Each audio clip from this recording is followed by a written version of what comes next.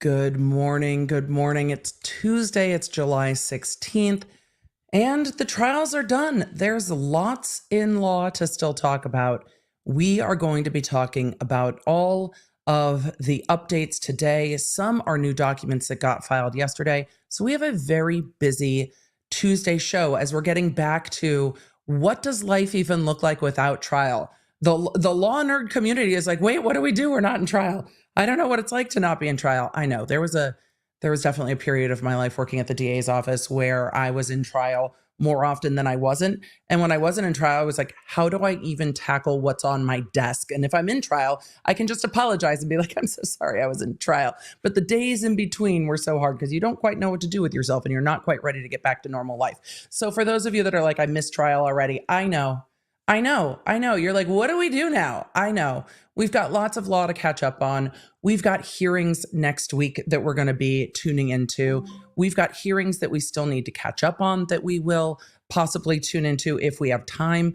We have preliminary hearings coming up, though not trial. We know that they will be hearings that we get evidentiary hearings, no jury, but we get all of the things. So we've definitely got things to do together as a community. But today, let's talk about what we're catching up on.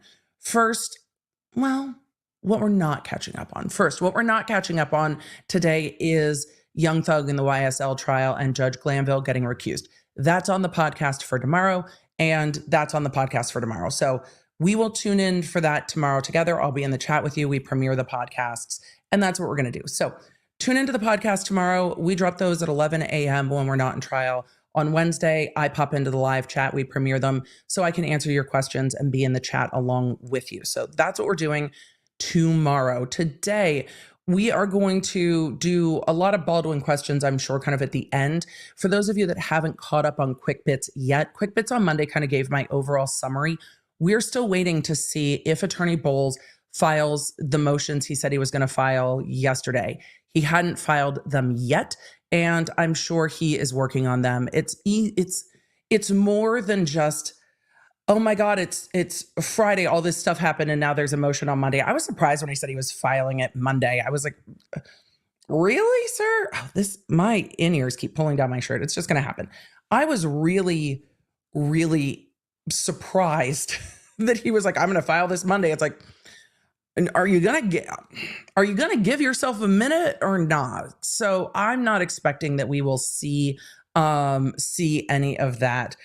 Meme Empress said, was Morrissey getting disbarred in my dreams? That's not real at all. For those of you that have followed the Girardi case and have seen all of the horrendous behavior of Tom Girardi, you know it still took from the time that complaints were made to the actual formal bar complaints, to the investigation, to the actual disbarment, and he didn't fight it, to the actual disbarment, was still well over a year. There is quite a lot of process, and whatever rumor that is completely unfounded.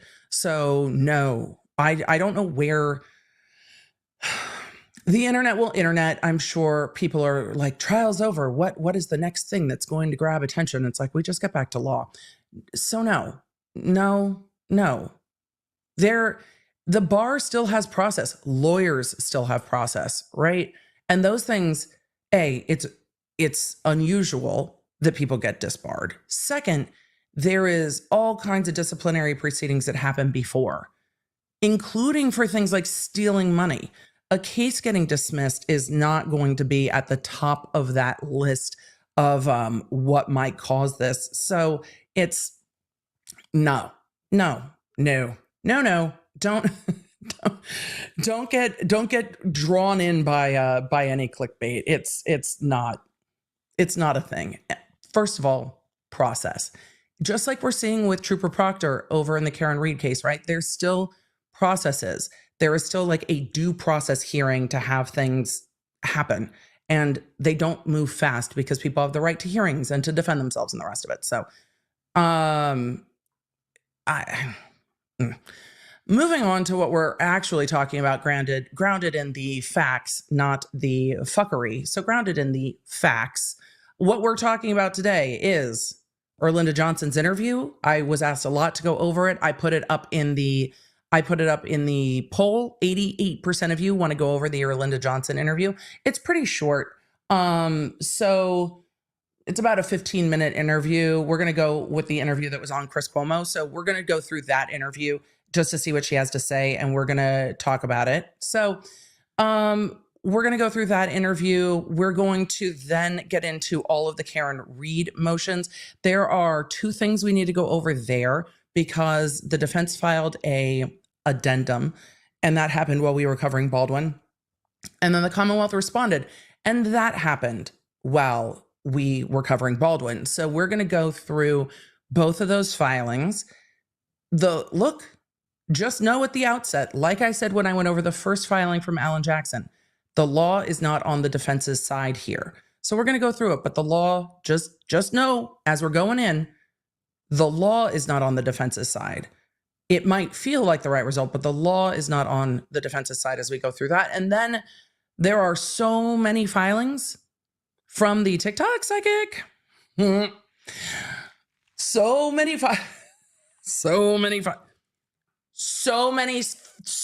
filings in the TikTok psychic case. And y'all are like, I thought that case was done. No, it wasn't. The court granted the summary judgment on liability, but we're definitely not done. So we're going to go through all of those at the end, and then we're going to get through all of the, all of the questions you guys have about Baldwin. I'll get through some of those as we do. Next week, well, we'll be here Thursday. I'm hoping Thursday will be a complete catch up on the other cases. There's a motion from Tom Girardi to continue his trial. So we've got a lot of catching up to do in the pop culture world on Thursday, unless something wild pops up, which just like, I'm knocking on my desk, in case something wild pops off, that changes the trajectory of Thursday's stream, but I'm hoping for a catch-up stream. Next week, we have some live hearings, so we will be shuffling around the stream schedule for accommodating those hearings next week. So this is my time to remind you, if you have not done, and did you guys see that YouTube updated? YouTube updated. If you're on desktop and you look at YouTube right now, when I say the words, they will highlight. If you have not liked this stream, go ahead and do that, because now when I say like, it highlights. Go ahead and subscribe to the channel. When I say that, it also highlights if you've updated, which is wild. So do the YouTube things, and don't forget to download the Lawnerd app, because that is where I will keep you up to date on when I am going live, what we are covering, and the rest of it. So for the week, today, Erlinda interview, some Baldwin, lots of Karen Read from the defense's supplemental, the Commonwealth response, and the rest of it. TikTok psychic filings, tons of them. Tomorrow on the podcast, all things Judge Glanville, Georgia, Young Thug trial that is still on pause, like an angry housewife. Thursday should be a whole catch-up day, so that should be a full catch-up day. And with the rest of it, we will say like. I have to say like, apparently. But when I say like, the little like button, if it is updated on your browser, should like illuminate with a little thing around it. I saw it yesterday for the first time. I was like, ooh, look at that. But I don't know if it only works on VODs or if it works on live streams as well. So who knows? But it glows. But shouldn't it do it on live streams? Aren't live streams the most fun? I mean, it's a rhetorical question. Obviously, live streams are the most fun. But if it doesn't work on live, I'm gonna have to make a note and be like, how could you not? How could you not? Either way, that's what we're doing today. So all the things. We're doing all of the things. And we're gonna get into it. Let me know where you're coming in from, what you're drinking. I've got water in the Oil Slick Lawnerd tumbler. I've got look, balance, people, balance. We've got balance. We're trying to stay hydrated. We are trying to get our greens in, and we are going to a concert tonight. So for those of you that heard me on radio this morning, you know what concert I'm going to. For the rest of you, we'll talk about it during Q&A. Don't worry about it. We'll talk about it. We're going to sit back, relax, and cover a bunch of other law, which is wild, right? All of the other law, all of it. Oh, you guys, it's never going to stop. Can't stop, won't stop with the legal updates. And then don't worry, soon we will be back in trial, and it's going to happen sooner than you think. Trust me. But for now, I need to catch up on all the other cases. So let's go. You can stay up to date with everything I'm covering. And hey there, I'm Emily. Who are you? That's the outro. The chat's going to be like, Emily, that's not the right intro. That's absolutely the outro. Absolutely the outro. It's like I haven't streamed in 2 days and I don't know what I'm doing.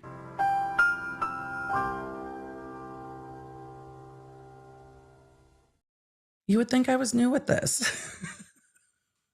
Every week we start fresh. Hey there, I'm Emily D. Baker, the internet's go-to legal analyst, breaking down the legal side of the pop culture and entertainment stories we can't stop talking about. I'm a big fan of the cursey words. I've been a licensed attorney for over 17 years, but this is not legal advice. This is where the law nerds unite to talk about facts, not... Let's get into it. So first thing we're going to do today, we're going to go to that Erlinda Johnson interview and talk about it as it's going. For a bit of a road so far with this, Erlinda Johnson was the second special prosecutor on Rust. Carrie Morrissey was always the special prosecutor. And then we had another special prosecutor on the Gutierrez case. And then we had Erlinda Johnson join in on this case just a few months back. She was a fairly recent addition to the team and was getting caught up to speed. If you guys watched the ever so long 3 days of the Baldwin trial with me, I had glowing things to say about Erlinda Johnson. I loved her opening statement. I liked how she questioned witnesses. It felt, and I said this to friends at the LA DA's office, it felt like the kind of DAs I was used to seeing in court from my colleagues. Clear, concise. It didn't feel like she was yelling at me or the jury. I really enjoyed her demeanor, her style in court, the way she delivered her opening. I felt her not only to take her job seriously, but also to not overdo things. It was not overwrought and hyperbolic. It was just, this is what it is. And she still brought in themes of the case, but they didn't feel overly dramatic or heavy-handed. I loved her theme in the Baldwin case that Alec Baldwin was playing make-believe with a real gun. I thought it was a very good way to have the jury understand really what the issue here was. Alec Baldwin's playing make-believe with a real gun, and can he reasonably do that? Is it something he should have known could be dangerous? And we never got that question answered, of course, because, well, fuckery, because fuckery is why we never got that question answered, which is kind of frustrating, right? We had questions. We wanted answers. And you know what we got? We got a very unsatisfying result for most, because the ultimate issue isn't answered. And that's what can be so frustrating in cases like Baldwin. It might be frustrating in Karen Reed too. When we get to these motions, I'm not optimistic. So it's hard when it feels like when it's legally the right result, but it doesn't feel like the just result, because remember, legality, morality are two completely separate things, and they don't always feel like the same thing. So in Baldwin, again, absolutely the legally proper result, but does it feel like the legally proper result? No. Having the jury hear it and decide it feels like the right thing to have happen. And that's, I think, what's so unresolved. We've now watched 2 trials with essentially no resolution. None. Just Karen Reed, the jury was like, we can't make a decision, but maybe they did make a decision, but maybe they didn't make a decision. We'll get there. So it's unresolved. And the Baldwin trial feels unresolved to me. And I know from conversations with y'all, it feels unresolved to you too. And it feels like we were getting into the trial and seeing the evidence come out and then like whoosh, gone. And it still feels unresolved. So we will have to deal with that, because it's hard. It's hard to sit in it being unresolved. It's uncomfortable. It's not It's not great. It is something that you see law students struggle with, especially in their first couple of years of law school, with the legality, morality. And then you can see lawyers getting much colder about this. And lawyers can be, in credit for all of you that know lawyers like in your real life or have had to work with them for things, lawyers can be very blunt, very curt, very not dismissive of feelings, but like, this is what the law says. And so it can be very abrupt conversationally. And that's because lawyers are so used to parsing out the law does this and like, and there's other stuff.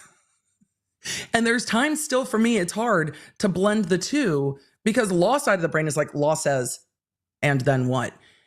And being able to explain the two and explain the bluntness of, in the world of lawyers, law is law, and this is the legally right result. So, and being able to blend this is the legally right result with it doesn't always feel like the just result is sometimes where the gap needs to be bridged, because law can be very cold in that way. It can be very kind of, blunt. It can be very blunt in that way, in a way that feels very uncomfortable. So here we're going to talk about both the fact that it feels unresolved and that's uncomfortable, and the fact that it's the legally proper result and that can feel unjust. And so it's both. Parima said, plan to be in court with you all week. Now I don't know what to do. I don't know what to do either. It's not just you.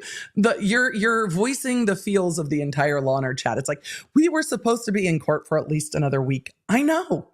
What do we do with ourselves? Thank you for the super chat. But what do we do now? And then the other question from, I really do want to pronounce your name properly, and I apologize truly if I do not, but I have no phonemic awareness at all.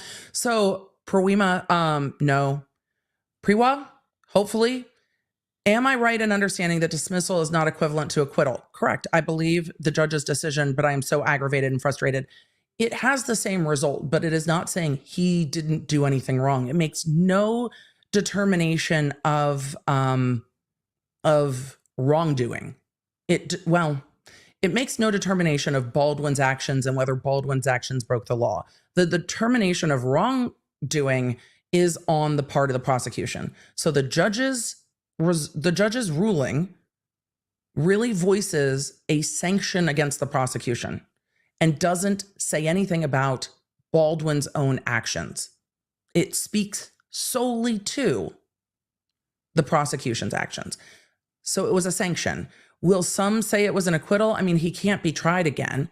But for me, it's not the court finding that he didn't do anything wrong.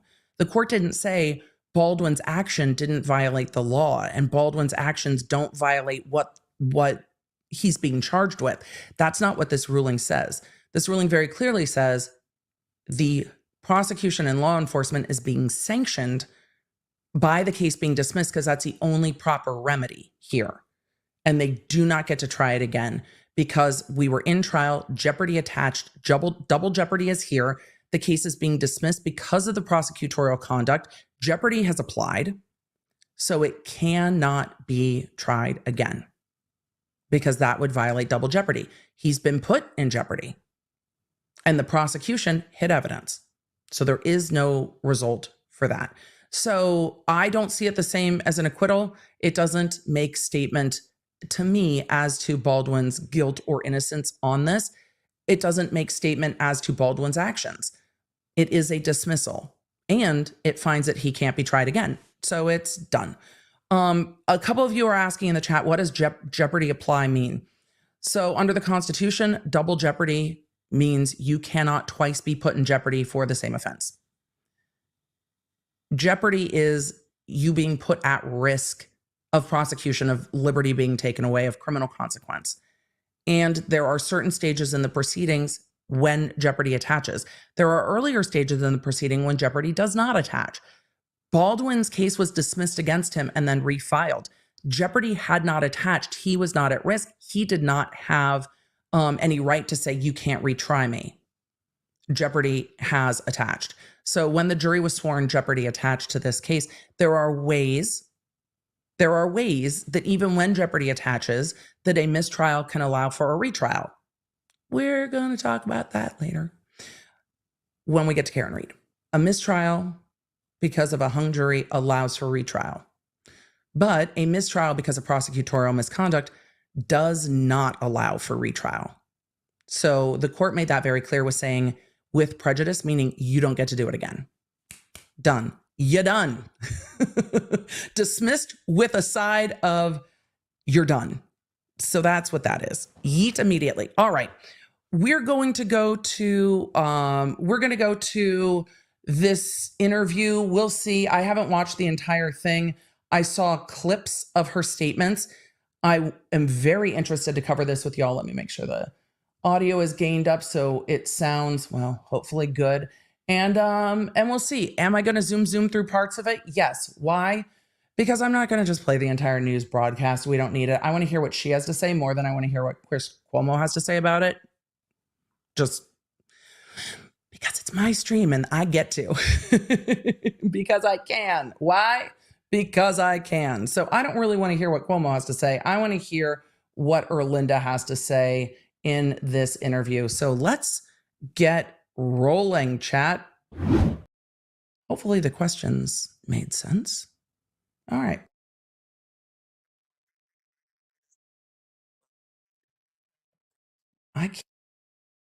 The amount of... When will the news media stop putting crap like all over? Like all... It's so distracting. I hate it.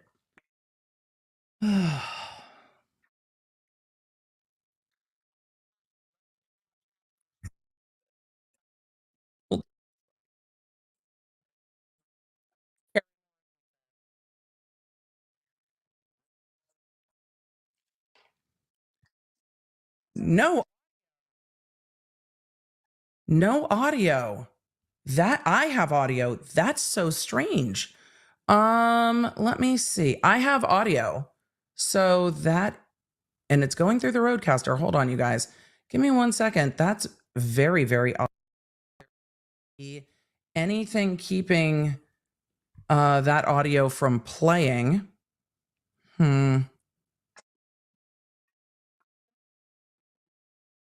Let me refresh this. And my mic was cutting out while the audio was playing. Hold on. Let me see. Some things have changed in our streaming software, and it has become an issue in some ways. So let me change this. Let's see, and see if that works. Let me make a few changes, and we'll see if that's better. All right. Let me know if you can hear it now. And see if that works, because otherwise I might have to refresh. Did you guys hear that as it was coming in? My mic keeps going in and out. This is a back end issue. It used to work just fine, and now not so much. I need to refresh as I toggled my audio settings. Chat, I apologize for that. That's so frustrating. All of you guys are like nothing. All right, give me 30 seconds. I need to Not yet, Emily. I need to refresh myself so that we can hopefully get audio in the way we do for trial. So give me 30 seconds. I will be right back. Just like the app, at some point, we're going to have to come up with our own solution. But there were tech issues happening with our platform yesterday as well. Give me 1 sec.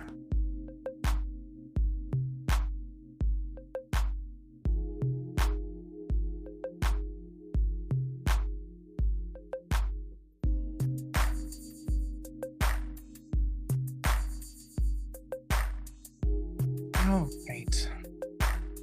I'm going to turn this back down. This is not a YouTube platform issue. This is my streaming software issue.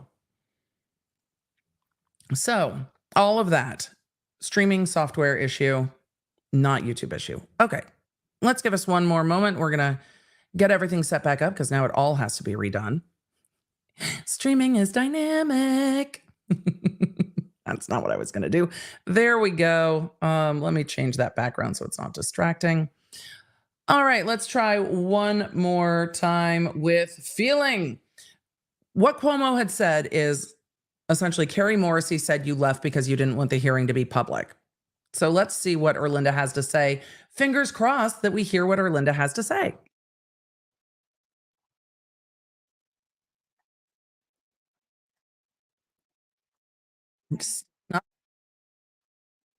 That's so frustrating. All of you are saying nope. Miguelina, will you send a message and see if we can figure out through the help desk what's going on, and we'll come back to this video later. What I will say is thank God this didn't happen last week. And there was a note on the platform today and yesterday that there were issues that were being looked at. So let us move on to other segments, and then we will come back to this interview. And if we can't get this interview rolling, we will do it another day. But we will come back to it. We will see what we can do. This is very frustrating, but it's been frustrating. So let's see. Is the audio channel going through? No, it's not. This is a software issue. So that's frustrating that it's a software issue, but that is a software issue. I can try one more thing. Let me select one other setting and see if that fixes it. Hold on. Let's see if we hear her. Let's see. Anything? I don't know if you guys heard any of that at all in the background, but I put it in the background and we'll see if anything came in. Still nothing. All right. It's not the YouTube channel, and it's not YouTube. It is very much a software issue. Okay. We will see what we can do to fix that, and we'll start with motions. And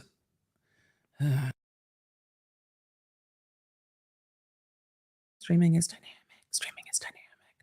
So we have nothing but tech issues. I got quieter. Great. It's great when it also fucks my sound. I'm going to have to refresh myself one more time. You guys, I'm sorry. And platform issue. Am I sounding normal again? No. I'm going to have to refresh myself one more time. Chat, I absolutely apologize for the tech. I'm also so angry.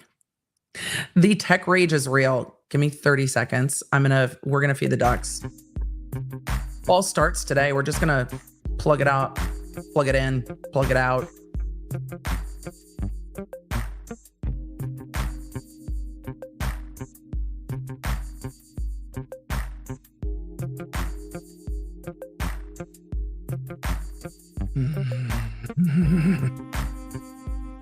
This is why when people are like, I'm scared of streaming.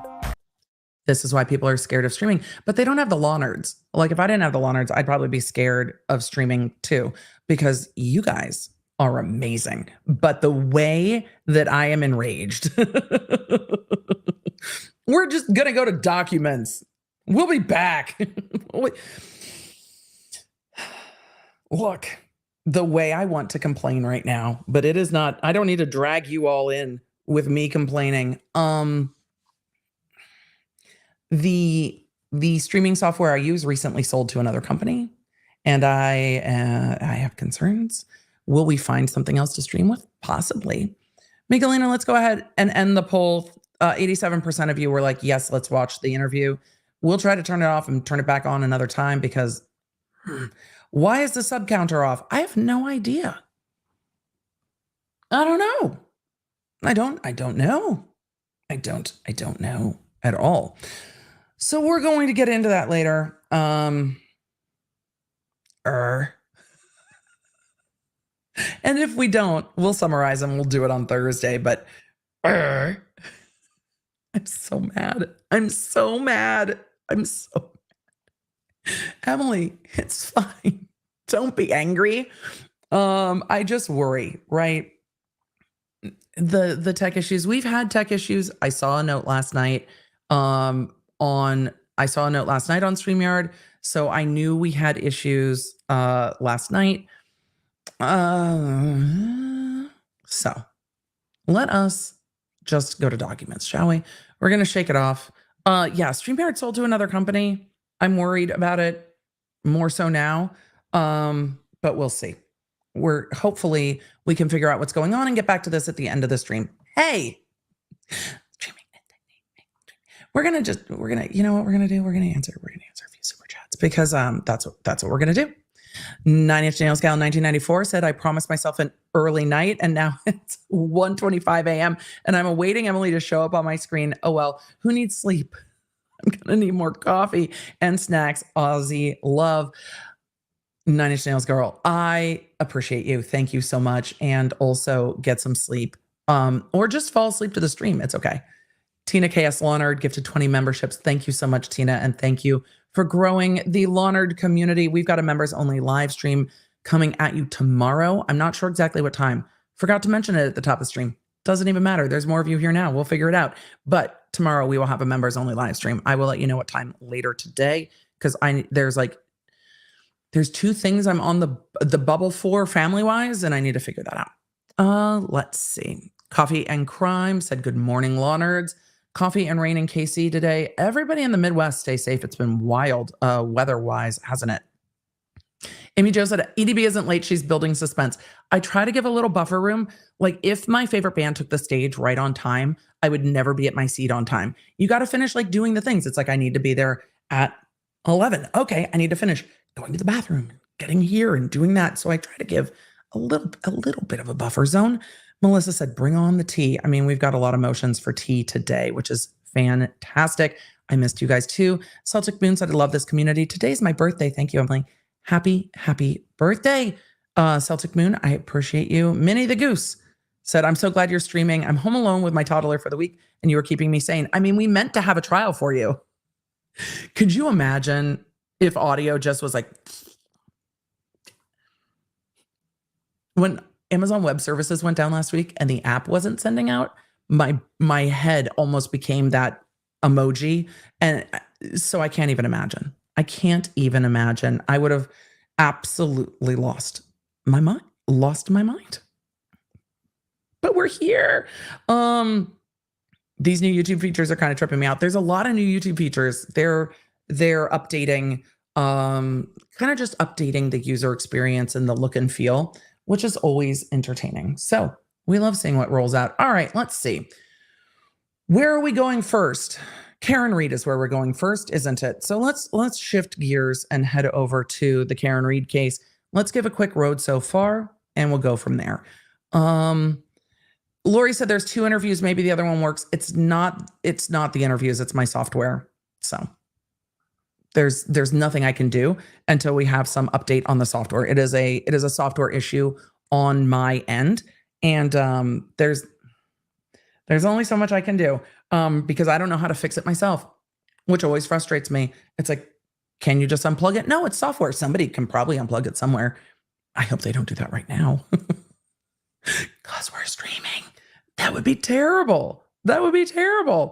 We're going to go to the Karen Reed case. Let me give you a quick road so far, and then we will zoom in. I know you guys know the trial road so far, but let's do a quick motion road so far, shall we? I mean, thank you for asking. Yes, we shall.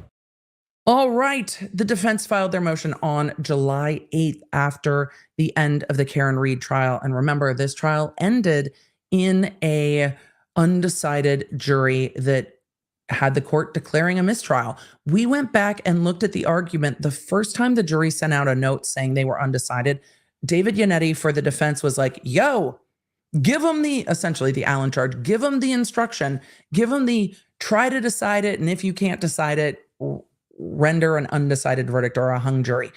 After the first note, he wanted to do that. The prosecution said, no, this was 29 days of evidence. The jury needs more time to decide. They haven't had due and thorough deliberations yet. So because they have not yet had due and thorough deliberations, send them back, give them some more time. That was the first note. Second note came out indicating that they were deadlocked, and both parties said, okay, let's go ahead and give them the jury instruction that is in this jurisdiction, Tui Rodriguez, similar to an Allen charge. Let's give them the instruction tell them no one's going to have more information than you. No one's smarter than you. No one's better than you. No jury ever in the history of the universe has been more capable than you. You've got this. Listen to opposing viewpoints. Maybe consider changing your mind. Go on back and try again. Second note. And then after that instruction, every single time after that instruction, when a jury is still deadlocked, the judge generally declares a mistrial. That is the process of things. Third time's the charm. They got the instruction. They went back to deliberate. Go on back. Have a chat. See what happens. And they came back out and are like, we're deadlocked. There's nothing we can do. And the judge said, I'm not going to send you back. The jury said in their note, and we rewatched this last week when I covered it, the week before. Time is a construct. We covered it and went back and watched, and the judge read the note and it said, further deliberation will not help. And with further deliberation will not help, the judge said, I'm not going to make you do that. I'm declaring a mistrial. And then everyone was excused, and that's where we were. Smurfana, I saw that. Thank you. We will get there. So the judge declared a mistrial and everybody was sent out. July 8th, we got motions filed by Alan Jackson with affidavits by both Alan Jackson and David Yannetti that I covered. Alan Jackson said a juror reached out to me directly. This is what they said. David Yannetti's affidavit had the, okay, so like this person's a friend with a person that's a friend with a juror, and they were told that so-and-so was told that somebody else was told. And it was a lot of heard it from a friend who heard it from a friend. It was wild. The friend of a friend of a friend. But as to Alan Jackson, it was a juror told me this. So that's where we are now, waiting to see what happens. Remember, there's a hearing on Monday. If that hearing is going to be streamed, we are going to stream it. Yes, yes, yes. So, we are going to go through the supplemental motion that was filed on July 10th. And then we are going to go through the Commonwealth motion. And then it looks like there might also be new documents today. So then we are going to do that. When I covered this the first time, I said, and I remember distinctly saying this, hey, I wouldn't be surprised if more jurors come forward. And after the 8th, we got this filing on the 10th where more jurors came forward, and we'll see what happens in filings today. Have I looked at them yet? No. Are we going to look at that together? Sure. Why? Because I haven't gotten to use our new filing alert bumper in a hot minute. So you heard it here first, right? So hang in there. Hang in there. We'll get there. We'll get to everything. We'll get to everything. Let's go to the July 10th filing real quick. Oh, Emily, you had to pull your screen back up because you had to refresh a million times because the audio wasn't working and it made you want to lose your mind. And in the world of an ADHD streamer, that's torture. So of course we have to reset. To anyone who is considering streaming, my best advice is A, have a sense of humor and don't take yourself too seriously, and know that it's not going to be perfect, and no one expects it to be perfect. No one expects it to be perfect. Chat doesn't expect it to be perfect. They know that we're all just humans doing the best that we can. Alrighty. Alrighty then. Let's go to this motion. I don't want to cut off words. This looks great. I'm pretty happy with this setup. I'm using the big third screen for documents, which I haven't done. I've only used it for video before this. And I feel like I have like it's not a Ryan Hall y'all style stream setup, but I feel like we're getting closer. I mean, we're getting closer to like a JB WFLA stream center setup, but like Ryan Hall's stream setup is the thing of dreams. It's beautiful. He's shared it on socials. He's got so many different screens. I don't know how he does it. It's incredible. I stand in awe of the streaming setup. But for now, we get a big document that you can read on screen. That's what we got. All right. Let's get into this. Defendant Karen Reed's supplemental memorandum in support of her motion to dismiss. Now comes, it's so frustrating.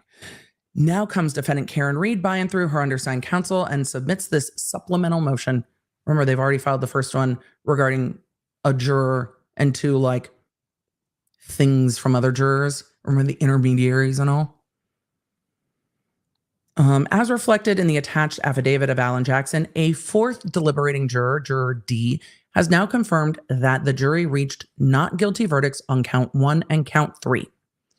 Once they were dismissed, quote, many of the jurors appeared uncomfortable. I mean, that's a perception.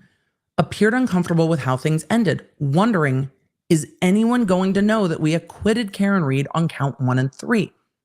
Count 1 being the second degree murder and count 3 being the vehicular leaving the scene causing death. So the hit and run causing death.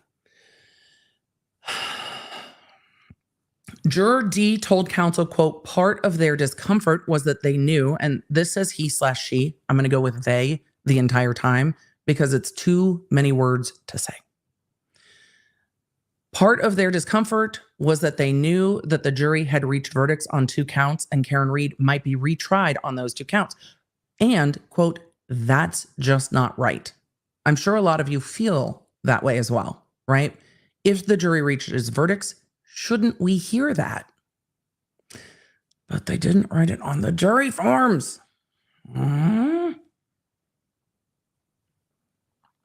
So I get the juror's frustration.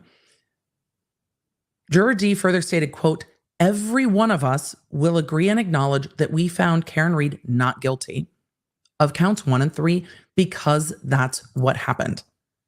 Based on the attached affidavit and all the foregoing reasons set forth in the motion, and the fact that disclosures of Juror D completely confirmed the veracity of the previously filed affidavits regarding Jurors A, which was a direct statement to Jackson, B and C were intermediary statements.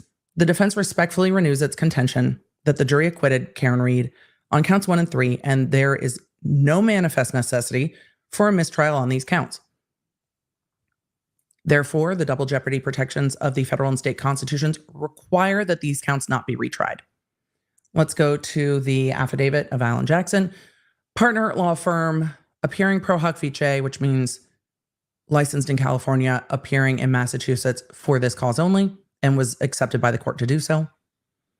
On Monday, July 8th, I was contacted by Juror D, true name and identity withheld to maintain anonymity, based on my conversation with Juror D and that juror's description of who they are, where they were seated, and certain identifying information disclosed during the voir dire process, I was able to positively identify Juror D as a sitting juror on this matter. So this isn't somebody coming out of the woodwork pretending to be a juror, which is always a risk because A, high profile case, and B, televised case.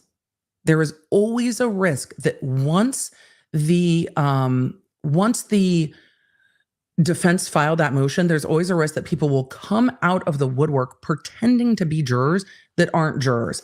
And that would be A, a mess, and B, fuckery. And what we don't need is fuckery. But if actual jurors are coming forward and can verify that they're jurors, Alan Jackson and the other defense attorneys looked at these people for 9 weeks. So they know the jurors.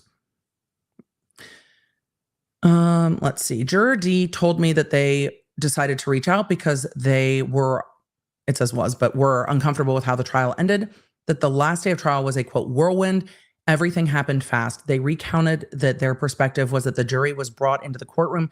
The note was read, the mistrial was declared, and the jury was then rushed out of the courtroom.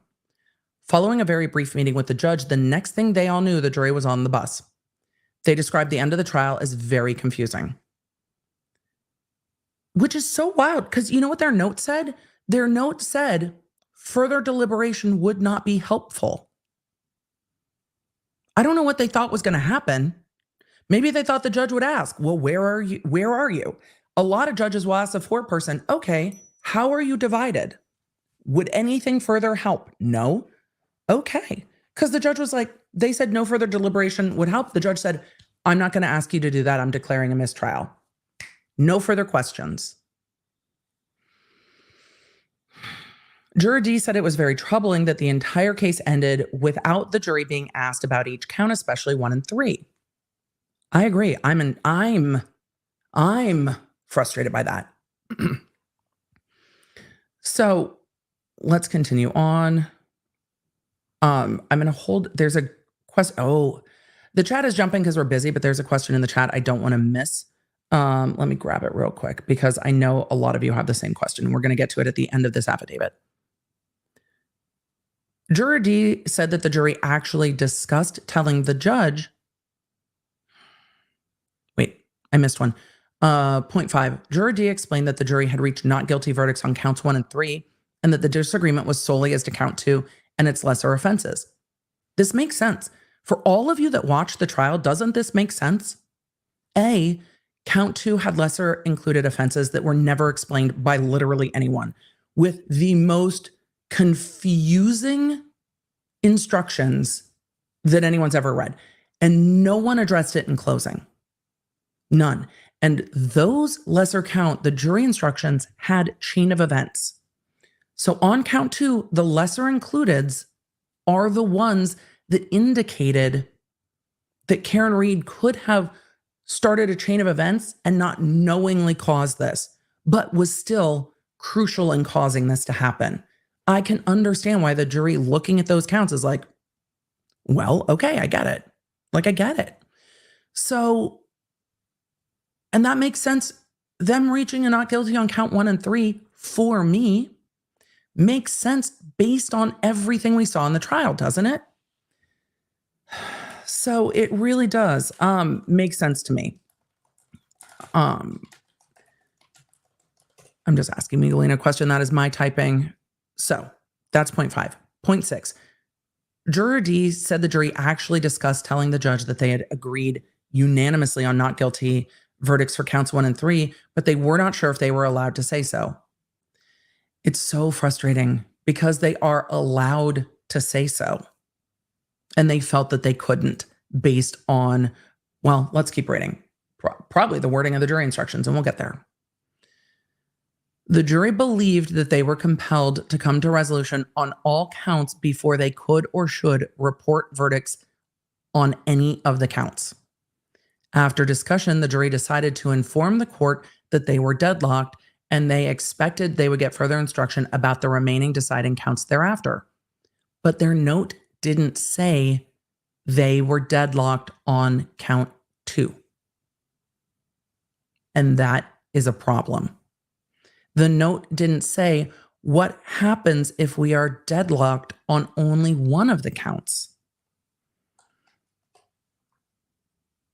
It didn't say that at all. If the note had, then we might be in a different place, right? So they thought they would get further instruction, but they didn't ask for further instruction. Juror D explained that he or she was confused and upset that such further instruction never came, but they didn't ask. Juror D explained that the jury was excused and aboard the bus.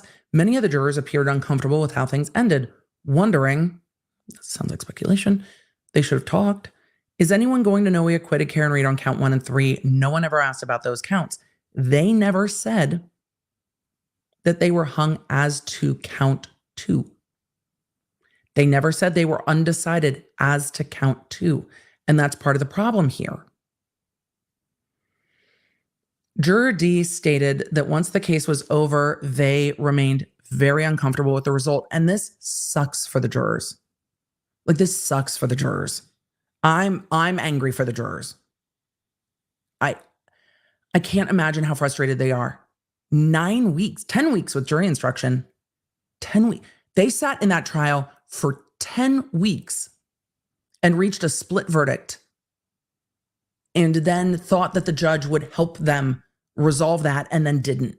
How mad would you be? And frustrated that it's a miscarriage of justice.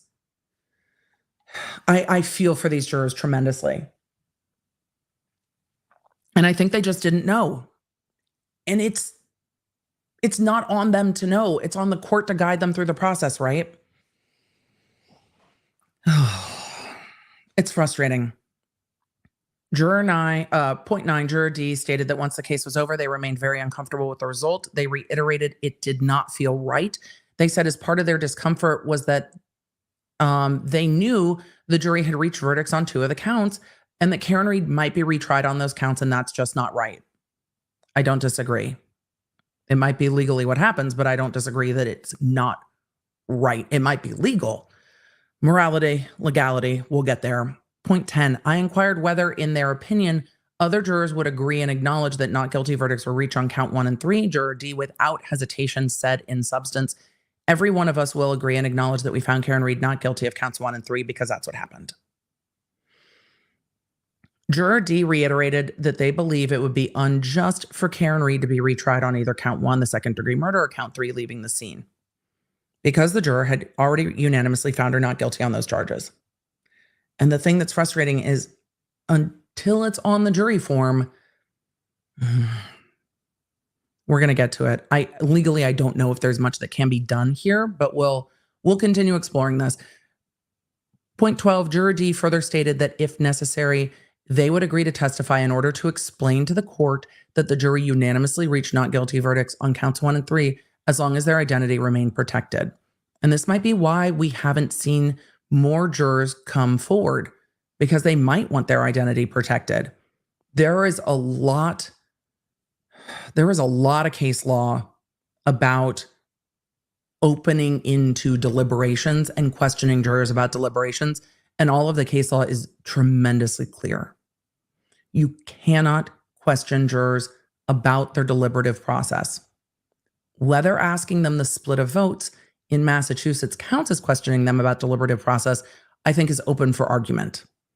And I think that would be interesting to see legally. So we're going to go to the response from the Commonwealth here, and then we will go to all the things that are happening today. But we're going to go to the response of the Commonwealth first.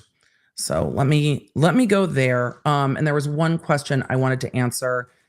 I also want to just say again, the law is very much not on the defense's side in this, because opening into jury deliberations is sacrosanct. But does the law allow for the narrow question of asking them what their verdicts were? Maybe. But after the juror is dismissed, I don't know any law that allows for a dismissed jury to reach a verdict. They've been dismissed.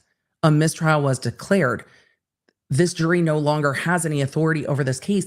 I don't know if this can be fixed in any way other than the Commonwealth literally doing the just and proper thing and choosing not to retry those counts in light of all of this. And that might be really what the defense is hoping for here, is that once it is seen by the public, if they do inquire from all of the jurors and the jurors make it clear that the verdicts are rendered, the only solution might be that the Commonwealth chooses to dismiss those counts and not proceed.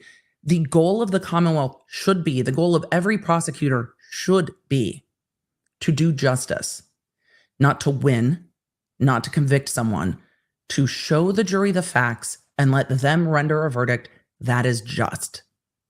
And the prosecution has broad latitude on what doing justice means.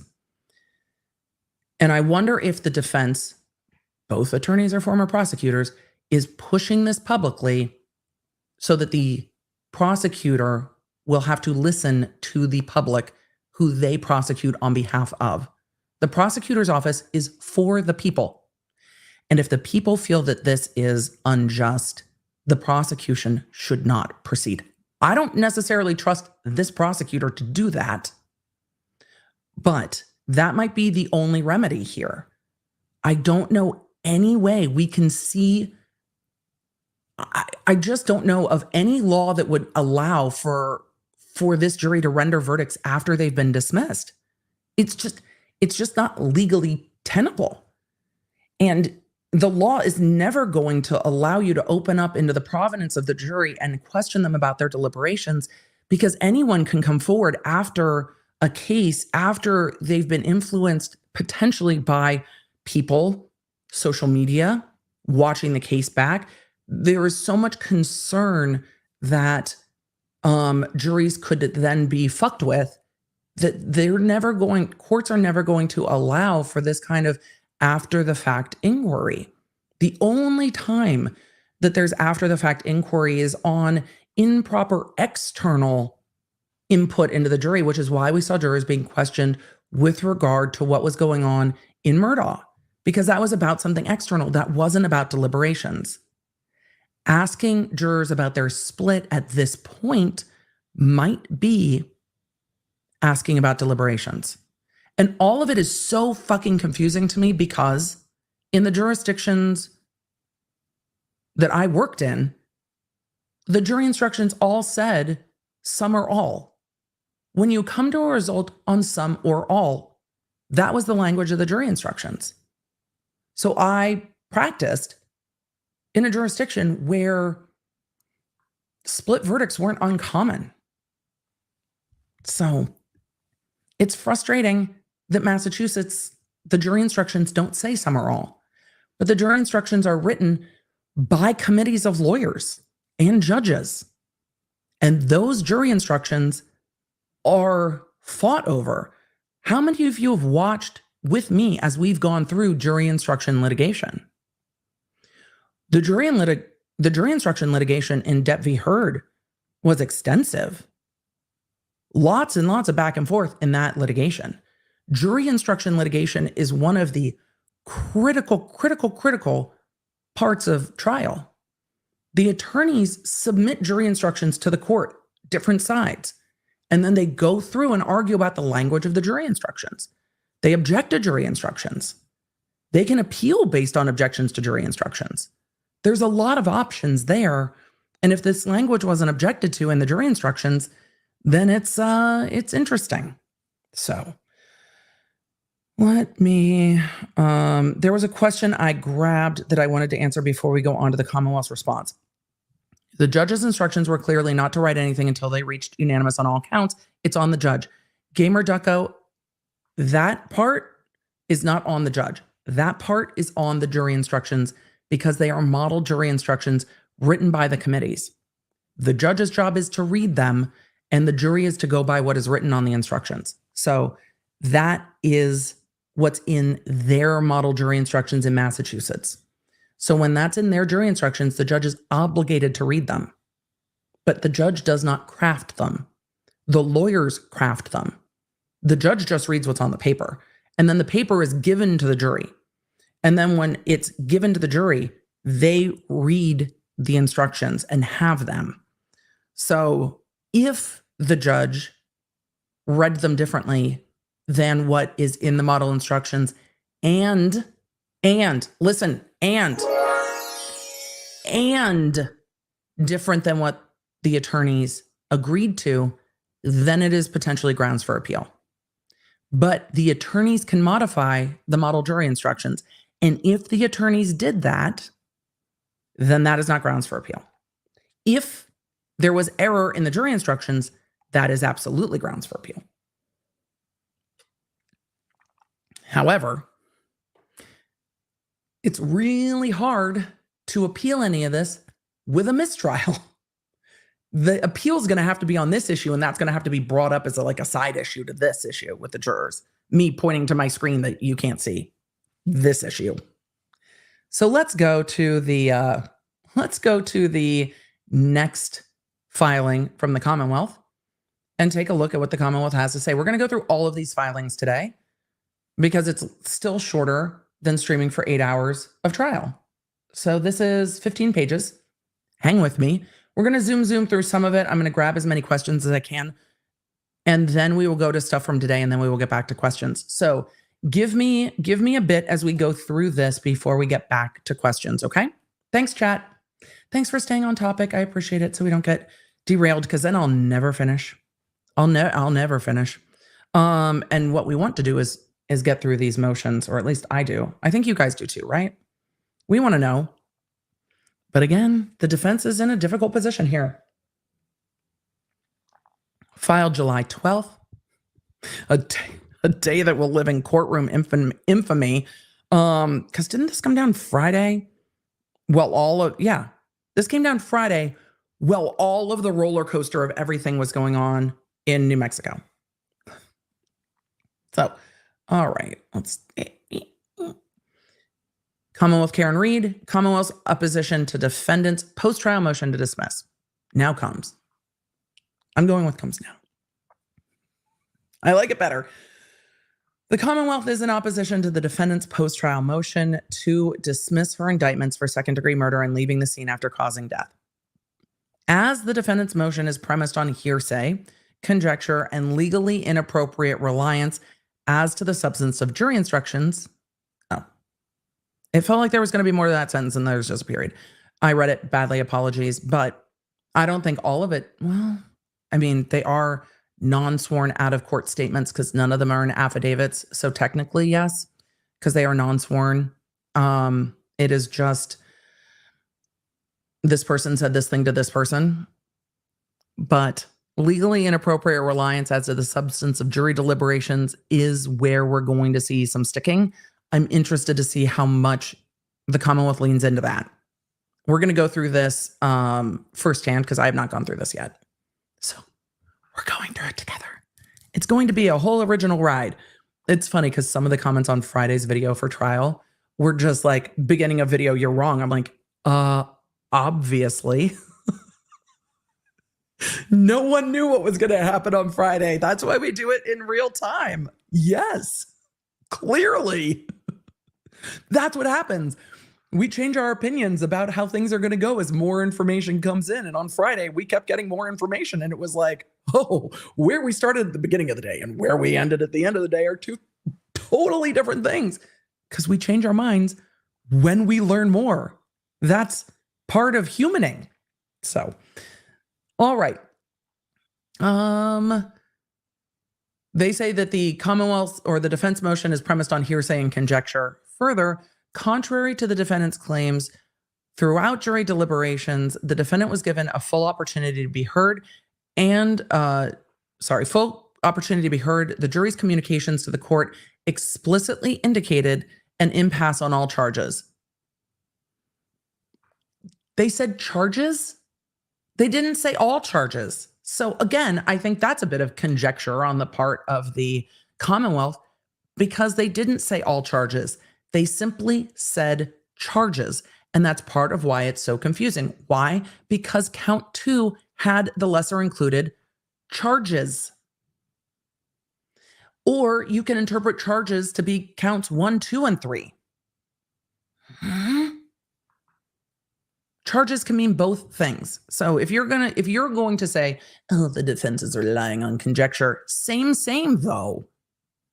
Because that's not what the jury said. But I digress.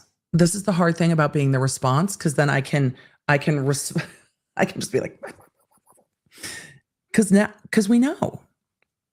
All right. The defendant was given an opportunity to be heard. I agree with that. The jury's communications to the court indicated an impasse on all charges. Disagree. The court carefully considered alternatives before declaring a mistrial. If that happened, we did not see it. And if that was not a discussion with the lawyers, no one indicated this was a discussion with the lawyers. So I don't know. Are we reading the judge's mind now, Lally? Because I know the judge didn't tell you, because that would be a huge fucking problem. So how do we know that the court carefully considered all alternatives? Were there discussions? I want to know what those discussions were. The defendant's unsubstantiated but sensational post-trial claim that the jury reached a unanimous decision to acquit lacks any merit or legal foundation. The legal foundation part might be accurate. On June 9th, the defendant was indicted. On June 9th, 2022, the defendant was indicted by a Norfolk grand jury for second-degree murder in violation of Section 265 or Code 265, Section 1, manslaughter while operating under the influence, and leaving the scene after causing injury or death. I'm going to truncate those. On April 16th, 2024, a 10-week jury trial commenced. We know. The jury began their deliberations on June 25th. In addition to the 3 indictments, the jury was instructed to consider 2 lesser included offenses to manslaughter while operating under the influence. 1, involuntary manslaughter, and 2, motor vehicle homicide, OUI, liquor negligence. The defendant's motion states that the court's decision to declare a mistrial was, quote, sudden, brief, and unexpected. Neither preceded nor accompanied by discussion with counsel. I think they're going to refute that. They say, yet the defendant's motion and supporting affidavits of counsel inexplicably omit the full opportunity the defendant was given to be heard and the defendant's consent to the mistrial. This is part of the case law when we get to that consenting to a mistrial. Beginning on Friday, June 28th at approximately 12:15 p.m. Eastern, the jury sent a note stating, quote, I am writing to inform you on behalf of the jury that despite our exhaustive review of the evidence and our diligent consideration of all disputed evidence, we have been unable to reach a unanimous verdict.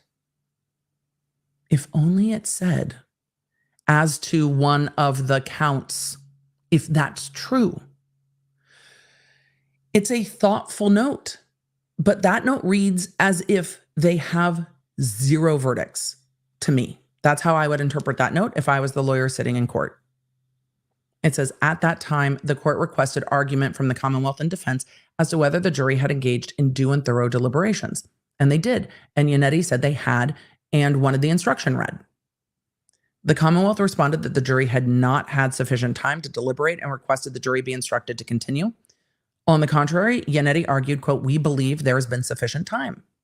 Footnote 2, trial transcripts are not yet available. However, the trial was widely broadcast across national media. Lally, why do you hate YouTube? Why do you hate YouTube? Just say YouTube. Why do you hate YouTube? Widely broadcast across national media, Attorney Yannetti's statements are available to view at, and then it cites back to NBCBoston.com, not YouTube. And he did. We went back, we ran it back and played it again too.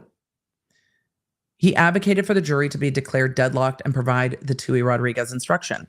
Attorney Yannetti stated, quote, the word exhaustive is the word that I think is operative here. They're communicating to the court that they've exhausted all manner of compromise, all manner of persuasion, and they're at an impasse. You know, this is a case where the jury has the legal instruction. They've only really asked one question, which was to try to get a report that they're not allowed to get. And I think the message has been received that the evidence is closed and they won't be getting any more. They've been working essentially nonstop over the last 3-4 days.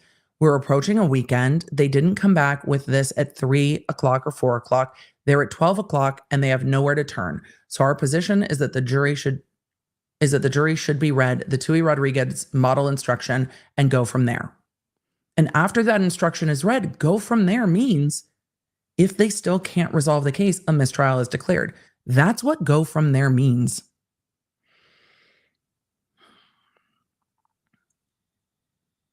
And then they go through the case law saying instructions for situations. This is the Tui case. Instruction is for situations where after due deliberations, the jury expressed that they are at an impasse. The Tui Rodriguez instruction has a certain quote unquote sting to it from Ray versus Commonwealth. And then from Commonwealth versus Rollins, a Tui Rodriguez instruction, quote, should not be employed prematurely or indiscriminately. It is a heavy-handed instruction only after the jury has had due and thorough deliberations. The court ruled that given the length of the trial, number of exhibitees, my words, not theirs, complex issues on the case, there had not been due and thorough deliberations, and instructed the jury to keep deliberating. I think the judge wanted them to think about it over the weekend and have a minute to step back because it was such a long trial. They were deliberating over so much and they needed time to take a step back and then get to it. So I get it.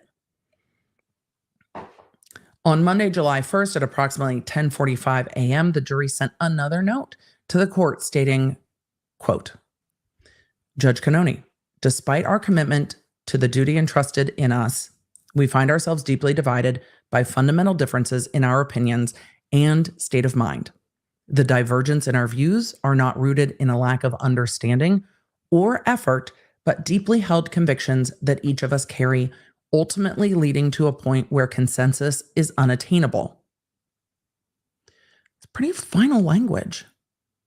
And they said, we don't lack understanding. They didn't say, what do we do? They didn't say, we have resolved some but not all. That's not what they say here. Even if that's what they felt, they didn't say it. They say ultimately leading to a point where consensus is unattainable. Not consensus is unattainable at one point, but consensus is unattainable, period. We recognize the weight of this admission and the implication it holds. With that note, y'all trying to put aside what you know now, with that note, does anything in that note indicate that they are unclear, that they need further instruction, that they need something else from the judge, that they are resolved in some way? Is that note ambiguous to you or unambiguous to you? Because that note is like dot period. We are divided. We cannot reach any resolution. Consensus is unattainable, period.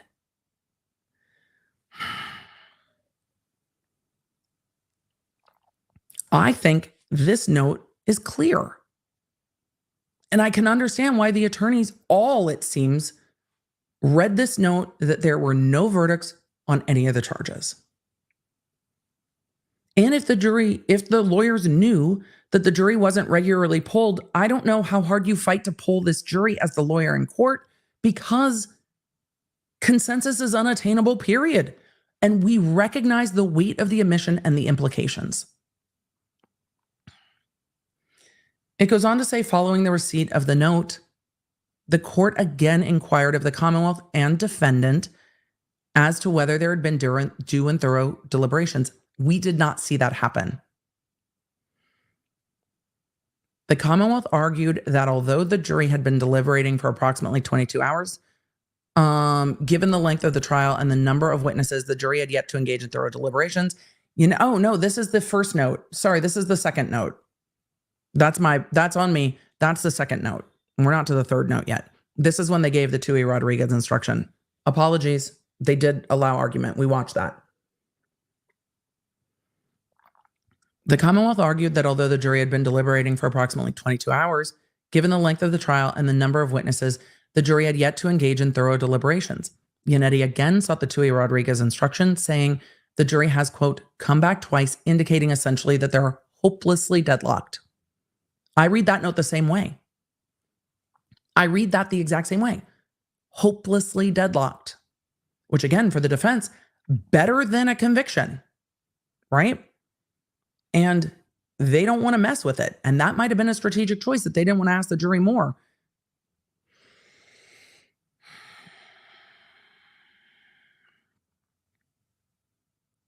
Yannetti goes on to say, they've said they've been over all the evidence.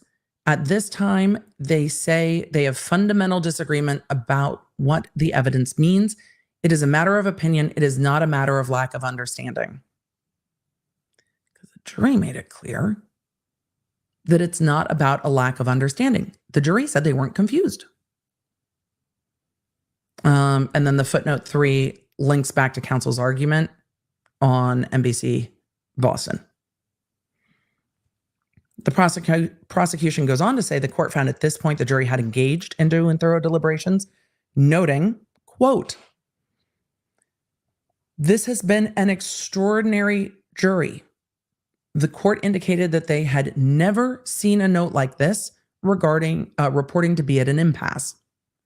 It's thoughtful. At approximately 11 a.m. on July 1st, 2024, the jury was advised of the full Tui Rodriguez instruction, including that it was the jury's duty to decide this case if you can do so conscientiously. And at that point, maybe the jury should have said, well, we've decided some, and that there is no reason to believe another jury would be more competent to decide the case. On July 1st at approximately 2:30 p.m., the jury sent a final note to the court stating, quote, "Despite our rigorous efforts, we continue to find ourselves at an impasse. Our perspectives on the evidence are starkly divided." Not, we agree as to some, we're divided as to others. Our perspectives on the evidence are starkly divided. Some members of the jury firmly believe that the evidence surpasses the burden of proof establishing the elements of the charges beyond a reasonable doubt. Conversely, others find the evidence fails to meet this standard and does not sufficiently establish necessary elements of the charges. The deep division is not due to a lack of effort or diligence, but rather sincere adherence to our individual principles and moral convictions. To continue to deliberate would be futile and only serve to force us to compromise those deeply held beliefs. There's a lot of finality there. Following receipt of the note, the court discharged the jury and declared a mistrial. And we watched that happen too. It goes on to say in the motion, or the opposition, the representations made in counsel's affidavits have no legal bearing on the mistrial, and the jury did not reach any verdicts, partial or otherwise. And then it goes on to cite a 1984 Massachusetts case. Verdicts must be reported in open court. That is their summary of what they believe that case stands for. Quote, "The only verdict which can be received and regarded as a complete and valid verdict of a jury, upon which a judgment can be rendered, is an open and public verdict given in and assented to in open court as the unanimous act of the jury and affirmed and entered of record in the presence and under the sanction of the court." That's what case law across the country holds, though, that a judgment has to be rendered in open court. And there is no open court left for this jury, which is so frustrating. Because when you have jurors coming forward now saying, no, we had verdicts, it's really frustrating that there's not a legal remedy to that, except for the Commonwealth deciding to dismiss some of the charges. Which, I don't know, do you think they're inclined to do? It's just so frustrating. This is why juries should be polled. This is why juries should be polled. And again, I have not worked in Massachusetts as a lawyer. So it's odd to me that that's not common practice. In other jurisdictions, that is common practice. But if that's not common practice in this jurisdiction, then it's not improper to not do so. I think it's a bad idea, but it's not improper to not do so. It's proper. If they don't poll, that is the proper regard. And if their case law supports that they don't poll, then there's not much that can be done here. Except, of course, the prosecution. So, let's see. They go on to cite Commonwealth versus Tobin from, there it is. There it is. From 1878. I thought I read that wrong. It was like 19. No, from 1878. Quote, "The verdict which determines the rights of the parties and is admitted of record and upon which judgment is rendered is the verdict received from the lips of the foreman in open court." God, the writing in the 1800s. Wild. Let me see. They go on to say it's not enough to show that the jury may have agreed with some issues at the time. If that limited showing were to control, uncertainties would be involved. And then quoting that case again, it says, "No error in the judge's refusal to accept the not guilty verdict slips found in the jury deliberation room after the jury was discharged, where those slips were in contradiction of the jury's report to the judge in open court that they were deadlocked. So in that case, that is the juvenile Commonwealth case from 1984. In that case, the Commonwealth is saying, look, even in that case, not this case, that case that they're citing, even in that case, there were filled out jury slips in the deliberation room, and it contradicted what was said in open court, and what was said in open court stands. So, can you imagine how frustrating that would be?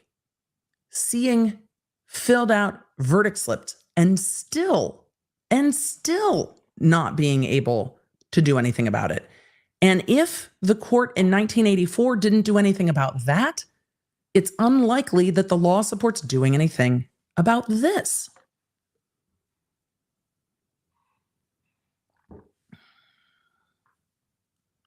It goes on to say the hearsay comments and juror statements about what happened are legally irrelevant as the jury failed to reach any verdicts. And then it cites to another case, Bluford versus Arkansas, which looks like a Supreme Court case based on the citation from 2012. In Bluford, remember they're talking about another case. In Bluford, the jury sent a note to the court indicating they were, quote, hopelessly deadlocked, and the court asked the foreperson to disclose the jury's votes on the 3 charges, first-degree murder, manslaughter, and negligent homicide.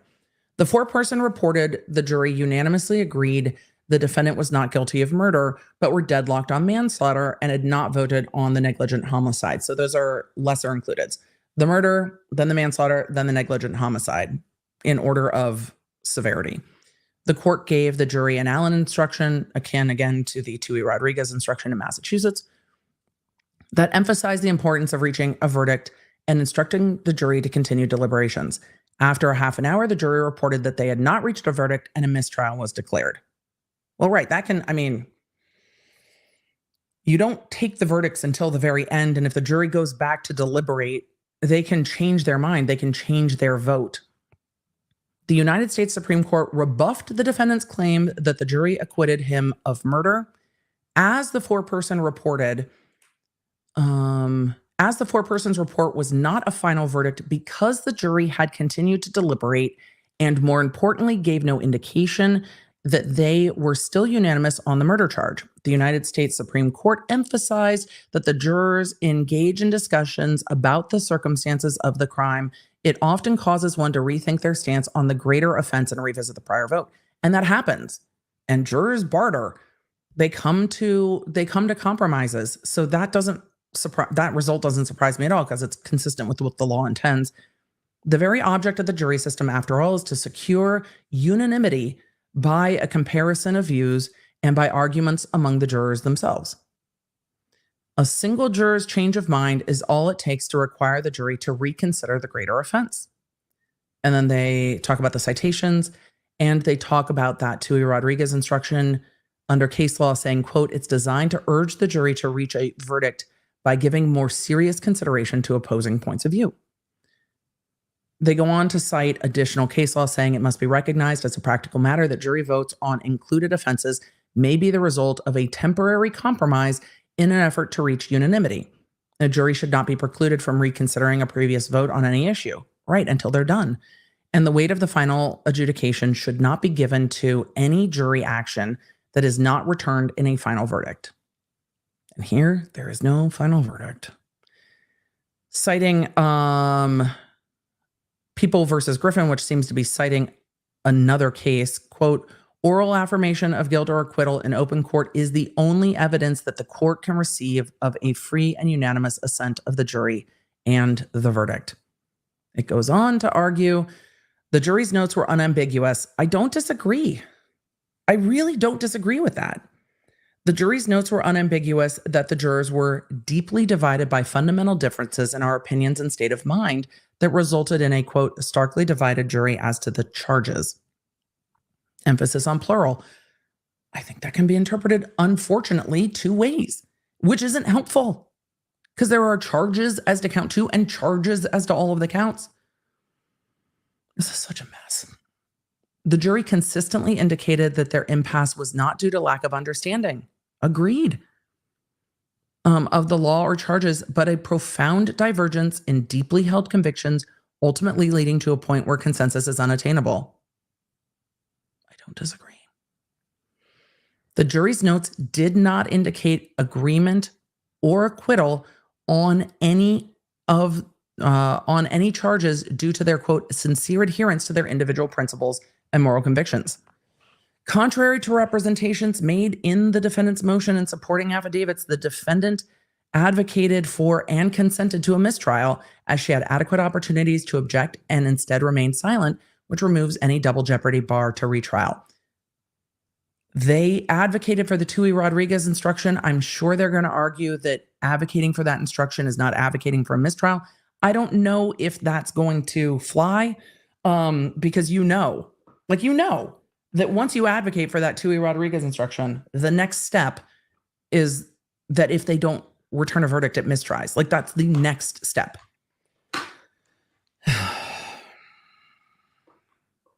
That's the next step. So,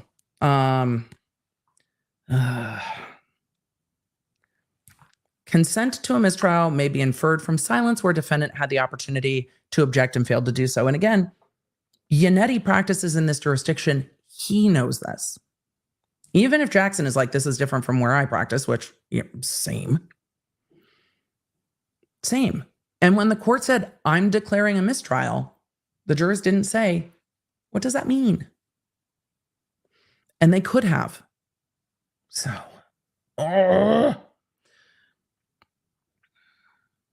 where defense counsel told the judge he believed the jury was at an impasse in deliberations and had no objection to the judge declaring a mistrial, such consent removed any double jeopardy bar to retrial. And that's quoting case law. God, that's directly on point. If that's cited appropriately, that is directly on point. I don't know how it would be more directly on point. So if they are accurately restating this case, that's exactly what happened here. It goes on to cite further case law despite having, see how much more case law is in the Commonwealth's response than the defense response? The law is not on the defense's side in this. Despite having an adequate opportunity to object, defense counsel remained silent. Proper to infer from counsel's conduct that the defendant consented to the mistrial. And more case law, the manifest necessity test has no application in situations whereas here, the defendant requested or effectively consented to the mistrial. They requested the instruction. Pamela the Camel said, I still hate it. No, that's completely fair. Chat, it's totally fair to hate it.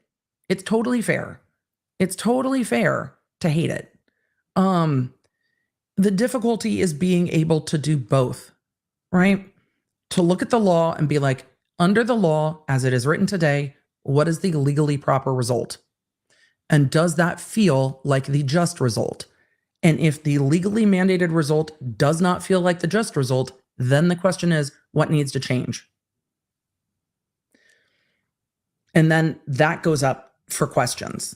Do the jury instructions need to change? Do they need to take a look at the language used in other jurisdictions that say some or all? Is it that simple as changing the model jury instructions? Or have the lawyers in the Commonwealth fully considered that and said, that's not what we want here?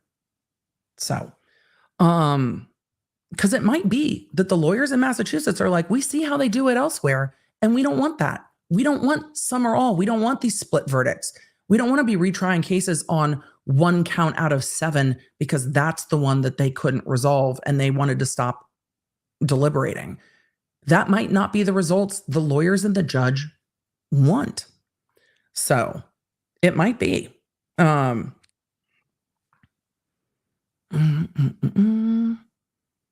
It is, Danielle, it's a completely different situation. I understand that you guys might not like the result, but it's a completely different situation. In the Courthouse Becky situation, there was the possibility of undue outside influence. Case law is very clear that with undue outside influence, you are very much allowed to ask the jury if someone has improperly interfered with the jury. That is legally, to me, very clear. Split doesn't inquire into the provenance of deliberations, but the attorneys aren't arguing it. And they know the law in Massachusetts better than I do. So let us continue. Let's see. And I realize some of you might, chat is saying frozen. Chat, I didn't freeze on my end, so if it froze on the YouTube end, just refresh. I understand that the result is frustrating, but I'm 100% going to tell you what the law says versus what we would like it to say, and vis-a-vis. And I get it, which is why I acknowledge that that can be frustrating. Let us continue. It says, during her full opportunities, they're talking about Karen Reed, during her full opportunities to be heard on June 28th and July 1st, at no time did any of the defendant's 3 counsels request inquiry as to what charge or charges the jury was deadlocked on. And this is going to be very important. At no time did any of the attorneys request the judge to ask what charge or charges they were deadlocked on. That's tough because they didn't ask. And if you don't object, you generally don't preserve it. I'm asking Miguelina about the stream health. Give me 1 second.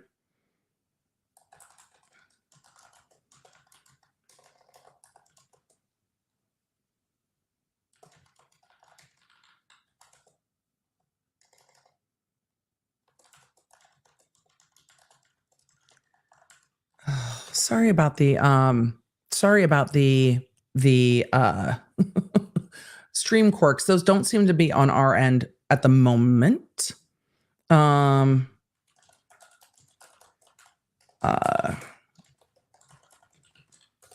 We've got, let's see how many more pages we have of this before we've got a little bit more before we move on to new filings.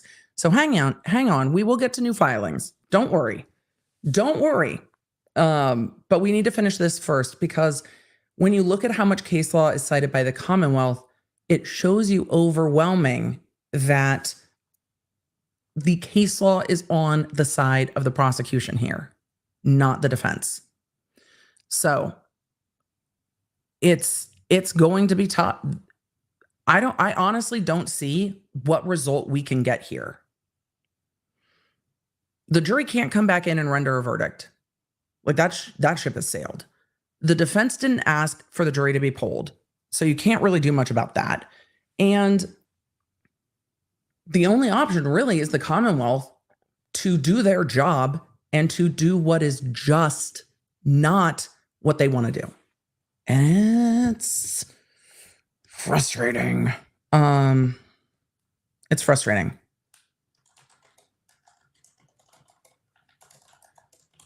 Sorry if my keyboard's loud. We're going to keep going. It's interesting to learn in the Commonwealth's motion that the jury never asked, or the defendant never asked through counsel, for the jury to be polled. The defendant was quick to request a Tui Rodriguez instruction at first opportunity, indicating a belief based on clear and obvious language of the jury's notes that, as stated by Attorney Yannetti, the jury was, quote, hopelessly deadlocked. He said that. And exhausted all manner of compromise and was engaged in fundamental disagreements. It goes on to say that counsel's request for a Tui Rodriguez instruction permits the inference that both parties were provided an opportunity to be heard on the alternatives to mistrial. They're not answering the question, though. This is reciting the same case law. They're not answering the key question for me, because the defense asked that, maybe we'll get there. Maybe I need to keep reading. The defense asked if the jury could be inquired, if they could bring the jury in and inquire further. And the Commonwealth hasn't addressed at all whether or not that's proper. Is it proper to bring the jury back to inquire? Can they inquire? And is that inquiry getting into the deliberations or not? What does the Massachusetts law say on that, Commonwealth? I don't know. You haven't told me.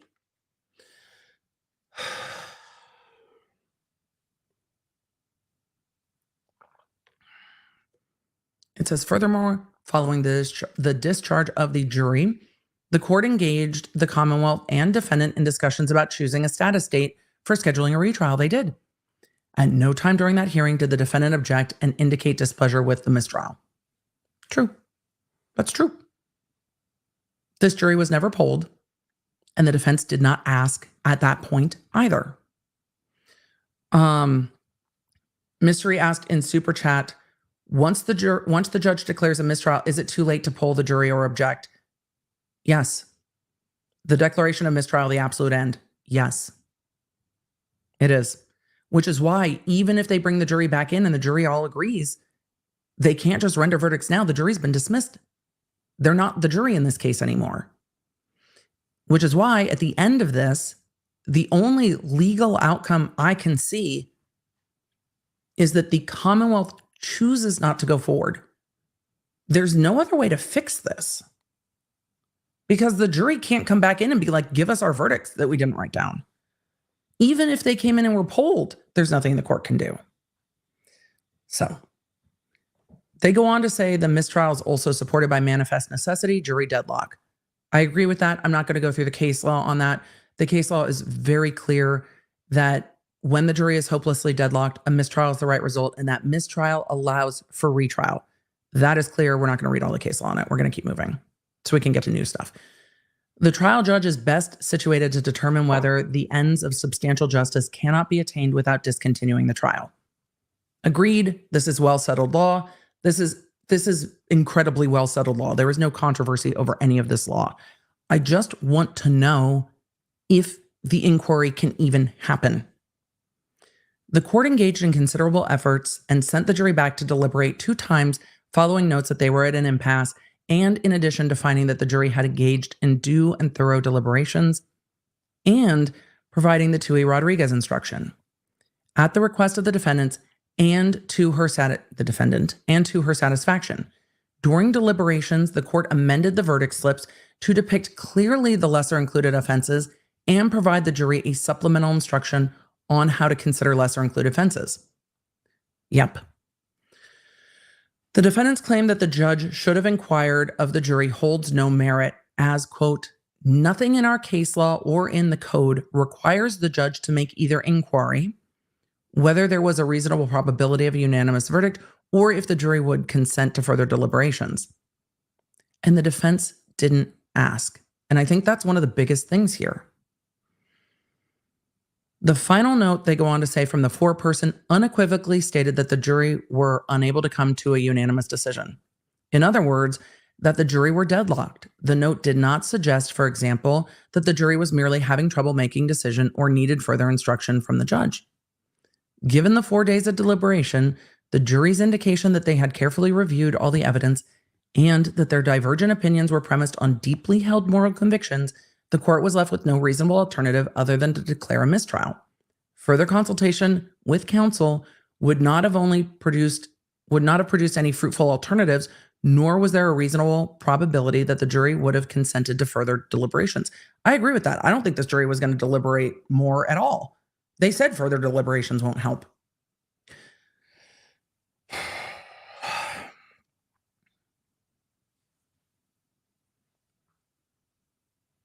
It goes on to say that the jury would not have consented to deliberate further, particularly when the jury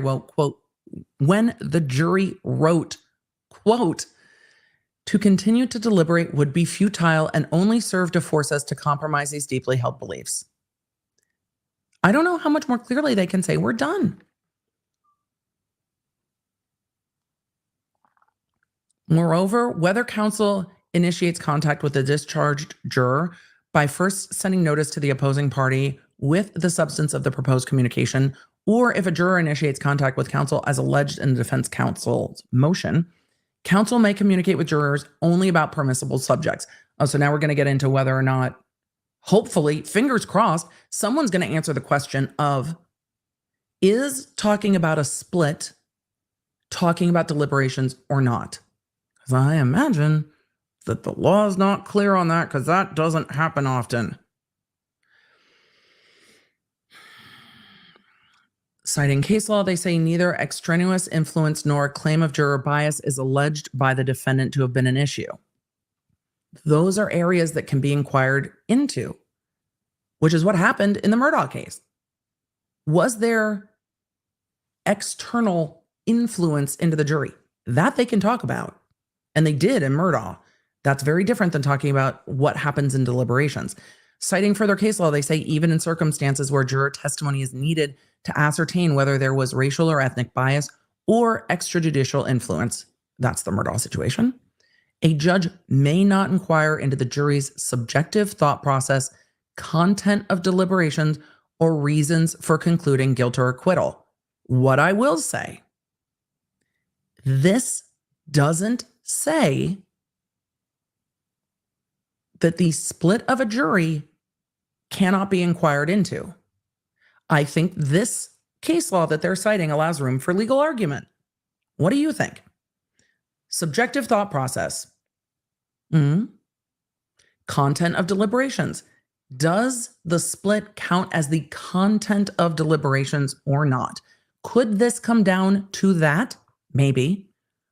How does case law define content of deliberations? Because splits are allowed to be inquired into before a mistrial is declared.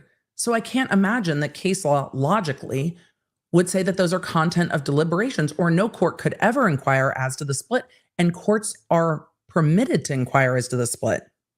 So if courts are permitted to inquire as to the split, then it's not considered content of deliberations. And it's not asking their reasoning. It's just asking what they did. So it's not asking content and it's not asking reasoning. So is there room to ask about the split before a mistrial is declared? I think so. Is there room to ask about a split after the mistrial is declared? I don't know about that. It goes on to say, rather, when the defendant's motion is entirely premised upon and what is what is this sentence? Fuck this sentence. What is this? Rather, when the defendant's motion is entirely premised upon and what is expressly prohibited inquiry, is that the jury's deliberative process and the substance of the jury's I'm buffering. Did ChatGPT write that fucking sentence? That sentence, no, that's like, Lally, is that voice to text? What if anything is that sentence?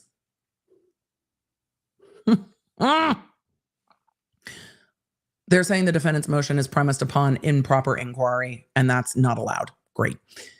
Commonwealth versus Moore, quote, the secrecy of jury deliberations has served as the bedrock for our judicial system. That part is true. And the inquiry into the jury's deliberative process would intrude improperly into the jury's function. Okay, but what you're not telling me is whether or not asking about the split is asking about the deliberative process, and that is the issue here. Can we please get to the issue here? We're 12 pages in. You guys, we just got some gifted memberships because I went and told Phil to turn them on in his chat. And now he's coming to our chat to see how they work. Phil, thank you. It's good to see you. I love seeing you streaming. And thank you for the gifted memberships. I wanted to gift you guys memberships this morning. Tomorrow, we'll see if we can. Thank you for the gifted memberships, Phil. It's good to see you. And it's good to see you streaming. It's a lot of fun, except today when nothing is working. So thank you. Just ask, like, seriously, just answer the question. There's one central question in this motion, and it is whether that inquiry is the deliberative process. And I think it's probably not, but nobody has argued that yet. So thank you guys. Thank you guys for thanking Phil. It's fantastic. Thank you, Phil. I agree that you can't question jury deliberations. You can't question the deliberative process. You can't do any of that. Agreed. Absolutely agreed. The common law principle is that it's essential to the freedom and independence of the jury that deliberations, the freedom of independence of their deliberations, that their discussions in the jury room should be kept secret and inviolable. I pronounce that horribly. And that can't be overruled by the rules that they are citing. An interesting way to quote case law here, but the general principle is like a Black's law, truly bedrock principle of law. Jury deliberations are sacred. You cannot ask. Can jurors share? Sure. But you cannot ask. The lawyers can't ask. The judge can't ask. Nobody can ask. It goes on to say it's improper for counsel to inquire with jurors or through intermediaries the individual or collective thought process of the jury, the reasons for their decisions, or the substance of their deliberations. Chat, tell me, is asking the split that? Is asking the split asking for the thought process or the reason for their decision or the substance? I think there's an argument that it's not. I think there's a strong argument that it's not those things. I don't know if much can be done about it, but I think it's not. It goes on to say Massachusetts continues to adhere to common law principles, barring inquiry into the contents, that word, contents of jury deliberations. A split or a verdict is not the contents of jury deliberations. And any impeachment of jury verdicts based on information gained from such inappropriate inquiry. And that's different than here. I think those two things are distinguishable. It says similarly, how many syllables was I going to put in that word? Streaming is dynamic. Similarly, it would be improper for the court to inquire through affidavits or an evidentiary hearing the substance of the jury's deliberations. I'm going to argue again. I'm going to stop saying it after this. Is inquiring as to the split, inquiring as to the substance. I think there's room to argue that it's not. Put a big asterisk on that. Chat, put a giant asterisk on that, please. Giant asterisks. Because even if there is an inquiry, and I think there might be room for an inquiry, even if there is an inquiry, I don't know if anything can happen other than what the Commonwealth chooses to. So, asterisks. Asterisks on all of that. Again, I think it's distinguishable. I would argue it for certain. I would argue that asking their split is done by courts every day across this country, that it is not, and well considered not to be, getting into the thought process, the reasons, or the substance. Because if a jury's split was getting into those things, courts could never ask. So case law can't support the proposition that asking a jury for their split or decision or where the vote stands is asking about the substance, reasons, or thought processes. The case law would not support that proposition because it would bar any inquiry ever. It says, similarly, it would be improper for the court to inquire through affidavits or evidentiary hearing the substance of the deliberations. I'm not going to repeat myself. Is it substance? Arguably not. And then it goes through case law. Let's see. This is the Cassidy case. Trial judge acted within discretion to declare mistrial where proposed inquiry of deliberating juror could not be made without inquiring into the deliberative process of the jury. You can ask what the split is without asking about the process, though. The Supreme Judicial Court has instructed that, quote, whenever a judge asks individual jurors about the possibility of extraneous influences on jury deliberations, whether the jurors who are still sitting as such jurors or jurors who have been discharged, the purpose of the individual voir dire is not to delve into the jury deliberations. There should be no inquiry into the juror's individual or the jury's collective thought process. Likewise, polling the jury. Fucking finally, we're there. Chat, we're going to talk about polling the jury. On page 13. Is this buried because it's the least helpful part to you? I don't know. Hold on. Fucking finally. Woo! Woo! We finally got there. Good. Let's talk about the issue that really is at issue here.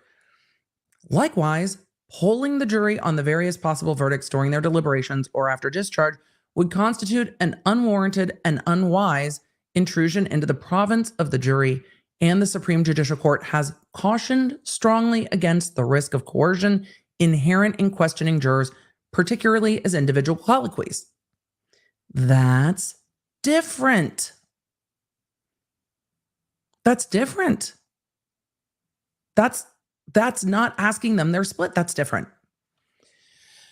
Moreover, okay, let's see what they cite for Commonwealth versus Roth. Moreover, one cannot assume from the mere report of deadlock that there is any final verdict lurking within that deadlock that may be extracted. Oh, there's case law that might be on point here. In many instances, asking a deadlocked jury about partial verdicts would constitute attempting to extract from the jury something that does not exist. Oh, Massachusetts. Why is this at the end of the motion? Why aren't we leading with this?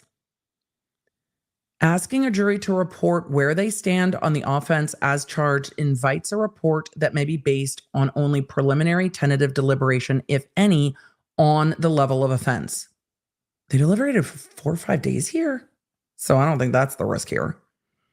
Or hasty resumption of deliberations concerning that level of offense in an effort to satisfy the judge's apparent desire for a decision.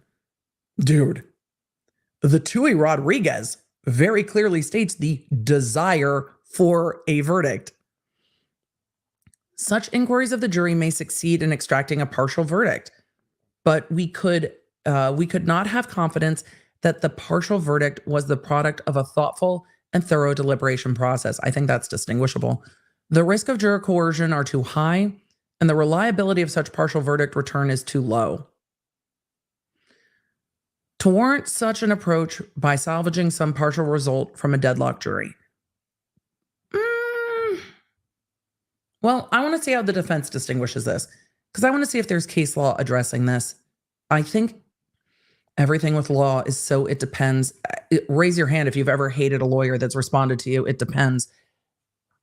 Travis, what? You scared the crap out of me. You wanted to show me memes? I'm streaming. No, I can't just mute and watch it real quick. I am streaming. We are in the middle of a crisis of jury. Just send me the meme. Child, send me the meme. I will watch it. Have fun at the gym. The chat wants to watch the memes. No, chat, we can't get distracted. We'll never come back. Also, if the meme has music, the stream, you never know what might happen to the stream. Emily, have you been midstream where you've watched something that you didn't plan on watching and the entire stream went down? Yes. Members, tomorrow night on our members only, I will tell you what the meme was. We will circle back. Do you remember our last members only when we talked about Travis yelling at me on Instagram? Right. We'll get back to it. Get in the car, Elizabeth. We'll get back to it. We'll get back to it, chat. We'll talk about it tomorrow. I promise we'll talk about it tomorrow. I know. I see you. We want memes. Tomorrow. Members only tomorrow. We will bring the memes. I promise. This case law cautions. This is not a shall. This is a caution. Cautions judges from, I think, too early asking if there is any resolution on any of the counts. That's how I read this. It cautions asking too early. This jury deliberated for days. I think this is distinguishable, but of course the case law is going to cite the Commonwealth is going to cite the case law that is most favorable to them. That is legal argument. So it says similarly, even if the deadlock does pertain to some distinction between the various levels of an offense, which is not what's happening. These are separate offenses. These aren't various levels of an offense. The judge has no way of knowing whether the jury have in fact fully considered the offense charged. That's distinguishable. These are not the levels of offense. These are 3 separate offenses. A desire to extract information from a deadlocked jury does not solve the significant problems in attempting to do so. A court's inquiry into possible verdicts improperly intrudes on the jury's function. This is probably why they don't regularly poll in Massachusetts, though, based on this case law. Different states have different case law, so different states get different results in different circumstances. It's over here, I think. Different states have different case law. And so this case law might be part of the reason the judges don't ask. If the case law cautions against it and it can cause its own issues on appeal, this might be why the courts don't touch it. This also might be why Yannetti didn't ask this case law. We'll see.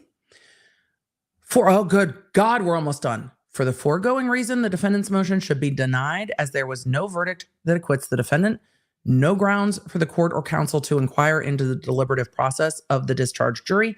The defendant consented to the mistrial and the court properly declared a mistrial due to a deadlocked jury who was at an impasse due to their, quote, starkly divided perspectives on the evidence and their sincere adherence to individual principles and moral convictions. As such, retrial is not barred by double jeopardy or constitutional principles, and the Commonwealth may retry the defendant on the 3 indictments and any appropriate lesser included offenses. The Commonwealth is like, we're going to insert Cartman voice. I do what I want. Like, that's kind of where Lally's coming down. Yes, Dr. B, do you also need to show me a meme? Everybody wants to chat with me today. Hi. What's up? Are you guys taking off for the gym? I apologize for interrupting, especially when it's family. I can't greet Griffin at the house. Okay, that's fine. He can stay. That's fine. Thank you for letting me know he's hanging out. If he doesn't want to go, that's fine. Thanks, B. All right, the prosecution's like, I'll do what I want. We're gonna retry it. Boom. That's what they're saying. So look, it's summer. Summer. So that's what's going on with this. The prosecution made it very clear a retrial is not barred by double jeopardy. I just don't love it. I just don't love it. And this is the difficulty. The law is not on the defense's side. And I don't think the court can grant any remedy. I really don't see where the court can grant a remedy in this. The court can't just declare verdicts.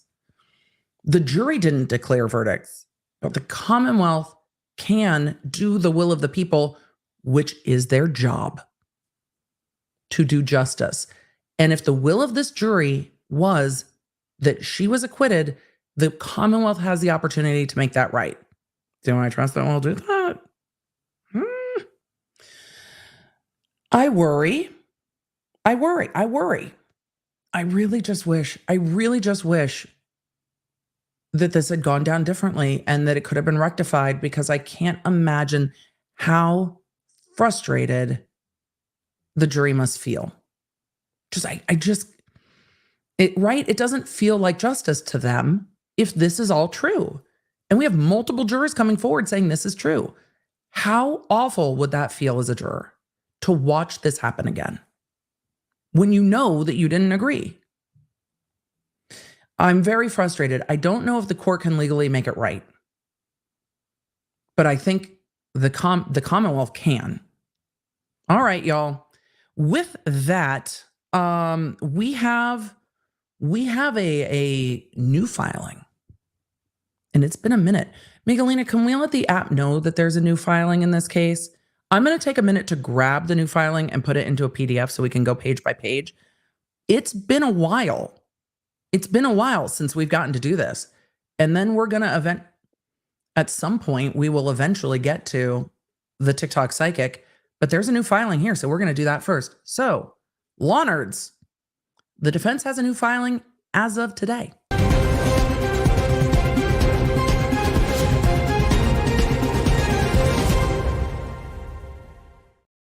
So thank you for everyone in the chat who was very patient as we were saying, we know. It's going to take me a minute to pull this down and put it in a format to pull it up on screen.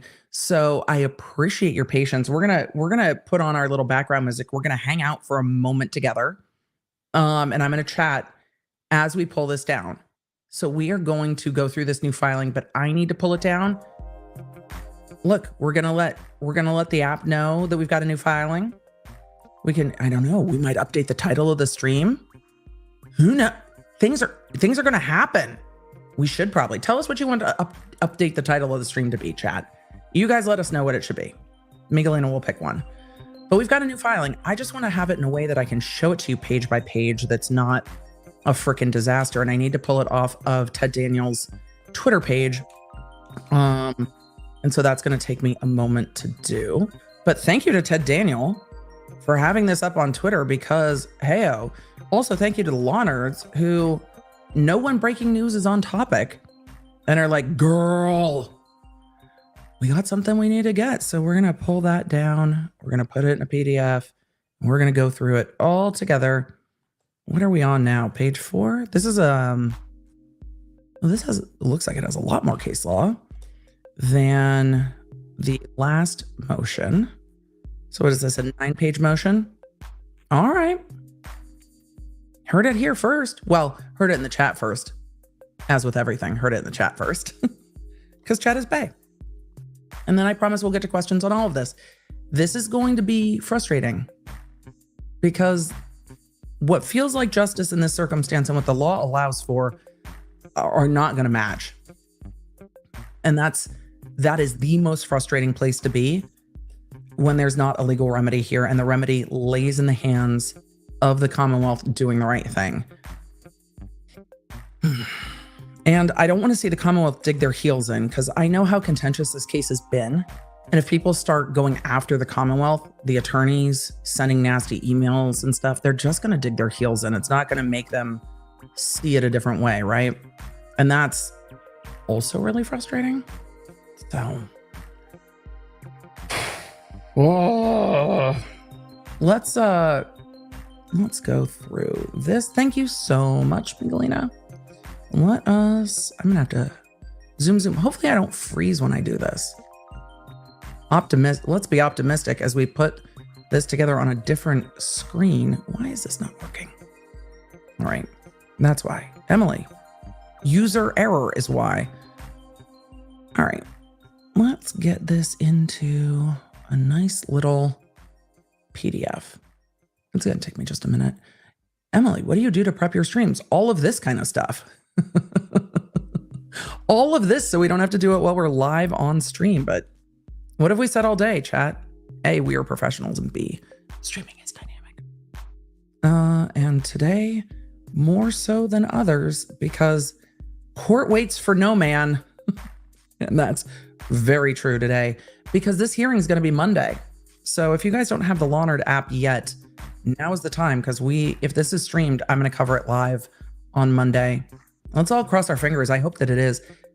You're going to ask, I know you are, you're going to ask, does that mean there will be a ruling on Monday? No. No. Do I think this judge is going to rule from the bench on Monday? Absolutely, I do not. Look, man, what we saw from Judge Summer in New Mexico is not what we're going to see from most judges. Judge Summer was like, we ride, motherfuckers. Here is my case law. Here are the elements. Here is my ruling. Like, from the fucking bench. Most do not do that. And this judge doesn't have to. They're not in the middle of trial. Judge Summer had a jury. Very different than this case. There's no jury. Isn't that part of the problem? That there's no jury. Yes, in fact, that is part of the problem. All right, let's see if we can do this all at once. Oh, perfect. Let's just do it. We're almost there, chat. We're almost there. We're almost there into one cognizable file. Yay, us. No. All right, we're going to go. We're going to put this up on that screen. And let's see if we can just read it from this program instead. Emily, are you having to rearrange your entire stream? Yeah, because why not? What is streaming for if not that? All right. Oh, but it looks glorious. Chat, you're going to be so excited. Let's go. New filing. Should we roll the bumper again? You let me know. Do we? Do we roll it one more time? Did I do it too early? I might have. I got really excited. Did you see how excited I got? I got really excited. It's been a minute since we've had filings drop while we're streaming. And I got real excited about it. I got real excited about it. All right, let's do a quick summary of where we are and how we're feeling. I don't know how you guys are feeling. You guys are probably feeling like there is just fuckery, and it sucks when it feels like there's fuckery and there's not a lot of a result, right? But all right, I've finished my greens. I've had green things. Look, balance. Let's do a quick read so far. This morning on stream, the chat let me know, because chat is bae, that there were new filings from the defense in the Karen Read case that dropped just as stream was getting started. So today we have covered the defense's supplemental motion, the Commonwealth's opposition, and now we are going to be covering the defense's reply. All of this is coming in a timely fashion before the hearing on Monday. That hearing is supposed to be a scheduling hearing to set a new trial for Karen Read, but this is going to come up at hearing. The defense is arguing jurors have come forward. All the jurors that have come forward have said unanimously that they had verdicts on counts 1 and 3. So in the interest of justice, the judge has to dismiss counts 1 and 3 because there were verdicts. The Commonwealth has come forward and said, no, double jeopardy is not at issue here. There was a proper mistrial declared, and there were no verdicts rendered by the jury on the record. And because of that, there's no room to inquire into the jury. Inquiring into jury deliberations is forbidden. It is fundamental black letter law that you cannot inquire into the jury's deliberative process. There is room, I think, to argue that inquiring as to the split of a jury is not inquiring in the deliberative process. The Commonwealth cited case law that strongly urges the court, does not forbid the court, but urges the court not to go seeking partial verdicts in a deadlocked verdict. That is case law in Massachusetts. Different jurisdictions have different case laws, so you see split verdicts in different ways in different jurisdictions. But that might be why the model jury instructions don't allow for some or all language when it comes to reaching verdicts. And it might be why the judge chose not to poll the jury. And what we learned in the Commonwealth's motion, they assert that the defense did not ask the jury be polled. And it might be because of the case law that was cited that urges the court not to do so, because that might be the law of the land in Massachusetts, that courts are really strongly urged not to go looking for partial verdicts when the jury doesn't bring it to their attention. And the jury notes, I find to be incredibly clear. None of those jury notes indicate that there was any confusion as to the jury instructions or the verdict forms other than the verdict form on count 2, which was brought by the defense, actually not the jury. And there was nothing to indicate that they had reached partial verdicts and they weren't sure what to do. Their statements time after time was that they are deadlocked. At the end of the day, I don't know what the court can do to remedy this. I don't think the court can just dismiss those counts. The jury can't come back in and render a verdict. They've been dismissed. It's done. The only thing I see, and I'm open to see something else, trust me on that, but I don't think there is anything else to be done except the Commonwealth choosing to dismiss counts 1 and 3 in the interest of justice.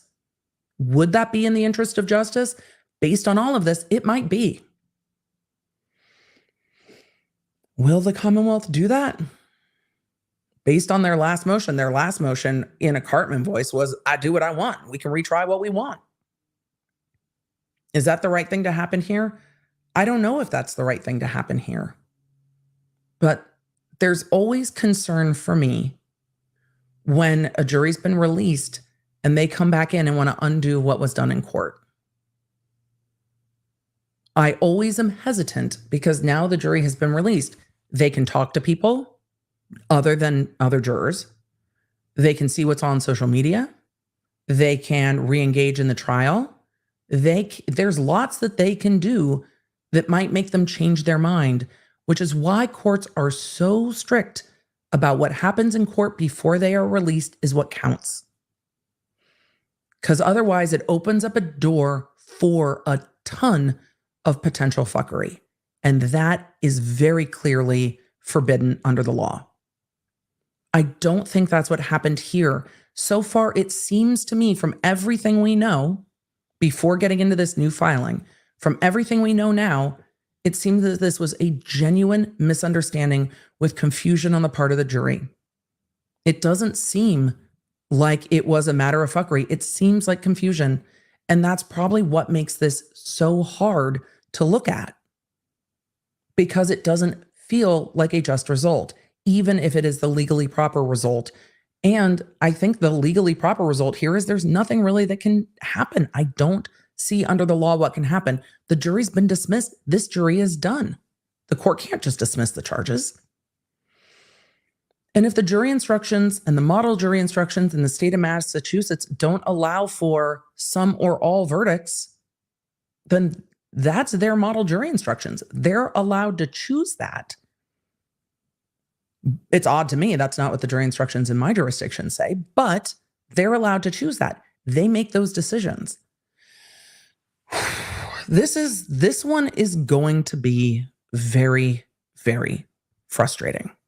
So, legality, morality, we hope that they line up more often than not, but they don't always. So let us continue on, and we will continue on. Jabber said there is no process for recalling a jury at all. Not reseating them. No, they're not a grand jury. They've been dismissed. They can be recalled to be questioned. We saw that in Murdaugh, but that was being questioned as to outside influence. That is a totally different, it's not even a different ballpark. That is a completely different sport. That is water polo versus polo. That is vastly divergent sports.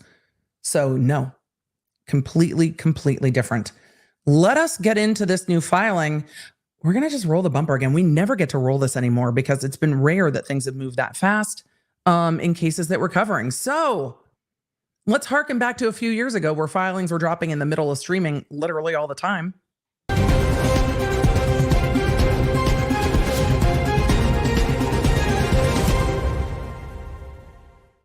And let's go to the filings. That's not the right filing. Why is what I'm sharing the wrong screen. I was so fucking excited. I almost got it right. Darn it. It looks so good on my screen, and then it wasn't. All right. One more time. Pretend we just rolled the intro. Whoa, we did it. All right. Thanks for indulging me, chat. Oh, it's not gonna. Hold on. Let's do it this way. Yes, there we go. And then we can make this bigger. It's like I'm a streamer or something. Damn it, that's too big. That's not what she said. It's like I'm a streamer sometimes. All right, this is filed today. It's not in my normal program. That's why it's a bit awkward, but there we go. You didn't see anything. We'll fix it in post. Defendant Karen Reed's reply to the Commonwealth's opposition to her motion to dismiss. Look, we get to do all three at once. Yay.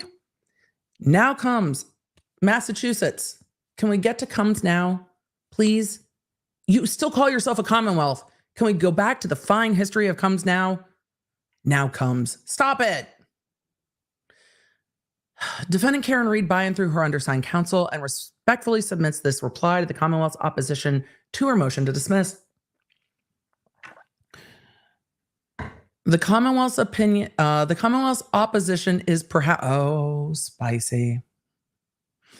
The Commonwealth's opposition is perhaps most notable for what it does not dispute.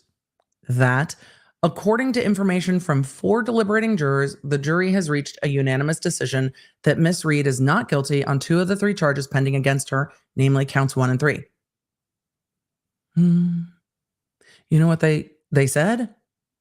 They said it doesn't matter. They said none of this is legally relevant. That's what they said. They said IDK. Not, I don't know. I don't care. IDC? Oh, boy. Sweet and salty. I'm going to hold on to that till Q&A because we're going to probably talk about it at the end of this, I'm sure. The Commonwealth's insistence that Miss Reed must nonetheless be forced to run the gauntlet once more is based on several clear fallacies. First, while the defense was given an opportunity to be heard on other issues arising during jury deliberations, i.e. the appropriateness of the Tui Rodriguez instruction, the defense was provided no opportunity to be heard regarding the decision of a mistrial. That's what we saw on stream. We saw the court say, I'm bringing them in. We went back and watched it. The court said, well, the jury's at an impasse. I'm bringing them in. And then said, I'm not going to make you go back and deliberate. I'm declaring a mistrial. That was it. So first of all, the defense was given an opportunity to be heard on other issues arising during jury deliberations, the appropriateness of the Tui Rodriguez instructions. The defense was provided no opportunity to be heard regarding the declaration of a mistrial. Rather, upon receiving the final note, I'm going to keep reading. The court sua sponte of their own motion, the court sua sponte declared a mistrial with no warning to or solicitation of objections from the parties. Second, the jury's note did not, quote, explicitly indicate an impasse on all charges. Opposition at 1. It's open to interpretation. Which is the problem, isn't it? One of the problems. To the contrary, it was readily susceptible to interpretation. Keep reading. Readily susceptible to interpretation. Proven correct based on information received post-trial from... Oh no, go to the next page. Come on. Why aren't we just... There we go. No, are we going to have to format every page? I guess so. All right, well, we're going to do our best. Come on. No, stop it. Ugh. Emily, is this why you put it in a different program than this all the time? Yes, because it just doesn't seem to want to embiggen, which is really frustrating. No. Nope. Well, that one worked. This one doesn't want to. Sorry, chat. Oh, there we go. Everything's having a day today. All of the tech is like, girl, we are going to test your dedication today. Deliberating jurors. Am I going back to the last page to read what I said? No. Rewind 3 seconds. Come on back. Information learned from deliberating jurors that the deadlock applied only to the multiple offenses included within count 2 and not counts 1 and 3. I think it is susceptible to interpretation or open to interpretation at least. Third and finally, the defense respectfully submits that neither the Commonwealth nor the court, quote, carefully considered alternatives before declaring a mistrial. The record reflects no discussion of any such alternatives. It didn't seem to be. Including, importantly, inquiry regarding whether the jury had reached an impasse on all, as contrasted to just some of the charges.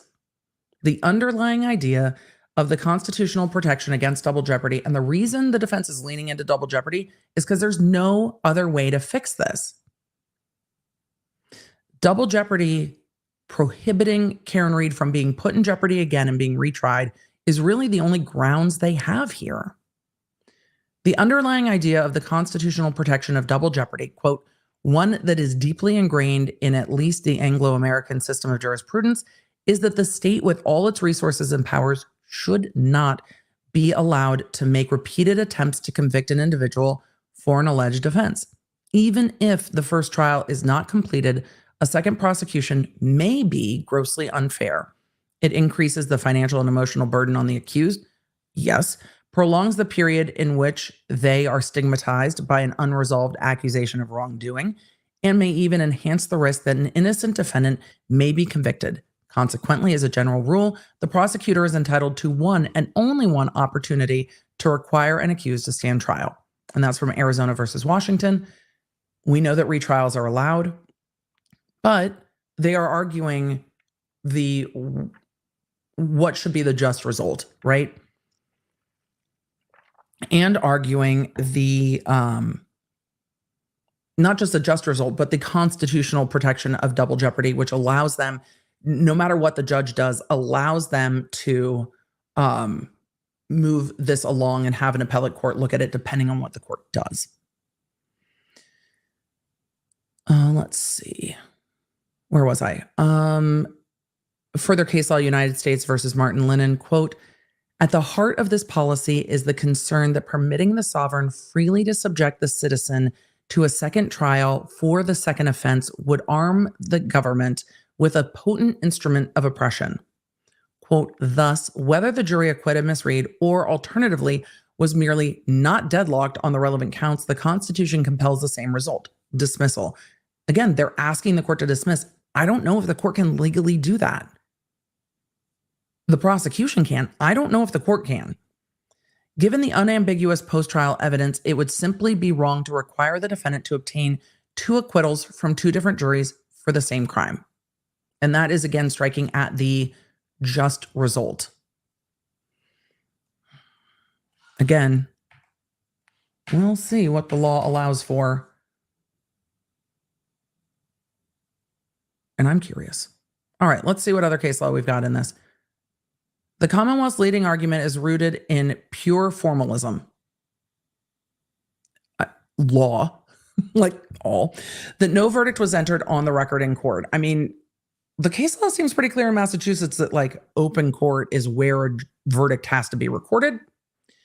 But precisely this formalistic mode of analysis has been consistently rejected by the United States Supreme Court and the Supreme Judicial Court, which is the Supreme Court of Massachusetts, in a string of precedents spanning more than 100 years. Great.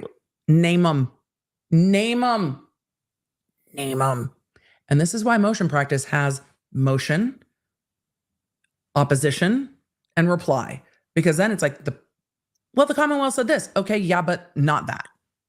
It's why it's so nice to go through them at the same time. I'm just delighted by the turn of events today. But precisely this formalistic mode of analysis has been consistently rejected by the higher courts for more than 100 years. Citing Ball v. United States from 1896. There we go. Let's just take it back. Take it back to the 1800s. The reception of the verdict and discharge of the jury is but a ministerial act. Ministerial, not minstrels.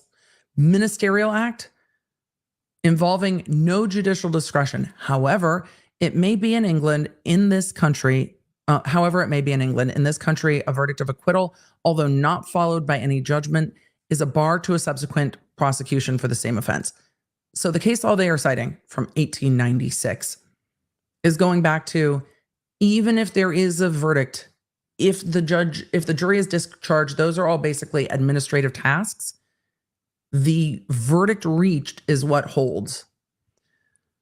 Let's see. Hudson versus Louisiana from 1981, holding that a judicial grant of new trial prohibited retrial on double jeopardy grounds, notwithstanding that the state, quote, Code of Criminal Procedure did not authorize trial judges to enter judgments of acquittal in jury trials. What? That's the strangest thing I've ever heard. There's got to be more to that. I'm not going to sidetrack on that case law. That is not a complete thought. Indeed, it says the prohibition against double jeopardy was plainly intended to condemn the abhorrent practice of English judges exercising the power to discharge a jury whenever it appeared that the Crown's evidence would be insufficient to convict. Yes. So there is history here that our judicial system is set up on a lot of like, not that though. So when they're going back to, could a court just say, yeet the jury and then try you again if they didn't like the result? Could the judge do that? Not here, but yes. So double jeopardy in the Constitution was, you can't do that. Once jeopardy is attached, generally when the jury is sworn, once jeopardy is attached, you can't do it again. There are exceptions to that. A mistrial is one of the exceptions to that. It goes on to say that Commonwealth's heavy reliance on Bluford versus Arkansas fails for reasons set forth in the defense's opening motion. In that case, after the foreperson reported that the jury was unanimously against conviction on certain charges, the jury was sent back to continue deliberations, right? So it wasn't final. The foreperson's report was not a final resolution of anything, and there was no indication at the conclusion of the deliberations that it was still, it's going to go on to say, the jury's verdict. Because once you redeliberate, things can shift. And so it was no longer the case that all 12 jurors believed the defendant was not guilty of capital first-degree murder, right? Because it wasn't a final result. Contrasted here where the jurors are saying it's a final result because after they were discharged, the jurors are saying, excuse me, aren't you going to ask us about the other things? Here by contrast, I'm going to keep reading. Here by contrast, 4 deliberating jurors, well, 2 directly and 2 through intermediaries, 4 deliberating jurors attest that there was a final unanimous agreement that Miss Reed was not guilty of second-degree murder, persisting through the conclusion of deliberations. According to one such juror, Juror D, we read that earlier in stream today. According to one such juror, Juror D, after the jury was excused once the jury was excused and aboard the bus, many of the jurors appeared uncomfortable with how things ended. I mean, that is kind of speculative. Wondering, quote, is anyone going to know that we acquitted Karen Reed on count 1 and 3? And that's from Jackson's supplement.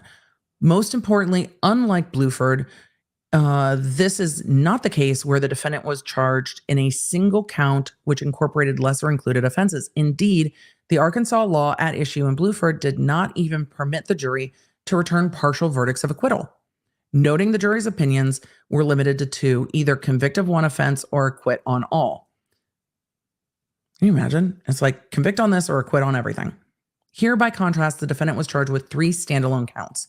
Right, not lesser includeds.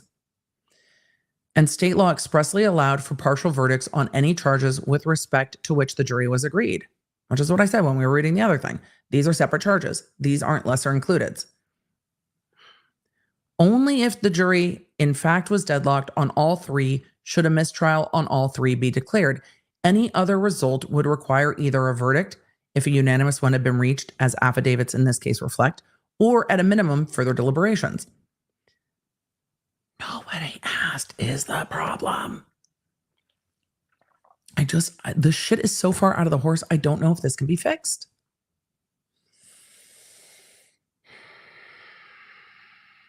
Only if the jury, in fact, deadlocked on all 3 should a mistrial be declared on all 3. You don't know if you don't ask. The lack of manifest necessity to support a mistrial provides a second independent basis for dismissal. While they're giving an arguendo, like, but Your Honor, you can do it this way. The judge isn't going to agree to that at all. At all. At all. Oh. Well, there is no doubt that a jury deadlock may constitute manifest necessity. Yup. Not may, does. The Commonwealth unsurprisingly cites no support for its contention that a deadlock on some but not all separately indicted charges supports declaration of a mistrial with respect to all counts. The problem is it's ambiguous. Contrary to the Commonwealth's characterization of unambiguous, the notes, I can see why the Commonwealth argued that the notes are unambiguous. The notes, all 3 when taken together, all 3 notes indicate that they are deadlocked, that they cannot reach a decision, not that they've reached some decisions. So I don't disagree with those notes. I think there's room to interpret those notes taken together as the jury being deadlocked when you read all 3 of them together. Let's see.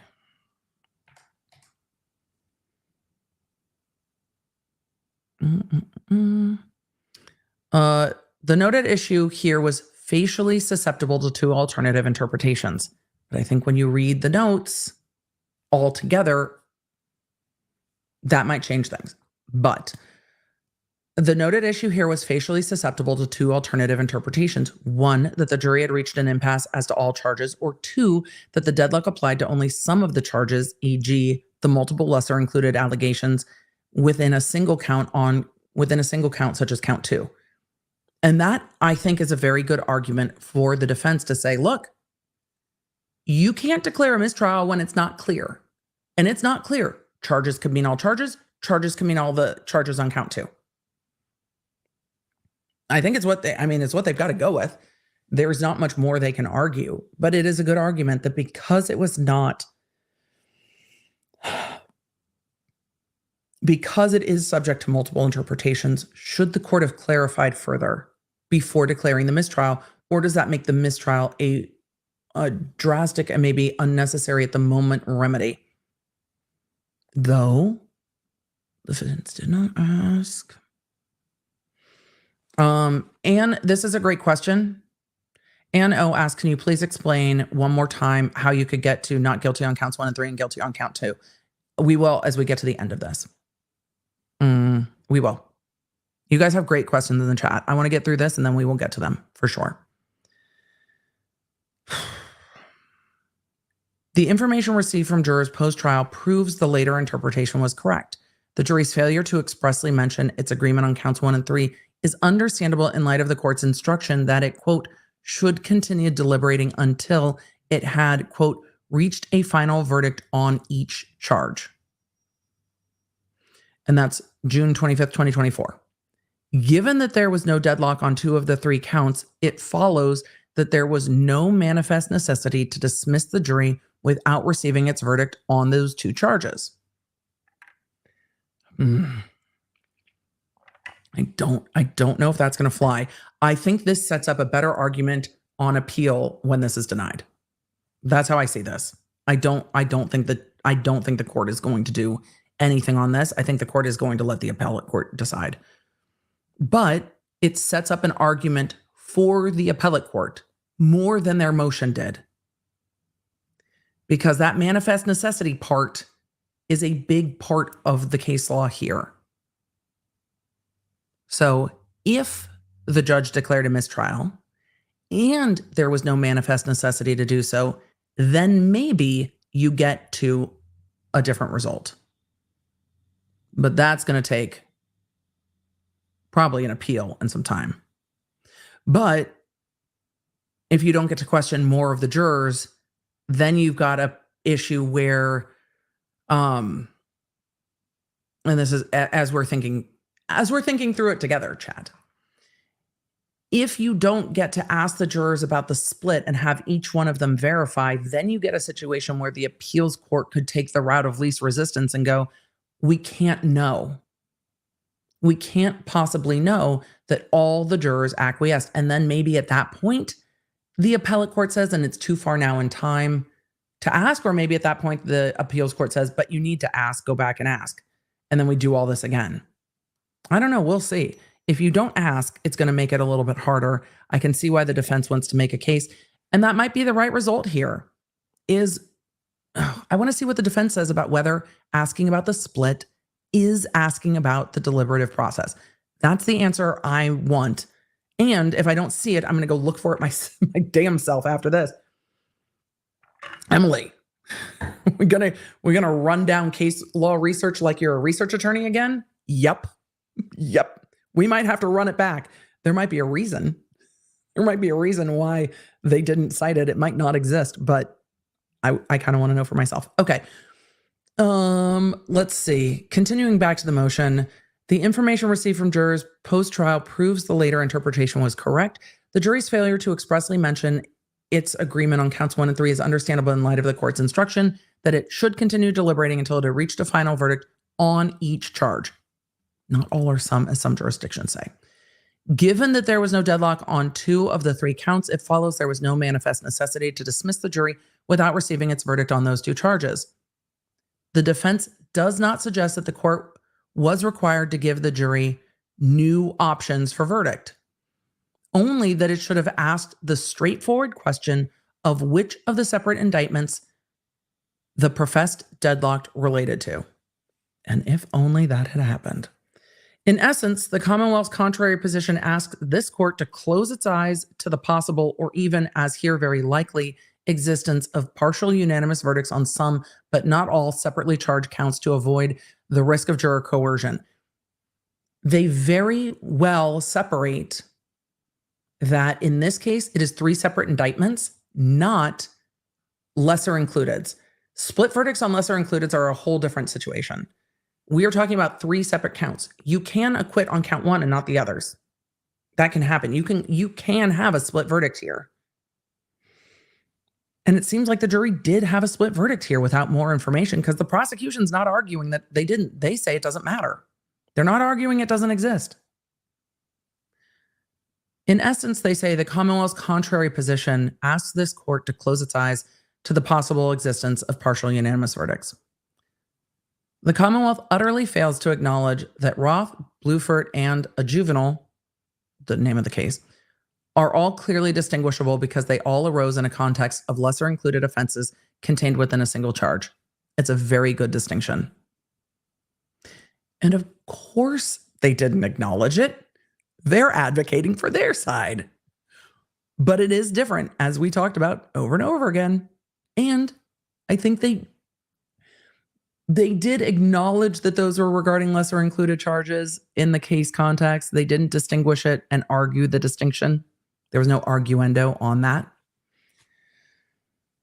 It says the Roth court's concern about coercion makes sense in that context. When the jury reports a deadlock on one charge, follow-up questions regarding the possibility of reaching a verdict on a lesser included offense would imply that the jury should consider conviction on that lesser offense. But this logic does not extend to the present circumstances, and no existing precedent cited by the Commonwealth requires judges to disregard the possibility of partial verdicts when the verdicts would be on standalone separate charges, such as those in the current indictments. A very, very different situation. I agree that it's a very different situation. And even though we've been streaming for 2.5 hours, I think we talked about the separate indictments as we were going through the Commonwealth's motion. Let's see. Massachusetts, this is case citation regarding Rule 27B, permits taking verdicts on less than all the charges set forth in separate indictments. So it's possible, which means you can also poll on it. In the juvenile versus Commonwealth case that the Commonwealth also cited, it said, where a complaint or indictment in multiple counts charges multiple crimes, a general verdict could be returned as to one of the counts despite a deadlock on other counts, right? A split verdict. The Massachusetts Rule of Criminal Procedure 27 says a reporter's notes, quote, providing that the court may declare a mistrial in cases where the jury is unable to reach a verdict. However, it must first receive and record the verdicts which the jury can agree upon. But it doesn't say that the court has to ask them. It allows for it. Which is why the case law that the Commonwealth cited sat so weird, right? There were a couple times when I'm reading that, I'm like, this is distinguishable, or that's not the full story, or there's more here. It goes on to say there is simply nothing coercive about asking a jury reporting a deadlock that fails to specify which counts the deadlock relates to.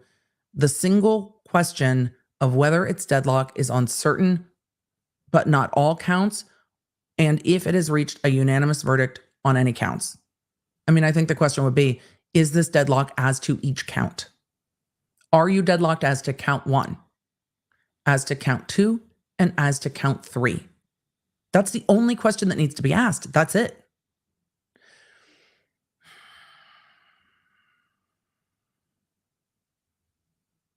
It's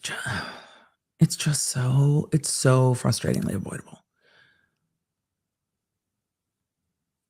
There is simply nothing coercive, they say, about asking the jury to report it. We just talked about how we could do that. Going back to Commonwealth versus Foster, this is a Massachusetts Supreme Court case, affirming trial judges taking of partial verdicts on 2 of 4 separate indictments and observing, quote, to conclude that the jury could have felt pressure to convert provisional verdicts against the defendant into final ones and to abandon all doubts that they may have privately entertained runs counter to the clear instructions of the judge and amounts to mere speculation without any support on the record. It sounds like that case that they are citing comes from partial guilty verdicts, hence the appeal. If they were partial acquittals, there would be no appeal. So they were arguing, look, this pressures the jury. And they're like, no, we're allowed to ask. Right? Allowed to ask. Commonwealth versus LaFontaine, affirming partial verdicts taken after the judge asked the jury whether it had reached a final verdict on any of the indictments. It's one question.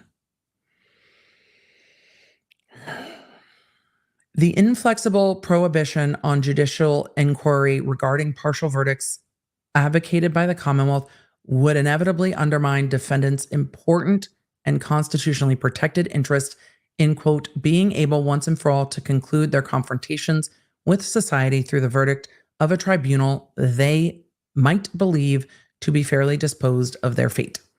Cruz versus Commonwealth from 2012, quoting States versus Yorn from 1971. It goes on to say, quote, the danger of unfairness to the defendant from multiple prosecutions exists when a trial is aborted before it is completed, as well as when the defendant is actually acquitted. The Commonwealth's proposed rule would also undoubtedly hinder law enforcement interests by precluding courts from asking a jury whether they have reached a guilty verdict on some but not all the standalone counts. Right. Which also happens. The Commonwealth's attempt to shift blame to the defense overlooks the black letter rule that the prosecution alone bears the heavy burden of establishing manifest necessity for the mistrial. Well, isn't that interesting?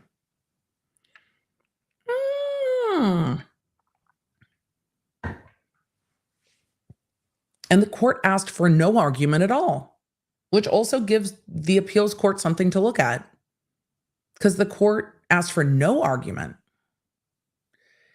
The defense's request for a Tui Rodriguez instruction did not, of course, reflect any implicit concession that the jury was deadlocked on all counts, nor did it commit the defense to any position regarding whether the court should sua sponte declare a mistrial. The court not asking at all, not talking to the lawyers before the jury, it was literally, they're at an impasse, bring them in. Or they're at an impasse, they're coming in. But the defense did not say, can we have a moment? And the court did not ask. And they're arguing here that it is the prosecution's burden to establish that there was a necessity for a mistrial. And the prosecution's going to keep arguing those three notes taken together do not indicate any partial verdict. They don't. They don't at all. A discussion with counsel such that occurring twice earlier in response to jury notes and either the consent of the defendant to a mistrial or further judicial inquiry of the jury instead was required. It is indisputable that the court provided no opportunity for defense counsel to be heard regarding the declaration of a mistrial, as opposed to the appropriateness of a Tui Rodriguez instruction. In short, mere silence, absent an opportunity to object, does not amount to consent. The case relied upon by the Commonwealth are readily distinguishable on this basis, or even support the defense proposition. They're like, we can distinguish it, or it goes in our favor.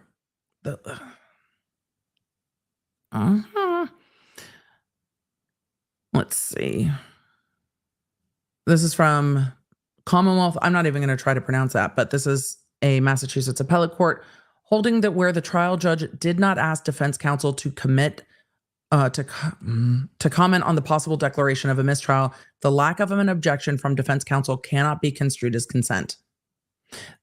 That seems directly on point. When the trial judge did not ask defense counsel to comment on the possible declaration of a mistrial, the lack of objection from defense counsel cannot be construed as consent. I don't know what could be more on point. I mean, that seems pretty damn on point, doesn't it? So, Polanyi, that's what we're reading right now. That's what we're going over, is the defense reply to the prosecution's opposition. But that seems like directly on point, because I don't think it's controverted that the judge did not give the defense an opportunity to say shit. The prosecution also didn't have a chance to say shit. But they're not the ones making the motion. The judge declared a mistrial upon the defendant's request. That's a different case. Finding that the defendant plainly had the opportunity to object where the mistrial was declared after a voir dire and colloquy after the jury was cleared from the room. So they voir dired the jury, asking the split, then talked to the lawyers, then declared a mistrial. That was a very different situation than we're in here. Because the court was just like, they're at an impasse, bring them in, send them out. Like, yeet. It was stunningly fast. As somebody who was trying to stream with Wi-Fi that was hated, it was stunningly fast and very difficult.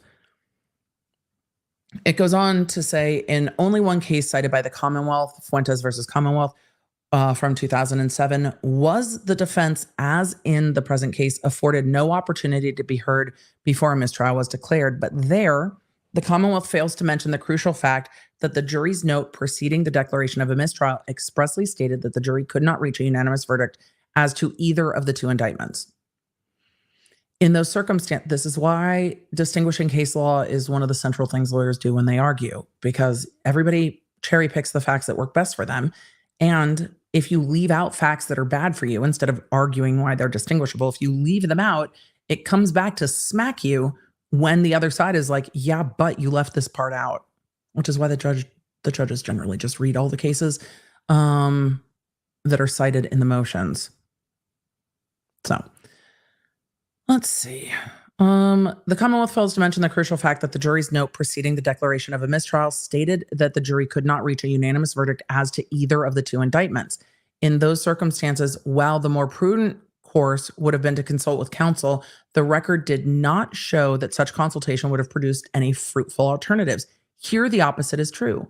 The note did not expressly state that the deadlock applied to all counts. It did not.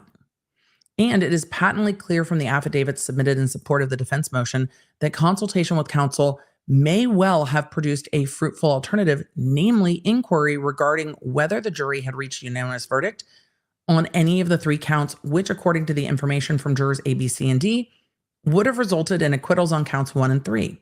In any event, they say, the Fuentes court did not alter the court's clear obligations, repeatedly reaffirmed since the decision before declaring a mistrial. Look, law. Look, we have law. Look, we have law. We have process. All right. Thank God. Somebody set out a standard. Thank you. Let's get to the standard. This is what the defense is saying the case law requires. Rule number 1. Counsel must have been given a full opportunity to be heard. Was counsel given the full opportunity to be heard here? 2. The trial judge must have given careful consideration to alternatives to mistrial. Was it ever discussed? Ever? With any of them? So if those two things weren't done, does that open a door to have a discussion? Yes. But often when there's error, the result is retrial, and that's not what they're looking for here.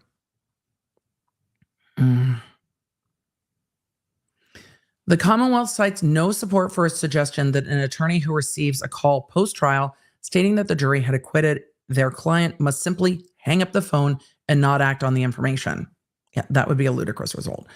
The jury's ludicrous pops up. What? I heard no. That would be a ridiculous result. The jury's agreement that Ms. Reed was not guilty on counts 1 and 3 reflects the, quote, results of its deliberative process, not the contents of jury deliberations. And I think that's the description there. Right. Not the contents of jury deliberations or the thought processes of the jurors.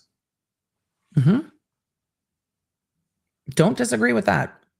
I think that's where there's room to argue it. Is asking the result, asking the thought process? No. You can ask this jury one question. Did you reach a unanimous verdict? Okay, 3 questions. Were you deadlocked on count 1? Yes or no? Were you deadlocked on count 2? Yes or no? Were you deadlocked on count 3? Yes or no? And then, depending on the answers, did you reach a verdict? And what was that verdict? Those are all results.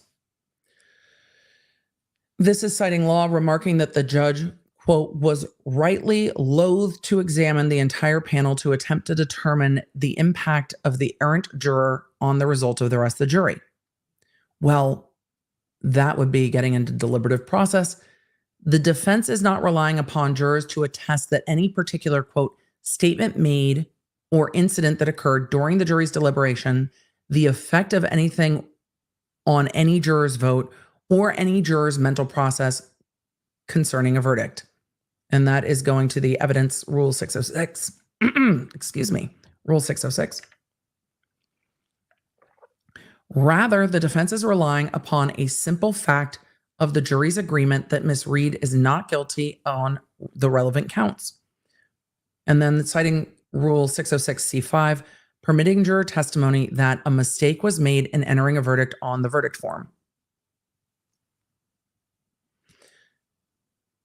That might allow a door to be opened, because if you can question a juror about a mistake on the jury form, could leaving a verdict off the jury form be considered a mistake on the jury form? That might leave room in the evidence code for inquiry. Finally, somebody addresses it. Good Lord. We got to get all the way to the end. And then when we get all the way to the end, it's like, and there it is. There's the avenue for the defense to argue that they didn't argue in their initial motion. That is the argument right there. That the evidence code allows a, quote, like a clerical on the verdict form. But what I would want to look at for me is that only allowed before the jury has been dismissed or after the jury has been dismissed? Because this is silence to it. So that would be my question. The permissible subjects of jury contact listed by the Commonwealth are not exclusive. And the Commonwealth fails to cite any authority establishing that the fact of a jury verdict constitutes a prohibited subject matter under Rule 3.5. At the same time, the Commonwealth criticizes the defense for purportedly infringing upon the jury's deliberative process. It also paradoxically faults the defense for reliance on hearsay. You can't have it both ways, Commonwealth. But the affidavit by counsel in Commonwealth versus McClop, attesting to alleged juror bias was no less hearsay. The Supreme Judicial Court squarely held that it entitled the defendant to further inquiry on the subject, which is really what the defense is fighting here, right? The defense is fighting for further inquiry on the subject. The defense submits that the same result is warranted here. They've got a case that at least gives them a window. And if there is case law and there is evidence code that gives them a window, then there is an avenue to appeal. So if the judge grants a inquiry or not, there is grounds for them to appeal this based on the evidence code seeming to allow for it, based on case law that in limited circumstances allows for it. So, Aunt Lala, I've seen a lot of you in the chat watching with your friends. Aunt Lala said, I just found out a good friend of mine watches you. I was so excited. Shout out to Nina. Hello, Nina and Lala. So, the defense says for all of the reasons above, as well as its opening motion, supplemental memorandum, and attached affidavits, the defense respectfully requests that this honorable court issue an order dismissing counts 1 and 3. Or in the alternative, inquiring, which they're not going to do that. But that motion has a lot more case law in it than the opening motion. Here's what I appreciate in the defense's motion. Let's just swoop real quick and see if we can summarize this motion. And then, and then we're in a, I mean, it's late, but I think we can still get into some of the TikTok psychic stuff. But then we're not going to have a lot of room for questions. Chat, hold on. I'm going to put up, before we summarize, I'm going to put up a poll. We can push TikTok psychic stuff to Thursday. Let's see.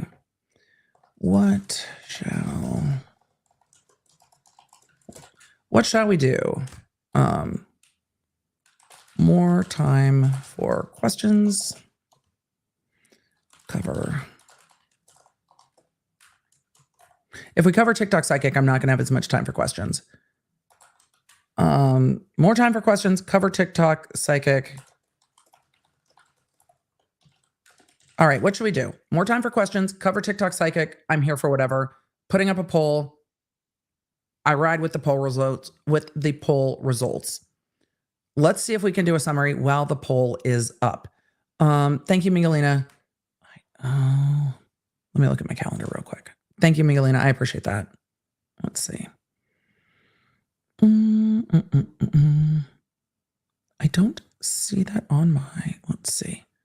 don't see that on my calendar.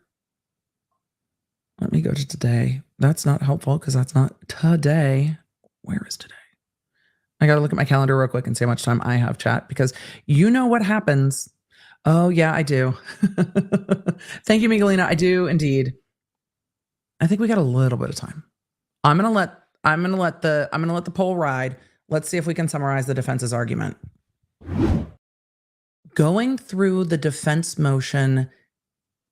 No, that's not the right way to say it. Going through the defense reply to the Commonwealth's opposition. This reply was written by a new member of the defense team, Martin Weinberg, and cited a lot more case law that is on point here. They cited, to me, helpfully, both the evidence code and case law that allows for an inquiry of the jury as to results, and as to the evidence code, allows for inquiry from the jury about the verdict forms and any error in the verdict form. I think there's room for argument that not knowing you could indicate a verdict when you in fact have a verdict is an error on the verdict forms. So with that case law, I think there is room here for the court to possibly grant further inquiry. The defense is asking that counts 1 and 3 be dismissed outright. I don't think the court is going to do that. But could the court inquire more from the jurors as to whether or not they had reached verdicts and erred by not marking them on the verdict form? I think this motion leaves legal room for that. I don't know if a dismissal would be the right result at the end of it, but we can't really know until you hear from all the jurors. That decision I don't think that decision can be made until you inquire from all the jurors about whether it was an error to not mark the verdict forms because it was their impression that you could not mark any verdict forms until verdicts were reached on all of the verdicts. And I think the case law and code cited in this defense motion opens the door to the possibility of that inquiry. Where we go from there is different, but they did cite law that shows that inquiring as to verdict form issues, verdicts, and verdict splits is not considered inquiring into the deliberative process of the jury, which is forbidden. It will be very interesting to see what happens here. I think short of the court granting an inquiry, which the court may not do, there's nothing that's going to happen from here but appeal. And I think that there is a lot of room for them to try to postpone the second trial while they are on appeal on this issue. If the judge does not dismiss and does not grant an inquiry, I do think there's room here to appeal. And with that, we're going to get into whatever the poll had voted on. We're going to answer a few questions while the poll is completing. So you guys go vote. Let's see. We've got 16,000 of you here and like 3,000 votes. So I'm going to give you guys a minute. Give you guys a minute to vote. So did we already do the Erlinda interview? No, because we are having issues with the audio. So we can't. So no, we can't. Unfortunately. And that is a tech issue on this end. It was a known issue yesterday. It is a continuing issue today. So we will see. The tech has voted no on the Erlinda interview, but it doesn't mean we won't get to it Thursday. I'm not going to just yeet it. So let's answer a few questions while I allow the polls to go. Watching the interview with Erlinda is not going to help at all if we can't hear it. So we'll let the tech issues resolve. It was, again, a known issue with my streaming software, streaming software, which is really frustrating. I'm going to answer a few questions about this. Look, I'm going to remind everyone what happens in court with regard to everything in Karen Read is probably not going to be the final result. This is going to be a process. So you just take a deep breath and prepare for the process, because we have got legal results and we've got what is a just result. And I'm hoping we will see those two merge quickly, because if the jury came to conclusions and was confused, which does at this point seem to be the case, then that should be honored. That is the just result. That is the right result. And there's a couple ways to get there, but ultimately it seems like after an inquiry, can the court dismiss? We'll see. But can the prosecution dismiss in the interest of justice? They absolutely can. I don't know if they're gonna, but they can. We are not going to be done with the Karen Read case for quite a while. The post-trial litigation on this is going to be extensive, but make sure you get the app, and we're going to see what goes on Monday. If that hearing is streamed, I will stream it on Monday instead of streaming on Tuesday, which will just bounce my schedule around a little bit. So I'm sure it will be at this point televised. So don't forget to get the Law Nerd app so we can let you know when we are streaming and what time we are streaming. I will also notify you as we get ready for the members only live tomorrow, what time that is decided to be and the rest of it. So make sure you go and get the app. I can't imagine Monday's hearing won't be streamed. It's too important and there's too much going on. So everybody's going to want to stream it, especially now that Baldwin's done. All the cameras are going to be like, where do we go next? We were still supposed to be in trial. We're free. Back to Massachusetts. And we will watch that hearing together if it is streamed, for sure. We'll just do it on Monday. So everybody, let's see. TikTok Psychic, you guys are ready for it. So let's mount up and ride. I'm going to answer a few questions on Karen Read, and then we'll go to the TikTok Psychic stuff. You guys are ready? We might have to zoom through some parts of it, but it gets so repetitive. Like, it gets so repetitive, right? And we'll try. Texas mom of two boys said, don't forget about her, Linda. We have tech issues with being able to hear it. I won't forget about it. Anna said, why do they say 3 charges when I see 4? I don't know, Anna. There are 3 charges in the Karen Read case, and count 2 has lesser included, but those aren't separate charges.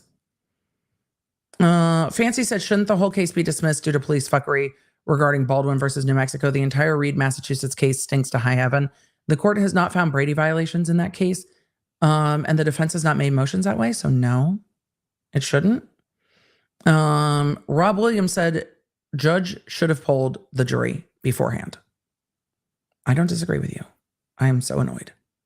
I agree with you. I agree.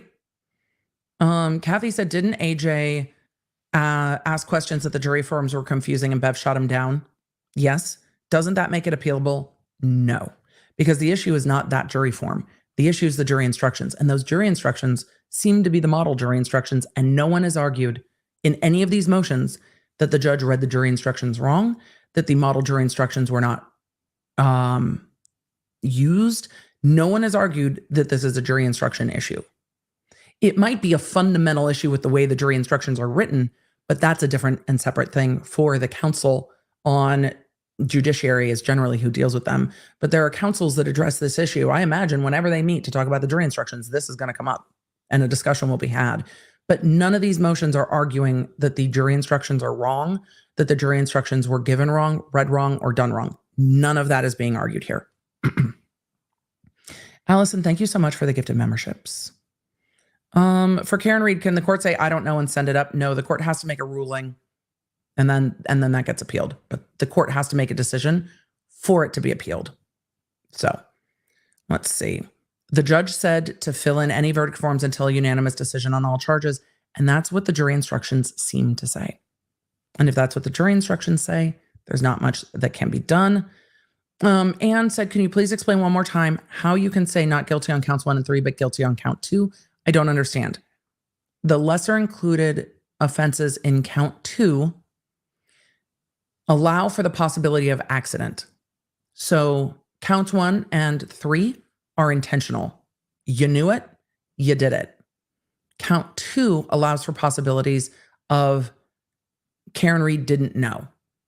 And one of those lesser included has an instruction that says, did the defendant cause the chain of events?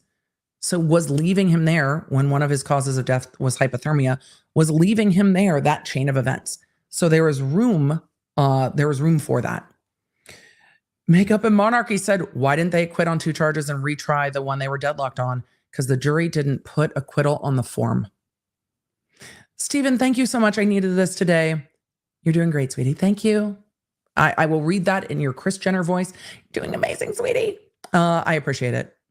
So, Ooh La La said, love the water polo reference. Did you know what's the hardest part of water polo? Getting the horses in the swimming pool. Yeah, they don't like it. The stairs are hard for them. Emily, do you think the prosecutor might consider retrying her? Oh, I think the prosecutor's motion says just yes. And they've already released a statement. They released a statement 7 seconds after this case was out of court. That's hyperbole, but 7 seconds after this case was out of court, the prosecution is like, we will be retrying. I also think that was an error, but you guys know how I feel about it. I think that was an issue for them to so swiftly double down on retrying the case without any room for their own reflection of how, after 29 days of trial, you come in with the last 2 witnesses who say this victim was not hit by a car, and how you're like full speed ahead. I don't know how you get there, but that's what they want to do. And they've been very clear that that's what they want to do.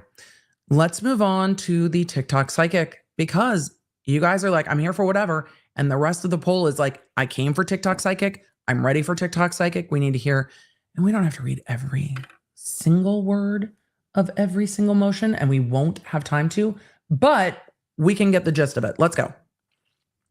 You ready? I'm ready. We've got time. I've got time. Thank you, mods. The mods are like, well, girl, we're talking about like a 4-hour stream instead of an 8-hour stream. They're like, we got this easy. We got this easy. Let us continue on with the TikTok psychic. Just for a quick recap, and put in the chat if you are new to this case, the TikTok psychic defamation case comes out of Idaho. It is moving alongside of the Kohberger prosecution, wherein a professor at the University of Idaho was accused by a TikTok creator of orchestrating and carrying out the murder of the 4 victims in that case. This case went to summary judgment. On summary judgment motion, the court in this civil defamation case found the TikToker liable for defamation, responsible for defamation. But that does not answer the issue of damages. So the judge also allowed the professor to bring punitive damages forward. In Idaho, you have to get permission from the court to bring punitive damages, and the court granted said permission. So now the professor can go after the TikToker for damages, including punitive damages. This is defamation per se, so it doesn't have to be actual damages. And again, punitive damages, the punishment ones, the you done fucked up damages. It's like, ooh, don't do that damages. So even though the issue of liability is resolved, the court has said, you're done. How much, Emily, how much can you quote nailed it? All. You done. All. The court has said you are done. You committed defamation. But the question of damages is outstanding. And so with the question of damages, it can go to a jury trial. And the jury trial will be asked, hey, how bad is it? And then how bad is it? And then what number do you put on that? That's where we are now. We are just looking into the filings after that summary judgment ruling. I listened in on several of these hearings. The TikTok psychic is representing themselves and made some very nuanced arguments. I know there is always temptation to be like, how are we even here? How is this case allowed? Why hasn't this been thrown out immediately? When somebody is saying that, A, what I'm saying is true is because I've spiritually divined it with my intuition, and I have aligned this was in the motion, aligned my flesh with God, so therefore I am omnipotent in the motion and in the court hearing. How do you argue that? Well, the court is like, based on everything that was said, this is defamatory. And there is no evidence that what you said is true. So this is the spiritual witness case where the TikTok psychic said, I am a spiritual witness and I have aligned myself and am divine and therefore am omnipotent. So that's how we're here. Andrew, funny you should say the TikTok psychic didn't see that coming, because in one of the hearings, the first hearing I was on, the judge asked a question and the response was, I didn't see that question coming. And I've never been so glad I was on mute ever in my life. Ever in my life, because I fucking cackled in a unflattering way. I was like, from my soul laughed because of all of the things. But this goes to the difficulty of these cases. What do you do when this is everywhere? How does the professor who got dragged into this on social media deal with this? Other than filing a suit, they sent cease and desist. The cease and desist were used for content. Where have we ever seen that before? Emily, didn't you make content out of a cease and desist you received? The difference is I was right. But have we never seen a content creator get a cease and desist and turn it into content? Like, that's the first step. First step, somebody's going to make it content. Next step, you see if they get sued. And the lawsuit followed. This case is bananas. Absolutely bananas. Yes, BANANAS. So let me back up to where we're at with the decision. Okay, that's the order. That's the... I'm getting to the right because there's a lot of motions. I want to make sure I start in the right spot. So let me get to the court's order on docket. Is this docket 74? Yes. Okay. Docket 74 was the court's order. Now we are getting to the TikToker's response. Emily, is there a reason you're not going by name? Yes. I don't think infamy is deserved for fuckery. Is it in all the filings? Yes. But am I going with the TikToker and the professor? Yes. My decision. That's just been my decision on this case. To keep it A, easy, and B, not confusing, and C, look, man, we're not growing people's followings by bad behavior. It's just, this stuff is frustrating. You can't just accuse people of murder. Like, what are you doing? So let's get into the next filing. The judge says you are liable for defamation. This goes forward as to damages. The response from TikToker is that I don't want this judge anymore. That's the response. I don't want this judge anymore. The first response is request for reassignment to a United States district judge. I don't want this judge anymore. June 13th. Tries to yeet the judge. That's docket 74. TikToker wants the judge yeeted.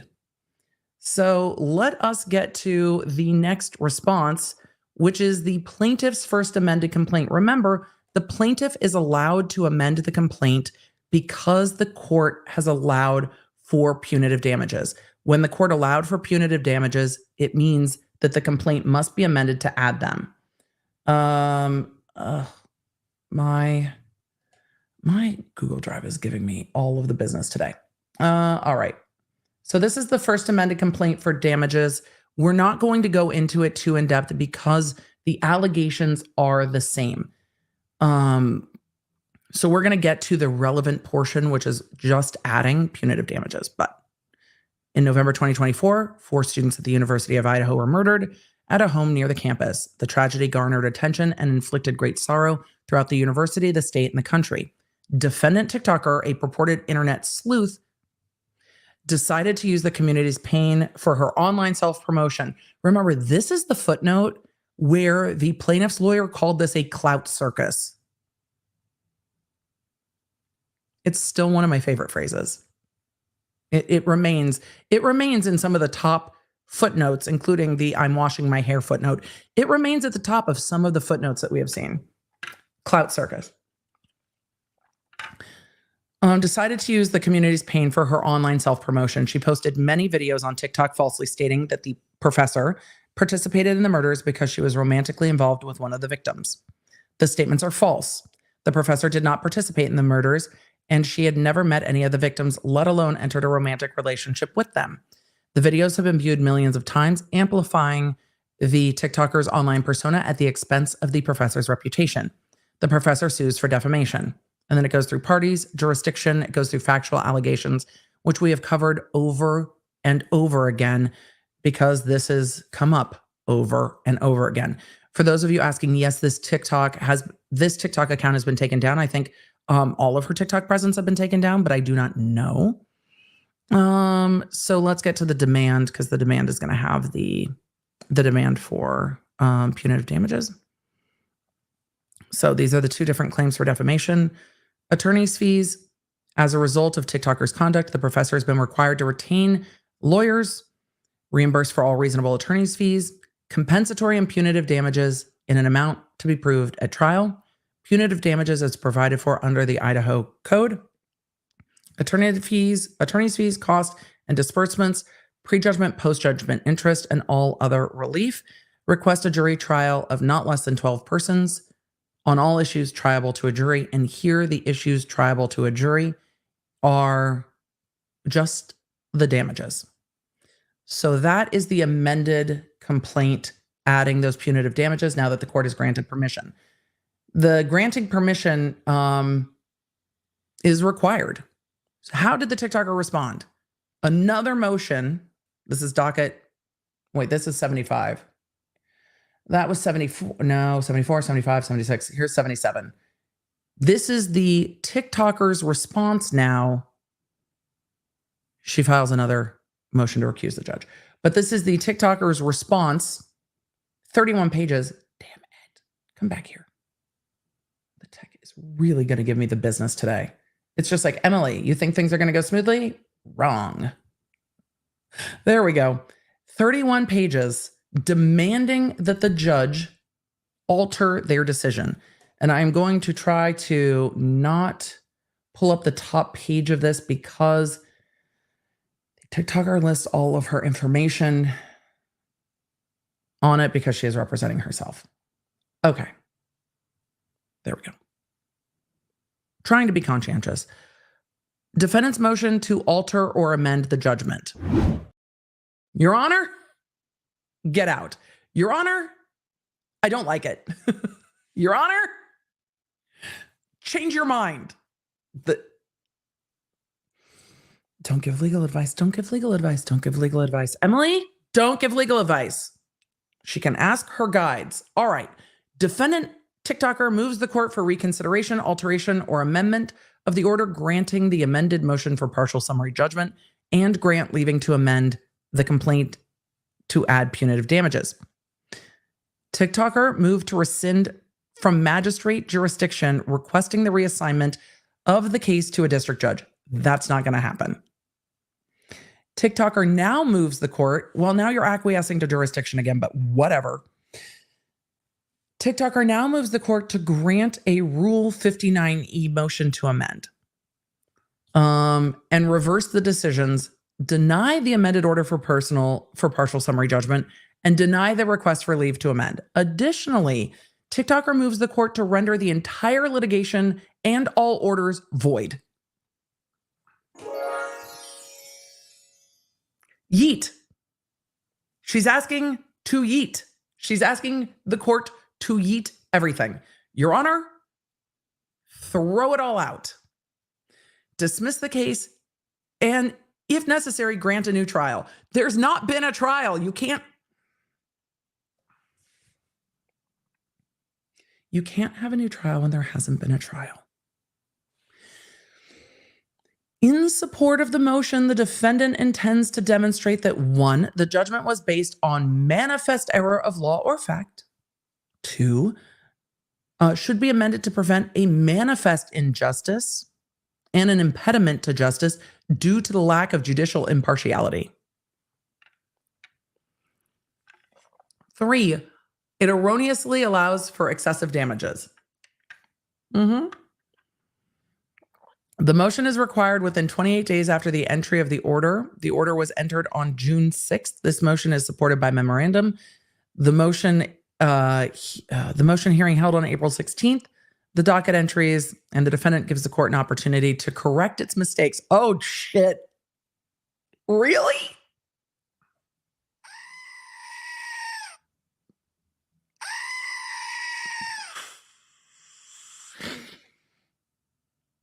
Really? The defendant respectfully gives the court the opportunity to correct its mistakes. It sounds like me talking to my kids when they were 7. I'm going to give you an opportunity to fix that real quick. But this is a federal judge. This is a federal judge. Oh, the audacity.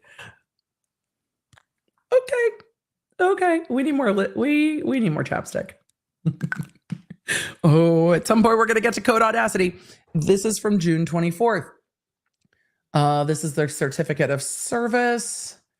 This is the next docketed item. This is the motion. Factual background. On November 13th, 4 University of Idaho students were tragically murdered in Moscow, Idaho. The case garnered nationwide attention on social media and news media. Social media users expressed eagerness for the case to be solved. At the time, psychic defendant used her TikTok social media platform to conduct tarot and oracle card readings on unsolved or mysterious cases to find and promulgate the truth. At the request of a TikTok user, Your Honor, I didn't decide to do this. Somebody asked. At the request of a TikTok user on November 27th, TikToker began using her spiritual means, intuition, claircognizance, abilities, tarot cards, oracle cards to investigate the cause of the murder of the 4 students and the future outcome, also referred to as spiritual investigation or psychic investigation. Spiritual witness is gone now. We have moved. The language has changed to psychic investigation. During her spiritual investigation, it used to be that she was a witness. Now it's an investigation. During her spiritual investigation, she discovered that the students were victims of a murder plotted by a history teacher who co-planned, hired, and executed the murders with a male student. TikToker then conducted tarot card and oracle card readings of the staff listed on the history website for the university. The tarot card and oracle, Your Honor, it's the cards. Well, the cards can't be cross-examined. The tarot card and oracle card readings on the professor who was listed as the chair of the history department revealed that she planned the murders and chose between 2 men to execute the murders. That has also changed from the initial filings and statements. It also revealed that Schofield, the professor, had a secret affair with one of the victims, and her motive to have the students killed was to silence them to keep her secret affair from being exposed. She published the spiritual investigation on her TikTok page and reported the information to the FBI tip line. On December 12th, she received 2 demand letters dated November 8th and December 8th by email from plaintiff's attorney, Wendy Olson. You guys have seen Wendy Olson in court representing the media coalition in the University of Idaho homicide case. The letters demanded that Gouliard cease and desist false and defamatory statements regarding the professor. Gouliard refused to comply. That is accurate.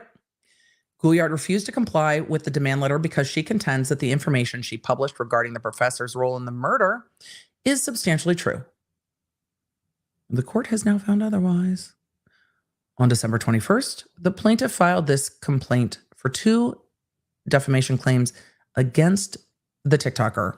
One is premised upon alleged false statements regarding the plaintiff's involvement with the murders, and one is premised on the allegation of the plaintiff's romantic relationship. Yes, that is well stated. That is what they are premised on.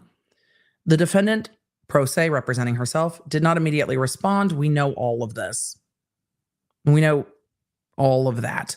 Let's see. Defendant affirmatively asserted 11 counterclaims. These were all yeeted already. 11 counterclaims against both the plaintiff, professor, and her attorneys. Remember when she tried to sue the attorneys for suing her? Right. The defamation counterclaims were premised on the fact that the attorney and the plaintiff slandered the TikToker by issuing a press release and making several false statements about her to the news media. The defamatory statements falsely asserted that the defendant is, quote, a TikToker who falsely accused the professor of the murder of the 4 University of Idaho students to use the tragedy of the community's pain to gain a following. That defendant is a liar who selfishly made false statements about horrific tragedies, knowing they are false for profit, and that defendant made false statements knowing they are false. She tried to sue lawyers. The defamatory statements about defendant were published to over 100 news outlets, printed on online newspapers, broadcast across multiple news media channels. She's trying to relitigate literally everything. Broadcast on television networks and streamed to documentaries. There's documentaries? Really? You sure about that? Okay. YouTubers were named in this when she did this originally. They are not named. They are not named now. But they were then. That she was like, and YouTubers talked about it. On June 6th, plaintiff moved to dismiss defendant's counterclaims. This is like an accurate recitation, sort of the procedural posture here. But we've gone through every single one of these filings, so we're not going through the procedural posture here. Let's see. On October 10th, plaintiff moved for partial summary judgment. Where is the ruling? On June 6th, the court granted plaintiff's amended motion for partial summary judgment and plaintiff's motion for leave to amend the complaint to add punitive damages. True. On June 13th, defendant rescinded the consent to proceed before the magistrate judge. That's not how that works, and that can't be done. Now, before the court is a motion for reconsideration of the memorandum order. Legal standard. Rule 59E provides that any party may move the court to alter or amend a judgment within 28 days after entry of the judgment. The rule allows the court to correct its own errors and spare the parties and appellate courts the burden of unnecessary appeal, as it permits, quote, reconsideration of matters properly encompassed in a decision on the merits. It's not going to fly. Next, the court lacks subject matter jurisdiction. That ship has sailed. Lacks in judicial impartiality. Same. And the judgment is void. Is it now? Tell me more. Quote, but if it act without authority, its judgment and orders are nullities. They are not voidable, but simply void, and form no bar to a recovery sought, even prior to a reversal. In opposition to them, they constitute no justification, and all persons concerned in executing such judgments or sentences are considered in law as trespassers. This is a case from the U.S. Supreme Court. I need to know the context of that. From 1850. Pursuant to Rule 12H3, if the court determines at any time that it lacks subject matter jurisdiction, the court must dismiss the action.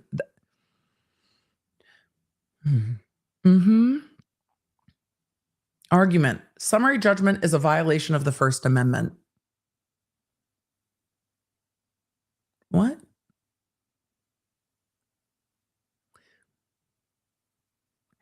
Okay. She's arguing the statements by defendant, her, were based on her spiritual beliefs and practices. Oh, we're back to this. The court explained that the religion clause of the First Amendment embraces two concepts, the freedom to believe and the freedom to act. Right? Like, you're allowed to pull tarot cards. You're allowed to go into a church. But you're not allowed to participate in human sacrifice. There are boundaries. By ruling that the messages that TikToker received and promulgated by way of tarot and oracle card readings are not true, the court takes a stance on the truth or falsity of the spiritual belief and practice? No. The court is not stopping you from believing, practicing. The court is saying that what you can't do is go on TikTok and accuse someone of murder. That's different. She said this is barred by the Establishment Clause, which prohibits the government from making laws respecting or disrespecting an establishment of religion or prohibiting the free exercise thereof.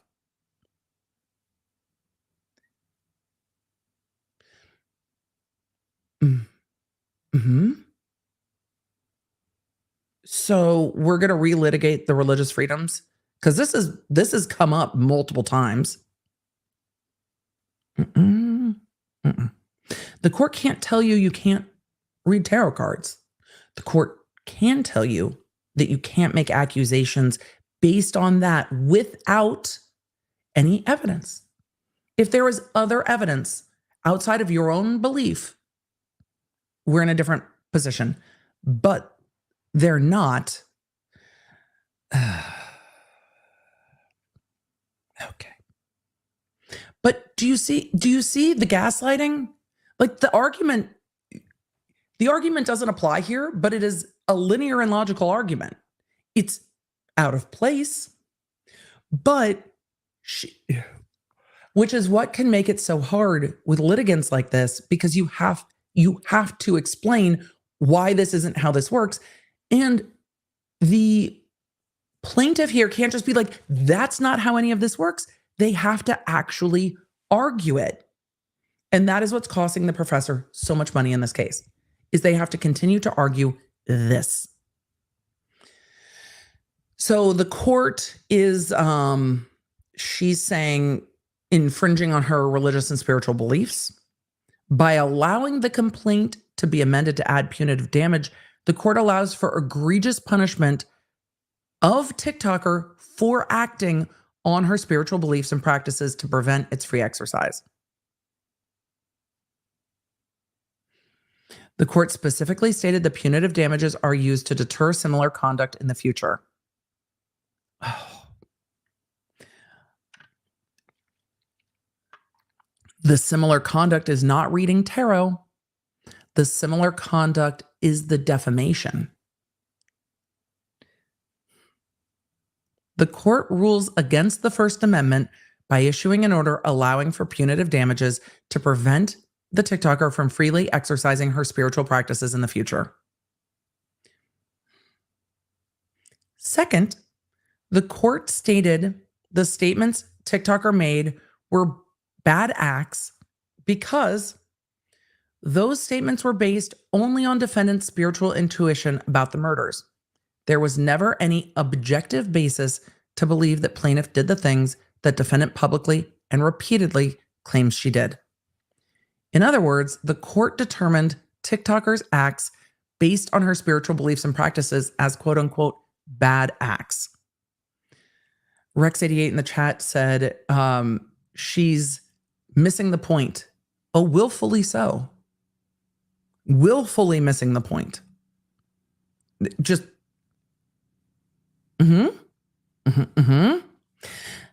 willfully missing the point to make this argument round and round and round and round, that the court trying to impede anything she's doing is an imposition on her religious freedoms. Okay. She says, by requiring that the messages from the spiritual practice be, quote, objectively proven, it singles the spiritual practice out from other spiritual or religious practices and causes burdensome treatment. I don't know if others feel burdened, ma'am. I don't think others feel burdened the way you do. It goes on to say the free exercise clause commits government itself to religious tolerance, and upon even slight suspicion that proposals from state intervention stem from animosity to religion or distrust of its practices, all officials must pause to remember their own high duty to the Constitution and the rights it secures. This is not what this is intended for. And this is not the imposition that is intended here. She goes on to say legislatures may not devise mechanisms. I'm sorry if you can hear that in the background. It is a lawnmower. Apologies. That was so loud. It's not you. It's me. It's always funny because there's times I'll be listening to things with my headphones on and hear something in the background. I'm like, is that happening at my house? Or is that happening where this is being recorded? Anyway, that was me. Accordingly, legislators may not devise mechanisms, overt or disguised, to persecute or oppress a religion or its practice. Under the Constitution, a law that is not neutral, well, this isn't a law, but targets a specific action, and that does not apply generally to all people. This law applies to all people. All. CEG, other cases we've covered, but targets a specific group must be justified by compelling government interest. This is not a law unless you're talking about the law of defamation. And if you're talking about the law of defamation applies equally. It's a no-fly zone. The court requiring that the spiritual practice in the form of tarot and oracle reading must be, quote, objectively proven or to be punishable by defamation laws and punitive damages singles out the spiritual practice from all other spiritual practices or lack thereof that do not require objective proof or evidence to be freely exercised. You guys, I'm so sorry.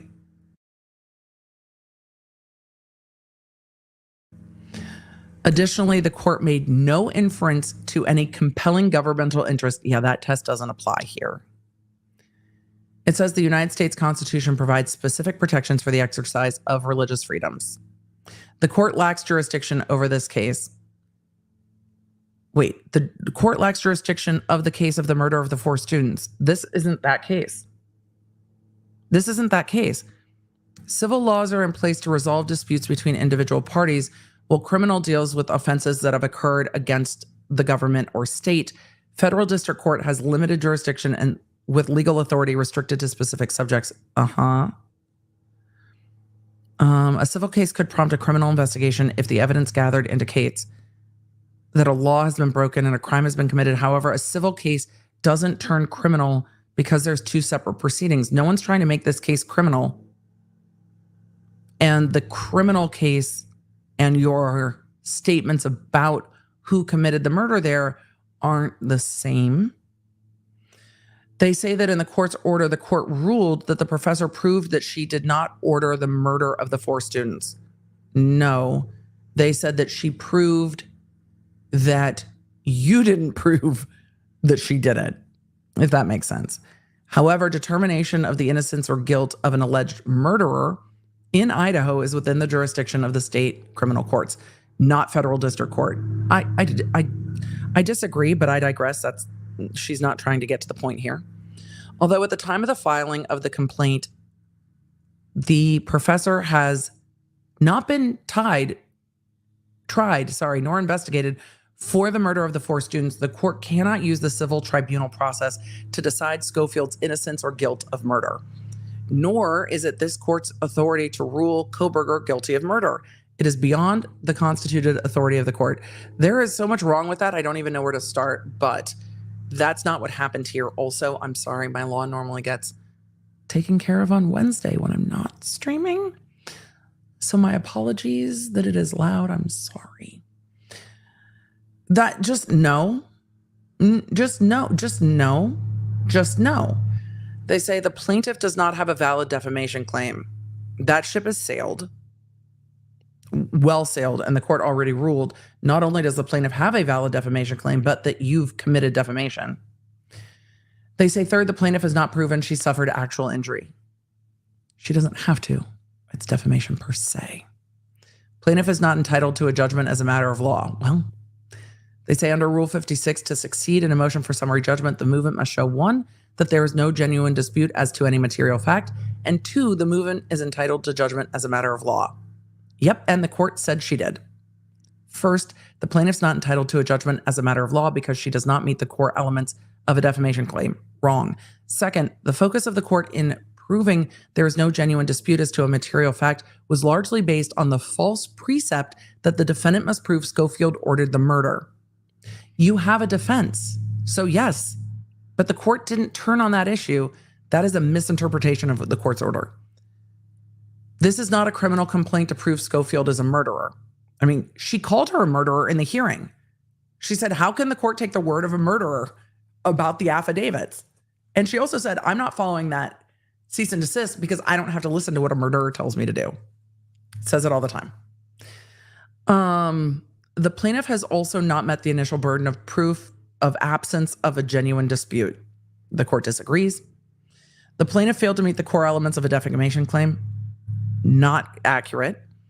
The material facts, affidavits, and evidence do not support that TikToker made false statements about the professor and that the TikToker knew the statements were false. The court is not going to be persuaded. The court lacks jurisdiction. This court lacks jurisdiction because the plaintiff does not have damages over $75,000. She pled that she did. The district court shall have original jurisdiction of all civil actions where the matter in controversy exceeds a sum of $75,000. I think on punitive damages, we're going to get beyond $75,000. She alleges that the professor has not experienced any actual damages that exceed the sum or value of $75,000. The initial complaint was made in bad faith, seeking damages for 10 years of lost wages. The plaintiff had not lost any wages. She also sought $1 million for pain and suffering. And she can. However, at the onset of the complaint, the plaintiff had not suffered any harm that caused pain and suffering. I mean, how do you prove that? She said she did. And, she talked about it in all of her things, but the amount in controversy is to be determined, and she met her pleading requirements on that. Order granting summary judgment has false statements of fact. Oh boy. This is why we do live reacts, because the court made findings of fact, and she is saying to the court, you're wrong, and you found false facts. Oh boy. First, the order begins by stating that TikToker posted over 100 sensational TikTok and later YouTube videos falsely claiming that the professor had an affair with one of the victims and ordered the murder of the 4 students to hide the affair. Defendant did not post 100 TikToks about Schofield.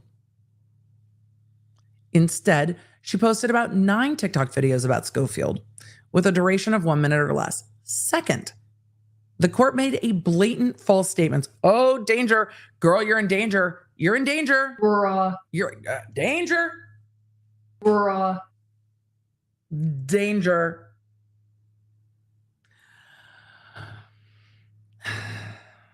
Second, the court made a blatantly false statement. Critically, in response, defendant does not dispute that she communicated statements about plaintiff to others or that these statements, if false, are defamatory.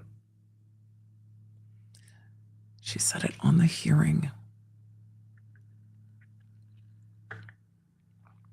During the motion hearing on April 16th, defendant specifically stated she did not agree that the statements she made about Schofield are defamatory, even if the court found them to be false. This can be proven by reviewing the transcript of the hearing. The judge either made this critical error on the court order by mistake or blatantly lied due to his inability to be impartial. That is a bold strategy. Let's see how it works out for you. Not well. It's not going to work out well. It's not going to work out well. This is not going to work out well. This is not going to work out well. This is not going to work out well. B2, yes, this. That. This is not good. This is not going to go well. Okay. The court violated the defendant's right to tribunal impartiality. So this again goes to her believing the court is not impartial. She argues that one of the affirmative defenses against the defamation alleged in this complaint is that she was telling the substantial truth. What she continues to miss is that there has to be objective fact supporting that statement. And she is now arguing that the lack of objective fact, the circular reasoning is so difficult, but she is arguing that the lack of objective fact and the court asking for objective proof and facts, that is in fact an impedance into her religious beliefs. Your Honor, you can't say that there's no objective fact. And if you do say that there's no objective fact, you are infringing on my rights, and therefore you can't do what you're doing.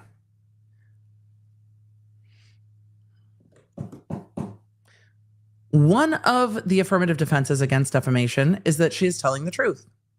In civil pleadings, the standard is that the defendant is presumed not liable until proven liable for damages. No. Until proven liable for damages by a preponderance of the evidence. The damages are going to come up later at trial. Therefore, the initial presumption is that TikToker was telling the substantial truth until otherwise proven. Due to his personal lack of belief in Gouliard's spiritual practices, i.e. claircognizance, intuition, tarot and oracle card readings, the judge acted in a way that impeded upon her right of an impartial judge. The judge said, "Where is the other stuff? Anything else?" For example, the judge stated that Gouliard's spiritual practice and beliefs are arguably so outrageous as to be clearly baseless and thus implausible. That misquotes my remembering of that docket entry. I think that is going to the statements, not the practices. I went through the entirety of that order, and going through the order, the judge was very careful and patient. This judge has been incredibly patient. The judge was very careful and patient to not step on the beliefs and practices of the defendant, except where absolutely required. And the judge talked about the statements having no objective foundation repeatedly. She goes on to say the judge deemed her tarot readings as improbable inferences and deemed her readings as irrational. And the judge vehemently stated Schofield can file a lawsuit for defamation. I would need to go look at where that is, page and line. Again, illegally presuming that the statements made are false. Yeah, well, that you're allowed to file a lawsuit saying that the statements are false, and then you litigate it, and that's where we're at, and you have lost. If the court was indifferent regarding the plausibility of tarot and oracle card readings, the court would not deem the conduct wrong. It's the statements that are the problem, and the statements aren't founded. If the statements were legally presumed to be true, the defendant's conduct was not in bad faith. But Your Honor, it's true because I said it is. It's true because I said it is. It's true because I said it is.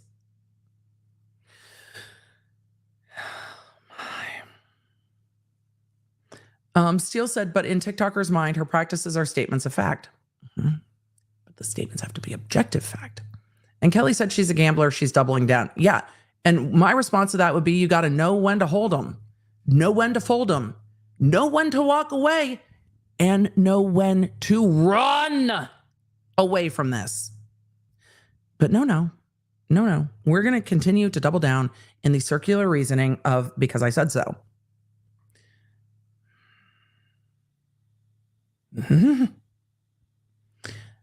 The court would not deem Gouliard's conduct wrong on its face. They did not do that. If the statements were legally presumed true, the defendant's conduct was not in bad faith. Instead, it is morally sound to seek justice on behalf of murder victims. However, due to the judge's personal bias, the court's going to hate this. The court inherently viewed TikToker's acts as wrongful conduct. No, the court made an entire finding of the burden being shifted in the motion for summary judgment. This is not a motion to dismiss. In a motion to dismiss, everything said is presumed true. We're not on a motion to dismiss. We're on a motion for summary judgment where the burden shifts. And here it shifted. And then you have to prove your defense, and did not. The court ruled that Gouliard acted with a bad state of mind because she did not believe other people's beliefs over her own spiritual practices and beliefs. I think that misstates what the court said. The court stated without evidence and with the defendant's evidence proving to the contrary, quote, these circumstances combined to demonstrate that defendant's social media postings were primarily self-serving, motivated by online viral attention, and made with an extremely harmful state of mind given the nature of the statements about plaintiff. The judge made the false allegations. She's going to try to sue the judge. At some point, she's going to try this. This sounds like at some point she's going to try to sue the judge. The judge made false statements against her without evidence due to his inherent personal bias towards her and her spiritual beliefs. This judge was so patient. They say the judge's lack of impartiality and inherent bias regarding defendant's spiritual practices and its plausibility impeded upon his ability to judge the case without bias. He said there needed to be other objective facts, and they're due under the law. Instead, he sympathized with plaintiff, bending the law to allow her complaint. Nope. For example, he denied defendant's motion to dismiss the defamation claims due to qualified immunity and absolute immunity. You don't have qualified immunity because you posted something on TikTok. That's not what that means.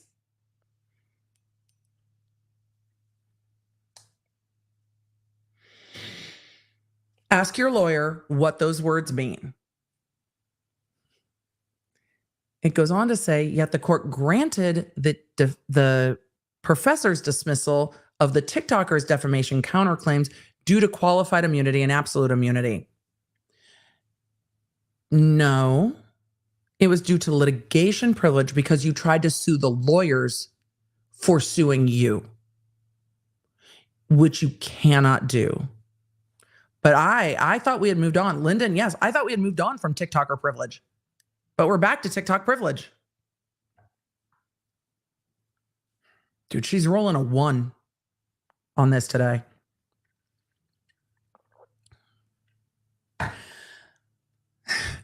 She's falsely equivocating the things, and they're not even, it's, you can't.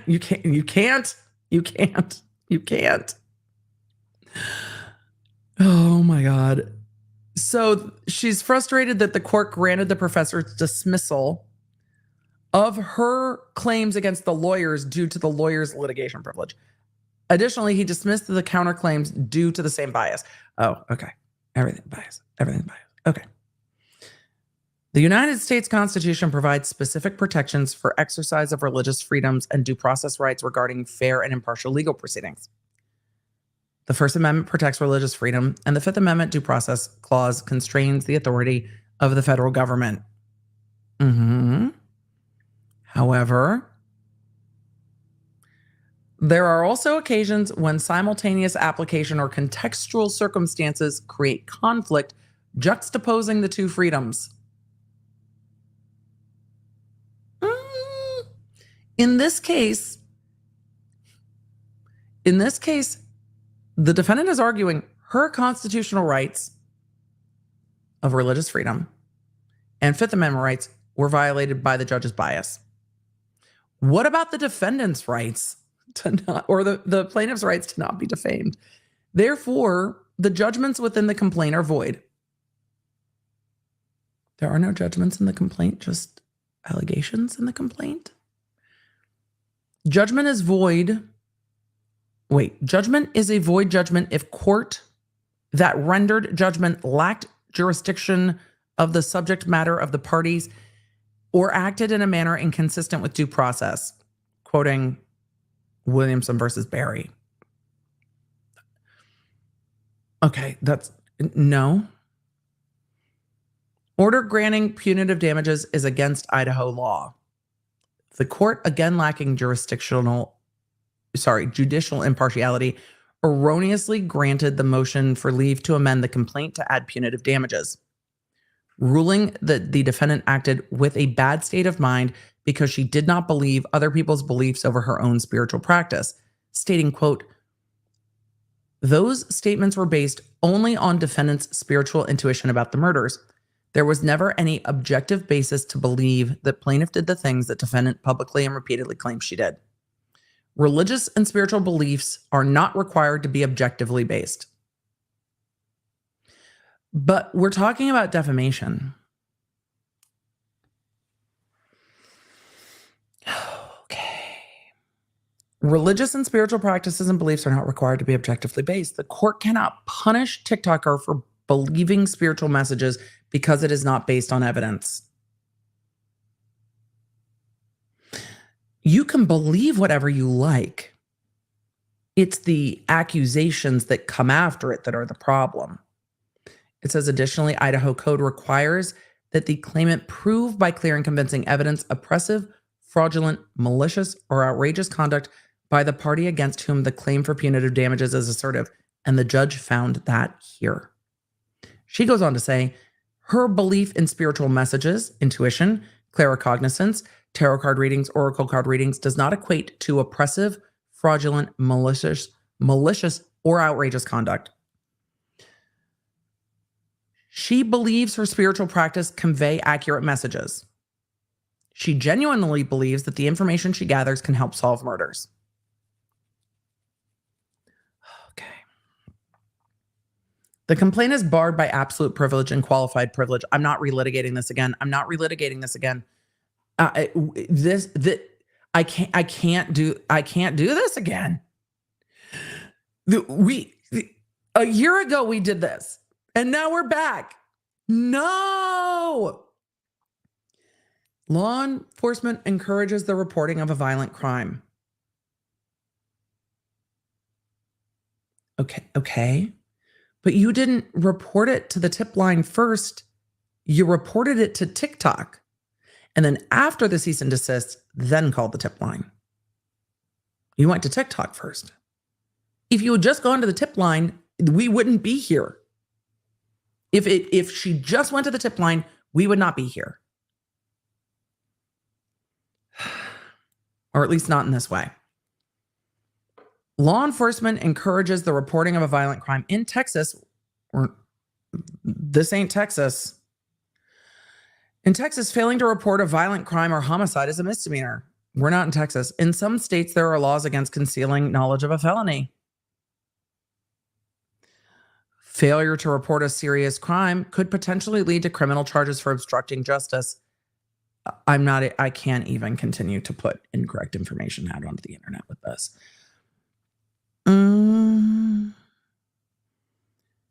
The police requested the public's help with sharing information on social media. No, that's not what they asked. They asked to share it with the tip line. The police didn't say, solve the crime on social media and tell everybody what you think. She is continuing to argue that the statements meet the standard of absolute privilege. No. Tarot card and oracle card reading messages are not false statements of fact. The messages you receive are different than the words you say on the internet.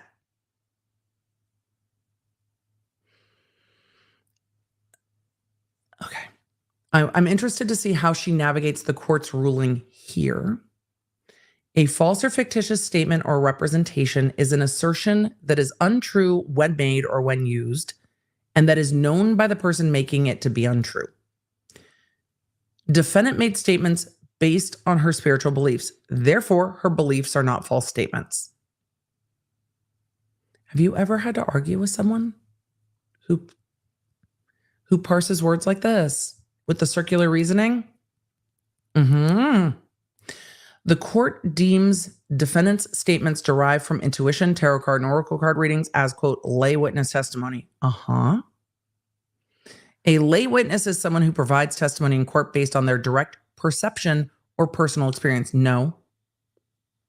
Witnessing and personal knowledge Lay witnesses can be individuals who possess knowledge that could shed light on a case's facts based on their personal knowledge of the case. Lay witness testimony based on perception is an opinion. Seeing something happen is not an opinion. Okay. Lay witness testimony based on perception is an opinion, not a statement of fact. Religious beliefs are acts are based on belief and perception, not false statements of fact. Therefore, beliefs cannot be defamatory. That is not what the court's ruling said. That is not what we are arguing. And no amount of wordplay is going to make it different here, because eyewitness testimony, lay witness testimony, eyewitness testimony based on what you perceive happening is not opinion. Sweet Baby Ray asked for a shout out, and thank you for the generous super chat. And I'm going to slow my roll from yelling because we're almost at the conclusion. And so we're going to give your mom, Gloria, a big happy birthday shout out. Sweet Baby Ray's mom, Gloria, happy birthday. She's turning 70 years young and a huge Lawnard. We decked her out in Lawnard swag for her birthday. Gloria, happy 70th birthday to you. I hope it is amazing and that this fuckery does not fuck up your day. So cheers and have a wonderful birthday. And I hope that you see all of the comments under the super chat, because I can see like 50 plus birthday wishes under the comments, which is amazing. I love being able to see it. So happy birthday. And again, we're always here for the birthday shout outs. I don't know how there's 10 more pages of this, by the way, but at least we're at the prayer for relief. For the reasons stated above, the order is void, unconstitutional, and will not be supported by the Ninth Circuit Court of Appeals. No, you haven't appealed to them. It is in the best interest of the court. Are you threatening me? Are you threatening me? It is in the best interest of the court, defendant, plaintiff, and justice for the court to correct its mistakes internally pursuant to Rule 59.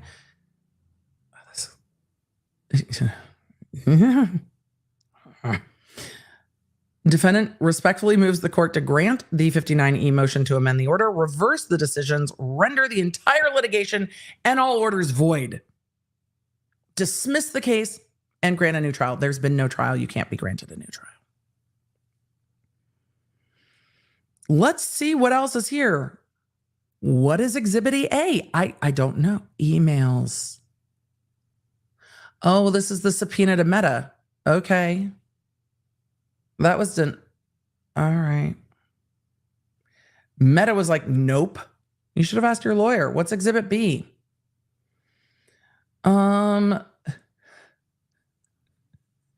Perkins Coie. Facebook is like, fuck off. Hello, defendant. We represent Meta Platforms in this action. We are aware plaintiff filed a motion to quash or modify subpoena to Meta on July 27th. We are awaiting the adjudication of the motion before taking further action. And you know what? It was quashed. Yes, the defendant's email is Ash is God. Do not email the emails. I know they are part of the public record. Lawnards would never. Docket 77, Exhibit C. Press release. Well, we know that press release from Moscow. All right. Oh my God, we're done. Oh God. Where's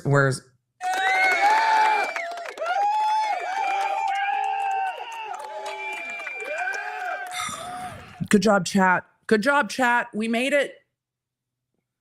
Look, Mom, we made it. We made it through that. But we're not done yet.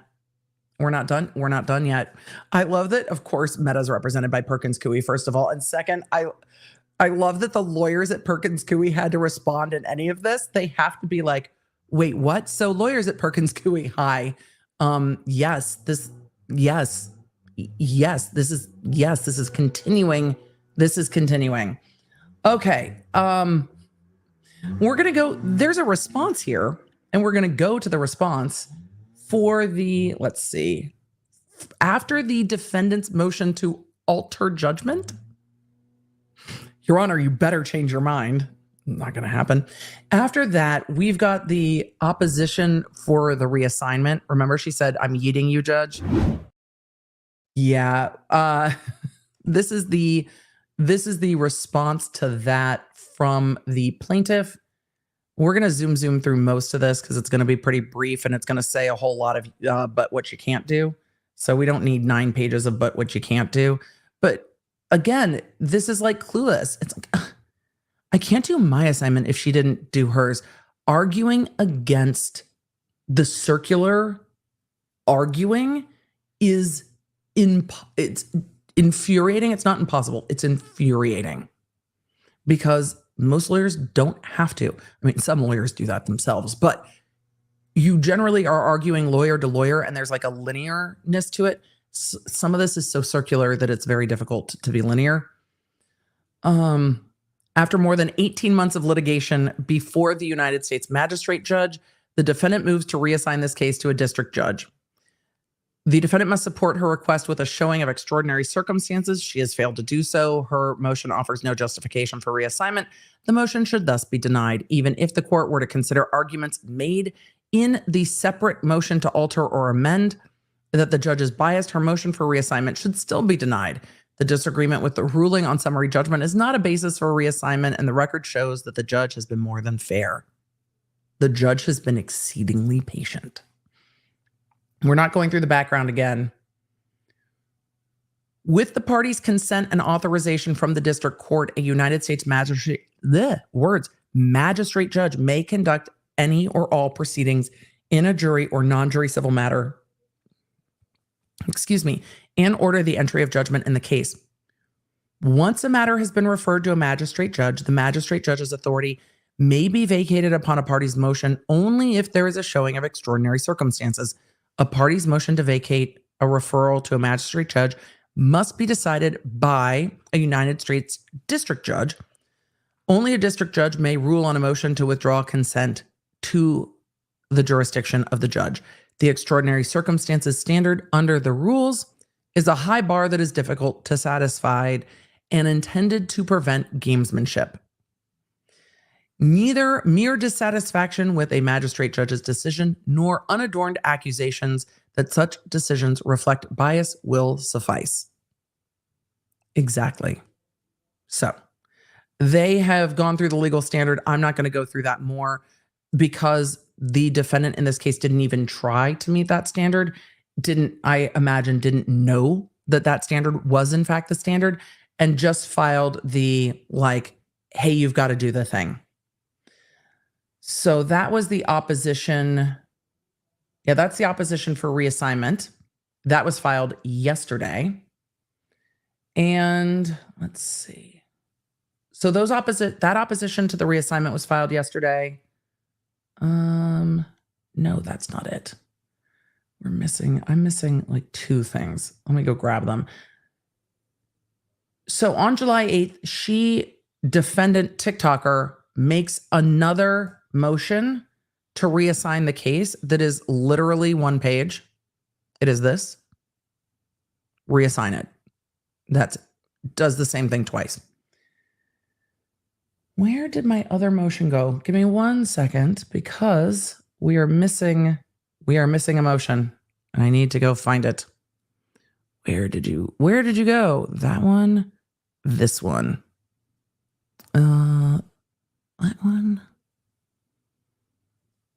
We've got 2 more motions to go through that were filed yesterday. So as I was doing the behind the scenes for the podcast with the members, these 2 came up and I was like, oh, look at us. We do have new motions. Yes, we do. Let's see. This is, which one are we going to do first? We're going to do the plaintiff's response to the defendant's motion to alter the judgment. The thing we just read. We're going to do that. This is the professor plaintiff's response to the motion to alter the judgment. This is, we haven't looked at this yet. So this is again, first look at WTF is even happening here. Plaintiff's response to defendant's motion to alter the judgment. Argument. Gouliard's motion is procedurally improper because the court has not entered final judgment. The court did not commit manifest error. The court does not lack jurisdiction. The court has properly exercised diversity jurisdiction. The court has not violated the rights. The court did not manifestly err in finding the professor could seek punitive damages. The defendant's defamatory statements were not privileged. They've had to make these arguments a couple times now. I wonder how much they're just like, yeah, we've already made these arguments, so we're just going to continue to make these arguments because, no, I actually liked it. That's better. All right, let us continue. Defendant seeks reconsideration of the court's order granting partial summary judgment in favor of the professor and allowing the professor to seek punitive damages. The arguments are meritless and a bald attempt to relitigate decided issues. She thus falls well short of the high burden for reconsideration, and the court should deny her motion. I'm not going to go through the background again. Legal standard. There are 4 basic grounds upon which a Rule 59 motion may be granted. 1, to correct manifest errors of law upon which the judgment rests. 2, to present newly discovered or previously unavailable evidence. 3, to prevent manifest injustice. And 4, if the amendment is justified by an intervening change in controlling law. So the court can say the law has now changed. Based on that change of the law, I am going to change my order without you having to go up on appeal. That is one of the grounds here. Hey, Your Honor, there's new stuff you need to know about. We need to consider it. Those sorts of things. That is not the case here. Uh-oh, out of water. Here, she really does just want to relitigate all the shit that's been litigated, and that's not what this is for.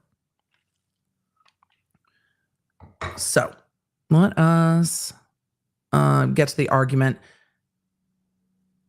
TikToker appears to argue that reconsideration is warranted either to correct a manifest error of law or to prevent manifest injustice.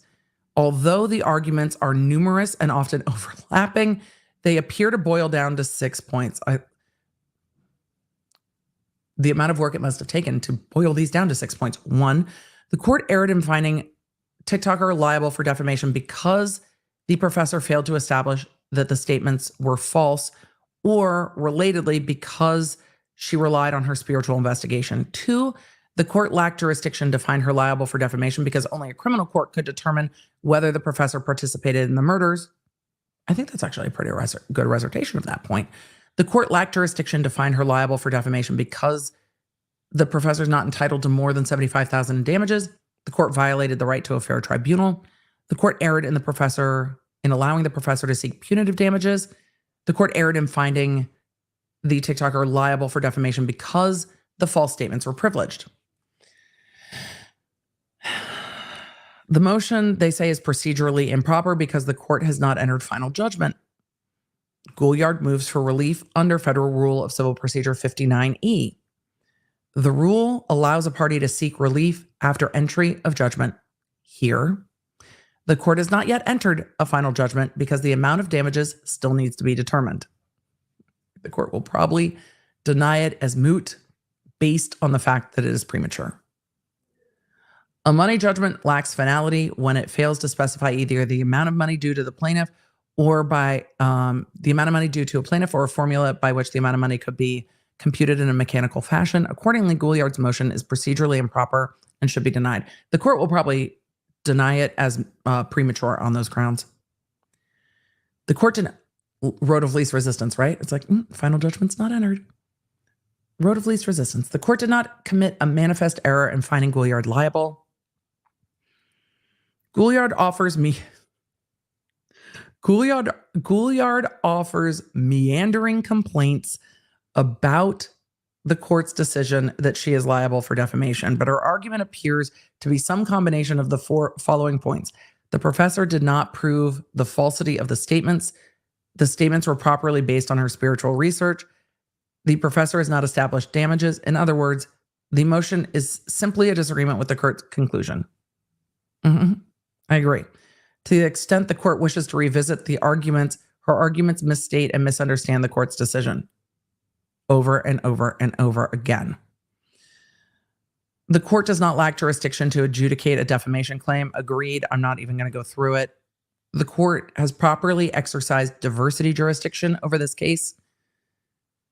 She complains that the professor alleged insufficient damages to invoke the diversity jurisdiction. The court already meticulously addressed the issue in November 2023. And Gouliard offers nothing new to contradict the court's reasoning. Yeah, it's the exact same.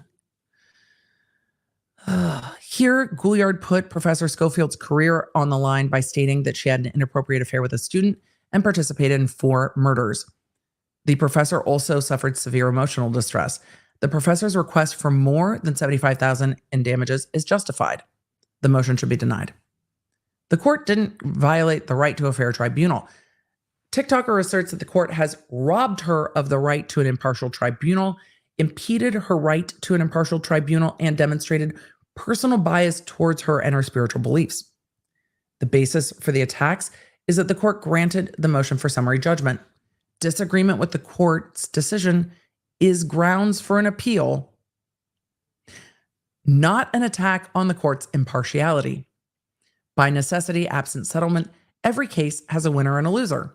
Further, Gouliard's myopic focus on the court's most recent ruling ignores the broader record that shows the court has been more than fair to TikToker. They have been pretty patient. I mean, other than the clout circus thing, but they have been pretty patient as well. But they're not pulling words on this. And they're not wrong.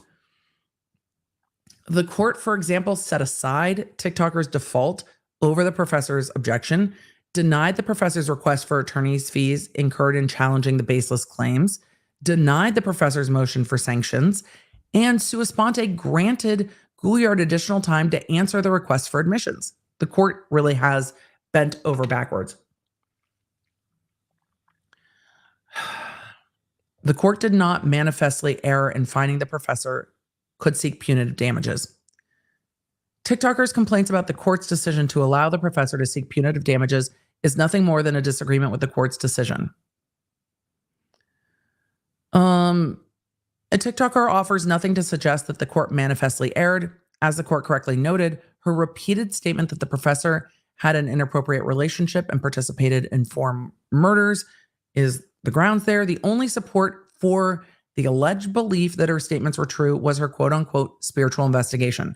She has continued to make statements after the Moscow Police Department said the professor was not a suspect, and after Koberger was arrested. As the court correctly observed, these circumstances combined to demonstrate the defendant's social media posting were primarily self-serving, motivated by online viral attention, and made with an extremely harmful state of mind given the nature of the statements about the plaintiff. The defamatory statements were not privileged. I cannot even.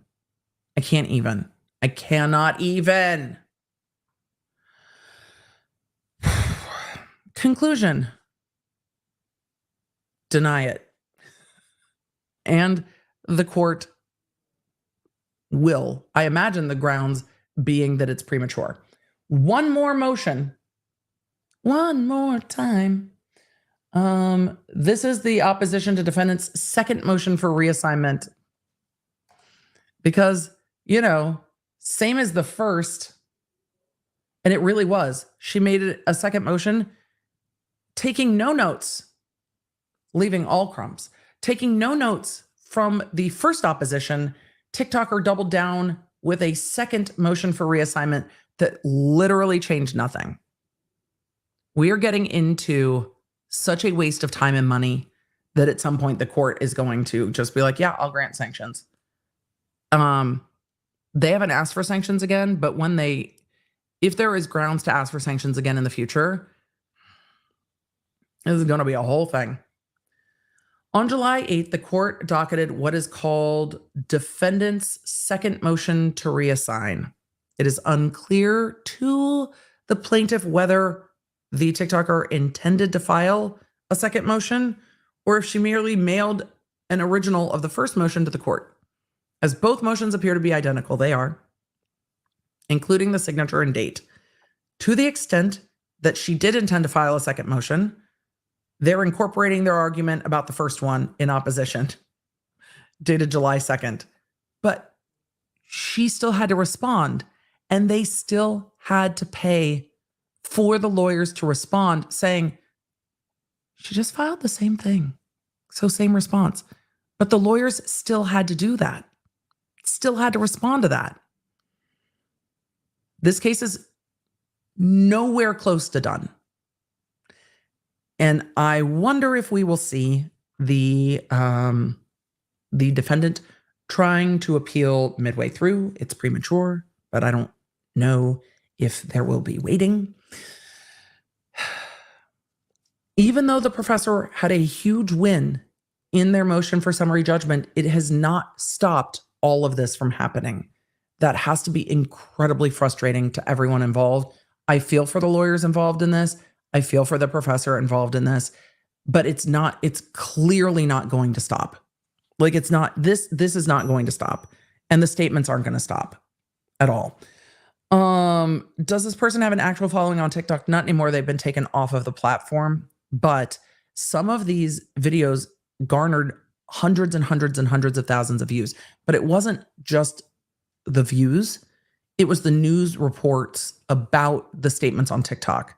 So it did garner attention that broke beyond just a little corner of TikTok. I'm going to get to a couple questions, and then we're going to have to wrap up. So, what sanctions can the court use against the TikToker? Contempt? No, the TikToker hasn't done anything to be held in contempt. The court's allowing for punitive damages. But this brings up Sweet and Salty's point. What happens when sanctions are made and she doesn't have the money to pay? Right. They have to continue fighting to get them paid and try to garner wages, try to garner social media accounts. It doesn't end. So even if she wins, and she won on liability, when an amount of damages is determined, then the process of collecting damages starts. And this might be someone who is relatively judgment proof. Because what are they going to take? Her income from social media? She's been taken off of TikTok. Maybe garner YouTube if there's YouTube earnings, but then she could just stop posting if she chose to, if she's posting or making any money off of it. This is a difficult position for the professor because there's nothing to really stop her from doing it. Down the road, you could see the injunction, the type we saw at the end of the Cardi B Tasha K case. That was a stipulated injunction, so it went much faster. But there was an injunction of like, you can't say these things.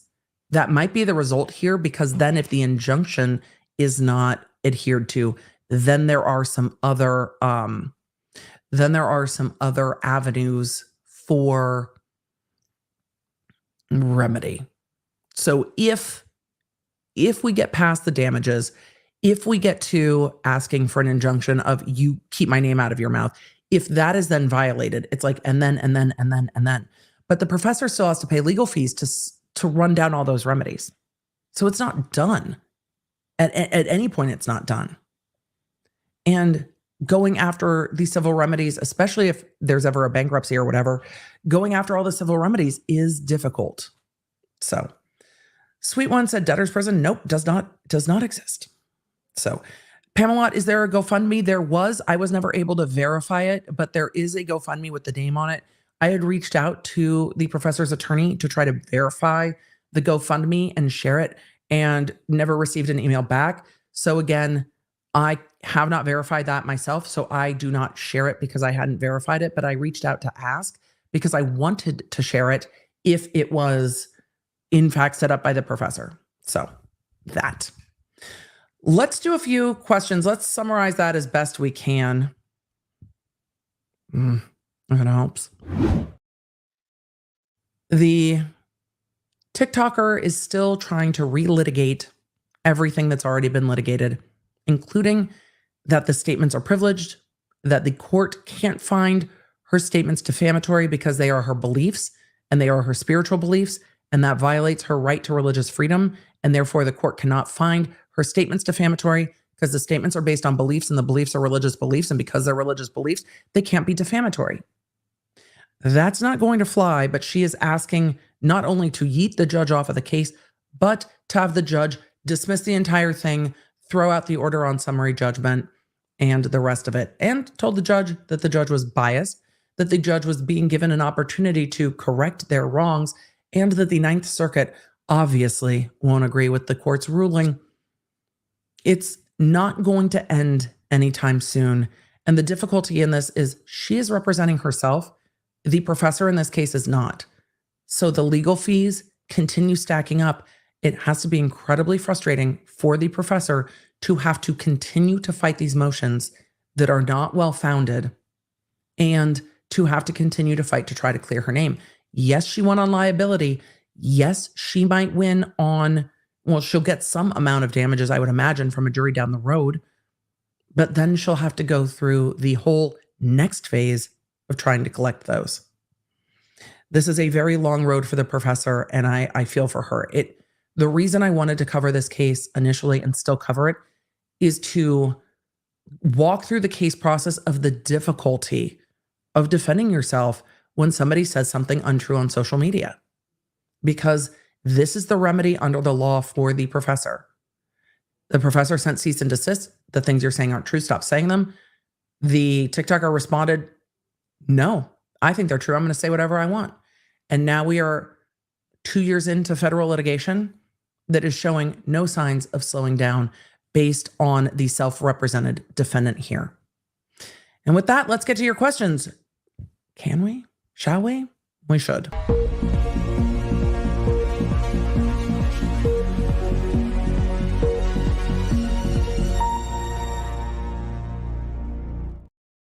I've seen a number of you asking, can't they sue TikTok? No.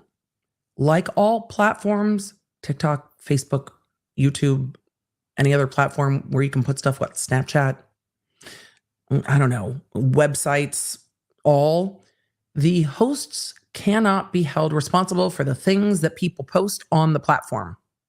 Why? Because of the rules.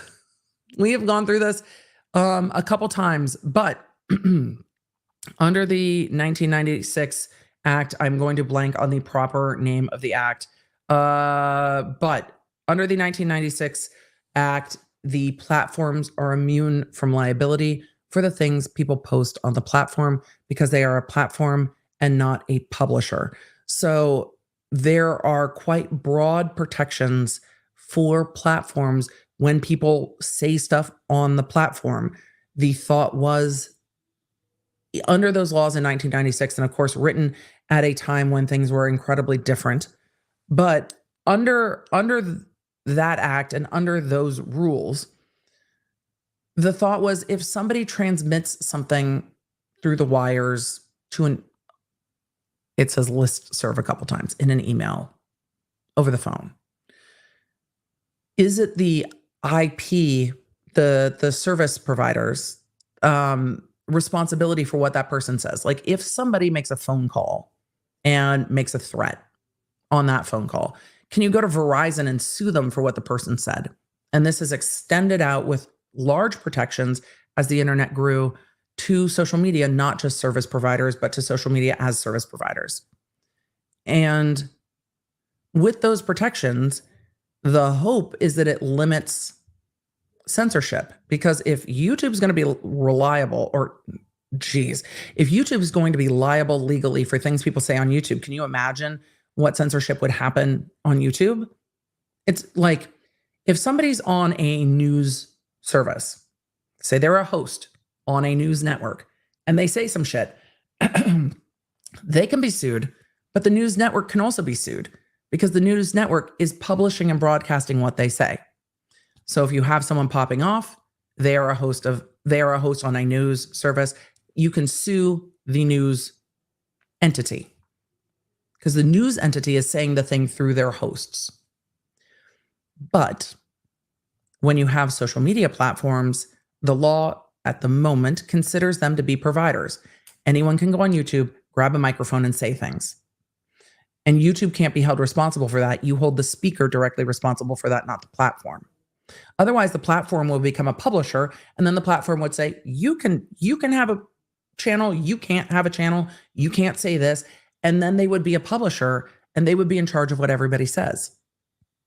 And then it would turn into any other news outlet where they are a publisher and in charge of what anybody says. Thank you, everybody, for being like, yes, this Section 230 of the Communications Decency Act. My brain stopped. It's been like 4.5 hours, and that is why. So I appreciate it. So the hope is that it allows for more voices on the internet by not allowing YouTube, TikTok, Facebook, whoever, Meta, to be sued for the things people do on their platform. Now, do I think we will see at some point limits on that? We've seen people fighting. We've seen people fighting that the algorithms on all the social media platforms are in fact publishers. We've seen people fighting over YouTube and others. Twitter and YouTube were both in similar lawsuits. This was a while back. That they were fighting over whether or not they were enforcing their rules evenly. Like, if you get yeeted off of a platform, can you sue the platform for yeeting you? Or if YouTube allows for, and we've seen a couple lawsuits this way too, if YouTube allows for people to maliciously game like their copyright system, at some point, can YouTube be sued for the damage it does to a creator because they're not enforcing their own rules? But that's very different than the professor trying to sue TikTok for something somebody said on their platform. So there are nuances to these rules, and there are a lot of nuances to these rules, and they're continuing to be discussed. Section 203 continues to be discussed. But if Section 203 changed, it would fundamentally change social media and turn social media sites into publishers. But the argument on the other side is, are they already acting that way if they're enforcing their own terms of service? And there are difficulties on both sides. And without going down an entire rabbit hole into the difficulties on both sides, that is why TikTok in general cannot be sued. Yes, this is something that continues to be debated and continues to come up. Should there be more rules for digital harassment that might go to the side of defamation rules? That might be the solve. Allow people to be held responsible for the shit that they do in different ways. Is holding the platform responsible the proper thing to do? No, because then that turns the platform into a response. That turns the platform into someone who has to regulate all the people on the platform. And optimistically, we don't want the platforms to do that. We want the platforms to allow people to get a microphone, get on the platform, and do a thing. But it is deeply and immensely complicated. But law lags behind technology always, and people get caught in the middle of law lagging behind technology. And the professor in this case is one of the people caught in the middle of the law lagging behind technology. Because would harassment have been a different way to go with this? Were the laws caught up to the way people are harassed online? I don't know. Maybe. So it's frustrating and it's complicated. But it is something I continue to keep my eye on. Section 230. We will talk more about Section 230 in other contexts. We've talked about it before. We will talk about it again. It continues to be discussed every session in Congress. So, hello, Court TV. Good to see you in the chat. Welsh Girl said, is Court TV Vinny? I think Vinny has his own YouTube channel. I've seen him streaming on his own YouTube channel. So hello to Court TV. We were just getting to questions. So we're going to get to some questions and super chats, and then I have to go eat lunch. And then I'm going to a concert. Oh my God, it's almost 4 o'clock. How have I been streaming since 11 a.m. and it's almost 4 o'clock? Oh my God, chat. Y'all, we just kept going. We have a members only tomorrow. So at some point I'm going to have to stop talking so we can go there. Diana Miller says, Karen Reed pre-trial hearings are worth looking at. Bev as well. Bev, especially in comparison to Judge Summer, it would be helpful to hear your take. We will get there at some point. We're just not there yet because this might go to retrial and we've got a lot to catch up on before we backtrack into Karen Reed. I want to finish where we're at with Karen Reed for a minute. Y'all trying to dox Court TV in the chat? No, let Court TV's social team say hi. Aaron Evans said, you celebrated passing the patent bar with me. Now celebrate passing my ethical review and officially being a registered patent agent, all because of EDB encouraging me to do the thing.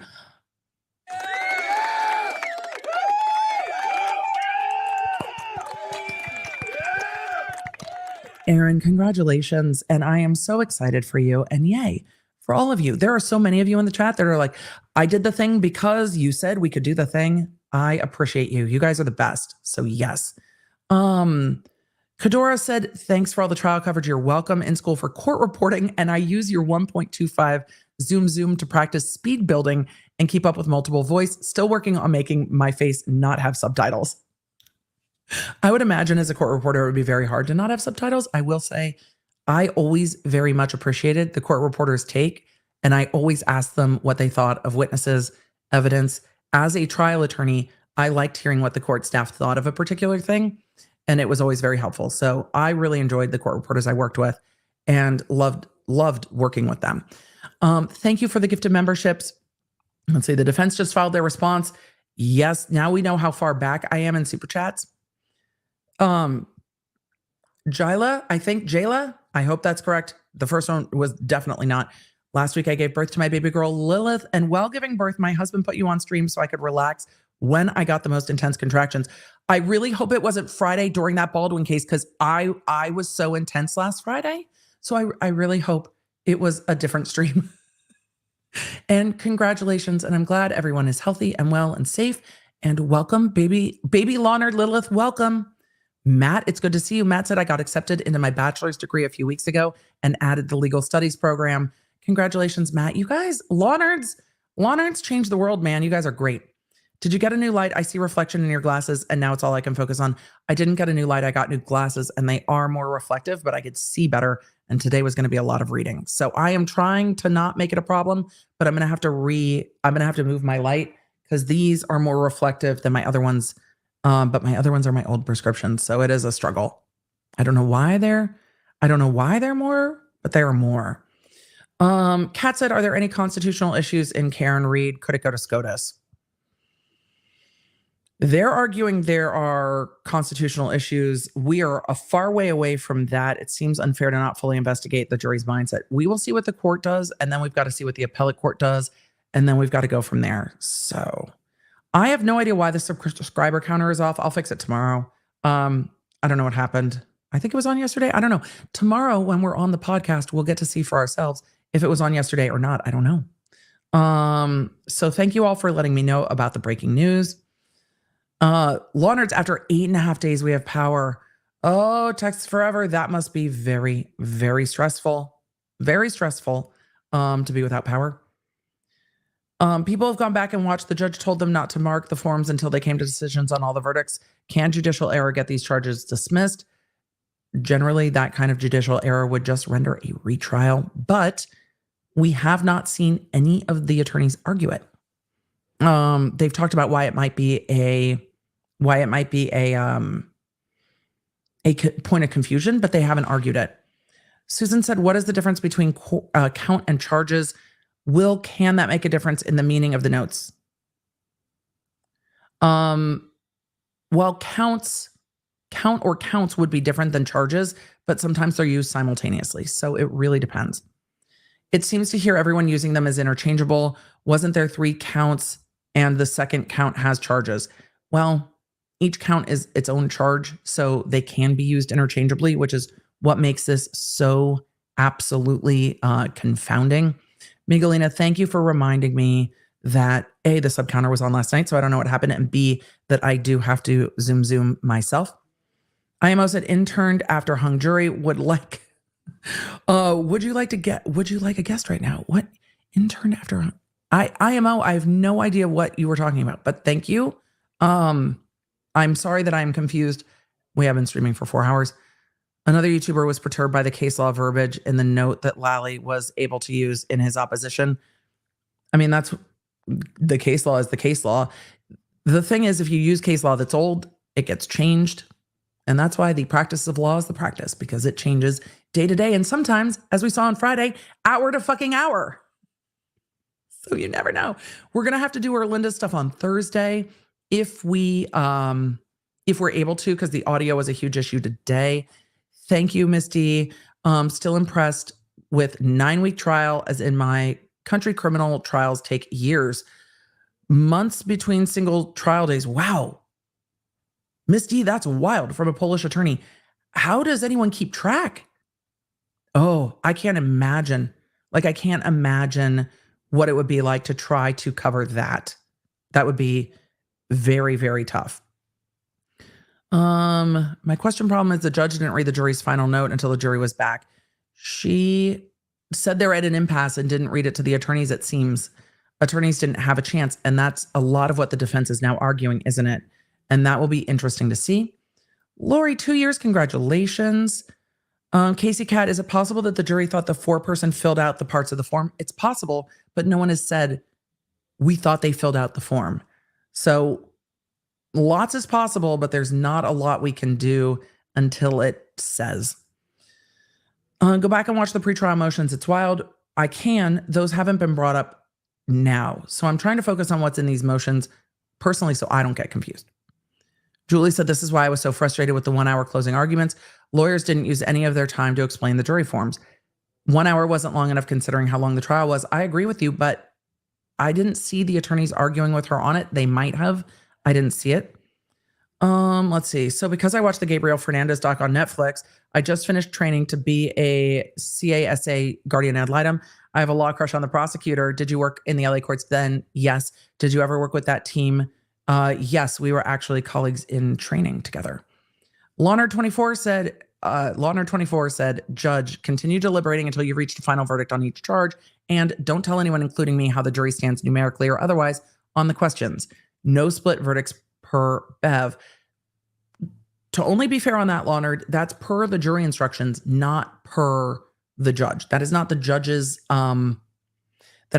like personal feelings. That is the jury instructions in the state of Massachusetts.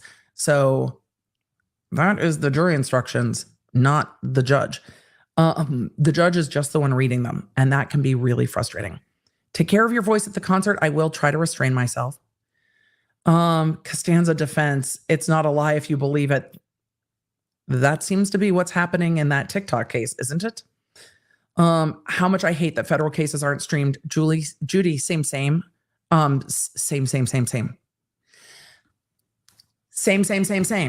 Also, we're going to have to talk about probably on Thursday, if the Girardi case gets continued, if we go watch, we being me, and tell you. But for now, I have to roll. Thank you for being here, and thank you for being a law nerd. I enjoy seeing you all the time, and I love streaming all the time, which is why we've now streamed for almost 5 hours on a day when I was supposed to just do a normal stream. Clearly, I also miss trial streams. We will be back on Thursday to do catch-ups. Very, very fast catch-ups. Wednesday will be a members-only live stream in the afternoon, not all the way in the evening. I will let you know. I've got to go look at my calendar for a time. I will keep you posted on the community tab in YouTube and in the app what time we pick for the members-only live stream. But that is tomorrow. The podcast drops tomorrow talking about the judge being yoinked or yeeted or yoted off of the Young Thug case in Georgia. So I'll be in the chat with you for that at 11 a.m. And with all of that, Law Nerds, you are the best community on the internet. Thank you for making this the #1 place to watch live trials. We love the commentary. We love the community. And with that, I'm going to go. Chat is bae. See you guys tomorrow. You can stay up to date with everything I'm covering and fast notifications on our free iOS and Android app at lawnerdapp.com or search the App Store for Law Nerd.